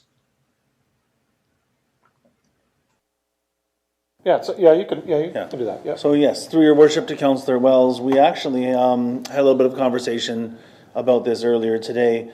The mayor clerk and I and the deputy clerk have a pre-council meeting where we talk about the items that are on the agenda, and the answer is yes. So the problem with that is sort of pinning down what the city's position is, and I think, folks out there might think there's a common sense position, but we need to sort of get a position from all of council that we can submit. So the course of action that we decided would probably be preferential is for, and sorry about the surprise, for the Director of Community Safety to write a report for the April 26th council meeting and have sort of encapsulating the city's position by getting information from council to write that report. So we're going to show council on April 26th the draft that we'll be submitting for May 7th, which is the deadline. So there's only one council meeting between now and when the submission is due. And in order to do that, the mayor is going to ask council to provide their comments via email to the Director of Community Safety by close of business tomorrow to meet the staff report deadline. So we basically have to turn staff reports around by tomorrow or Wednesday to get them on the next council meeting agenda because of our eScribe schedule. I can give the chief a little bit of an extension because, or Chief Tom, I still call him Chief, a little bit of an extension because this is such an important issue. But I think through the mayor, we're going to ask council members to provide comments to help formulate the substance of that submission by the close of business tomorrow. And I think the mayor might want to add something to that. Yeah, thank you, CAO. And with regards to this, as Chair of Police Services Board, we're presenting our thoughts on this with our submission for that, and Chief McCullough and his deputies and with staff are putting this together. So as soon as I receive that, I will get it over to Mr. Cartwright so he can at least look at what the police services is proposing on their side of things. But I think ours is more on the planning side, to be quite frank. And but we can take some of that information and embed it in ours if we want. So hopefully we'll have that to us before our meeting in our next meeting in April. So with regards to that, though, but it is important that we tell Mr. Cartwright and his staff how we want to move forward with this and the types of things we want the federal government to put teeth into, so it allows municipalities to make decisions before any of these operations are given a license. Problem is now they're given a license, then when we find out about it, the horse has already left the stable. We found that out with the last one on Miller Road, but we were able to respond very quickly. But if that teeth is put in right away and that nobody gets a license until they've fulfilled the obligations of the planning department's rules and regulations with regards to the city of Port Colborne, then that's what we want to see.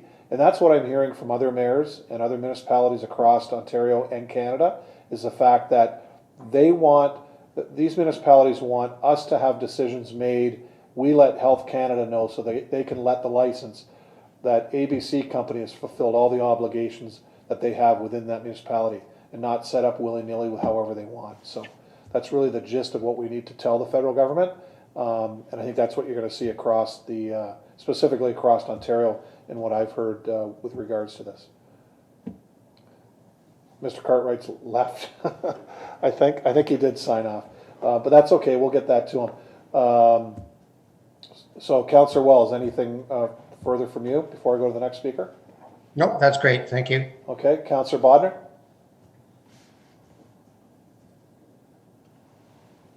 Thank you, Mr. Mayor. Can you tell me, because this also invites regular people, not just municipalities, to comment on this. Can we put something on our website that is easy for people to link into that, the way to get their thoughts forward? Because I could tell you, I would suspect the people on Miller Road certainly would like to comment on this, having just experienced it. There's a group down on Pinecrest Road that I'm going to encourage to also put their 2 cents in on this. And I think this is finally the only time we have ever had to really influence a change in this whole regime that has been really not working well for municipalities. So if we don't have something on the website, can we get something on there that links people up and tells them about the deadline? Definitely, we'll make sure that Alex in communications and Cheyenne get that together. I'm pretty sure I've given it to her already, but it was sent out to a number of people and a number of staff, so we'll confirm that. CAO will do that tomorrow. I know with the Miller Road group, a couple of those people emailed me the day I got this on another issue with regards to Miller Road, and I forwarded it to them to let their neighbors know that it was available. Right. But again, please talk to them. And if you want to take the lead on Pleasant Beach, that was another avenue I was thinking of, because I know we have constituents out there that have been reaching out to myself and staff with regards to their issues. But if Councillor Bodner, if you can take the lead and get them this copy of this letter, certainly have everybody and their brother please put their comments in. I mean, the thing is I would ask the public not to put in there, we just don't want it, because that's not going to happen. But what we need is teeth within the municipal rules that, again, as I said earlier, that these licenses aren't given until they fulfill our rules first. And that's a pretty big theme across the way. So, and there's other issues that are going to come forward with regards to this through the city anyways, but we got to get our information into the feds ASAP. So I thank you for bringing this up today, but we will work on that and first thing in the morning. Good. Okay, anything further, council? So council, I'm going to have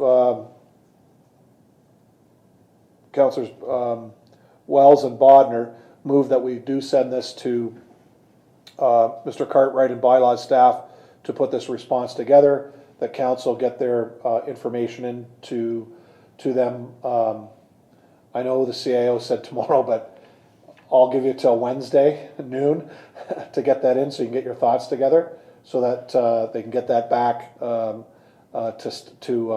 get it into the clerk's office for the report for next meeting. And please forward it to anyone you know of and any groups that you know of that are having issues. And we know Councillor Bonner's going to look after Pleasant Beach for us. Everybody understand that?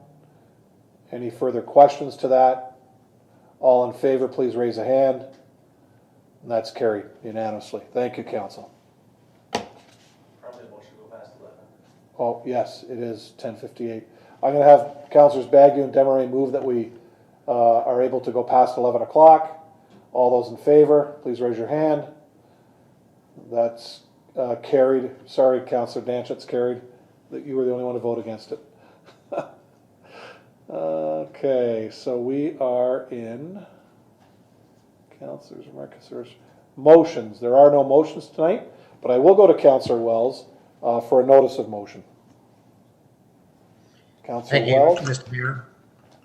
I'd like to make a notice of motion regarding a motion to review, for staff to review and to report back to council regarding parking areas along the Friendship Trail at road junctions.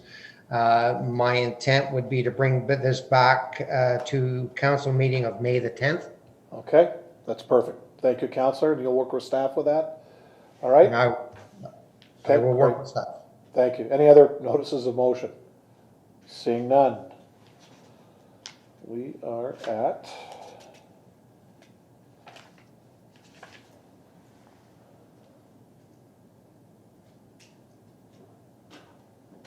minutes of boards, committees, and we have I'm going to move these in block, council. I'm going to have councilors Danch and Bodner move these. We have the meeting of the museum board, January 19th, 2021. And the meeting of the museum board of February 16th, 2021. The minutes of the Port Colborne Public Library of Tuesday, February 2nd, 2021. The minutes of the Port Colborne Public Library of February 9th, 2021. The minutes of the Economic Development Advisory Committee of February 19th, 2020.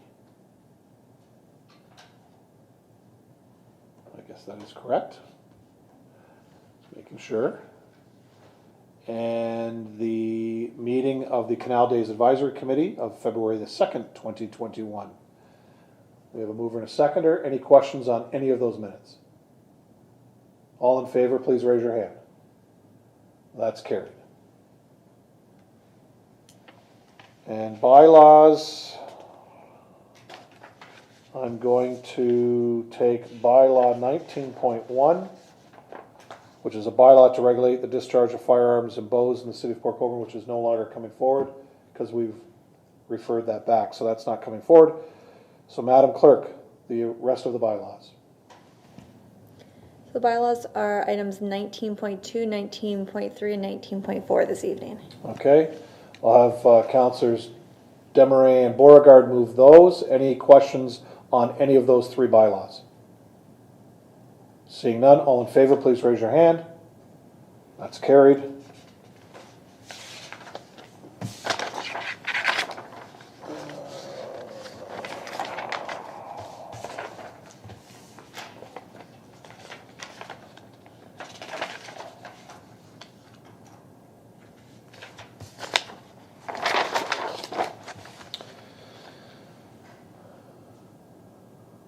Okay, item 20, confidential items moved by Councillor Wells, Councillor Danch, that council do now proceed into closed session in order to address the following matters. Minutes of the closed session portion of the March 22nd, 2021 council meeting. Item 20.2, Chief Administrative Office Report 2021-86. Item 20.3, Chief Administrative Office Report 2021-99. And item 20.4, Chief Administrative Office Report 2021-98, all pursuant to the Municipal Act 2001, subsections 2392C, a proposed or pending acquisition or disposition of land by the municipality or local board. Any questions? All those in favor, please raise your hand. Oh, Councillor Beauregard? Thank you, Your Worship. I'm just wondering, of these items, are any of them really time sensitive?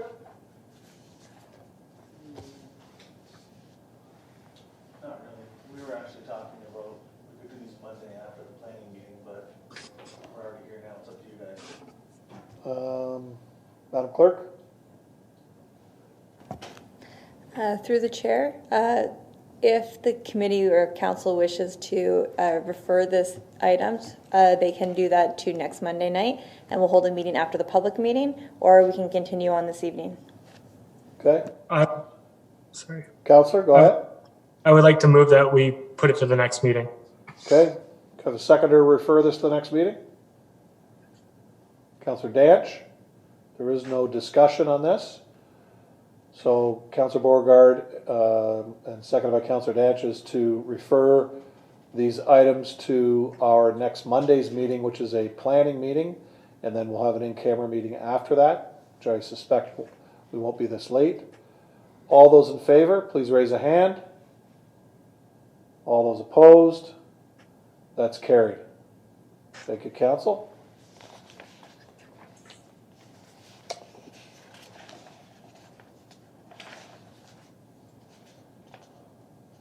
So other than that, there are no procedural motions, no information items.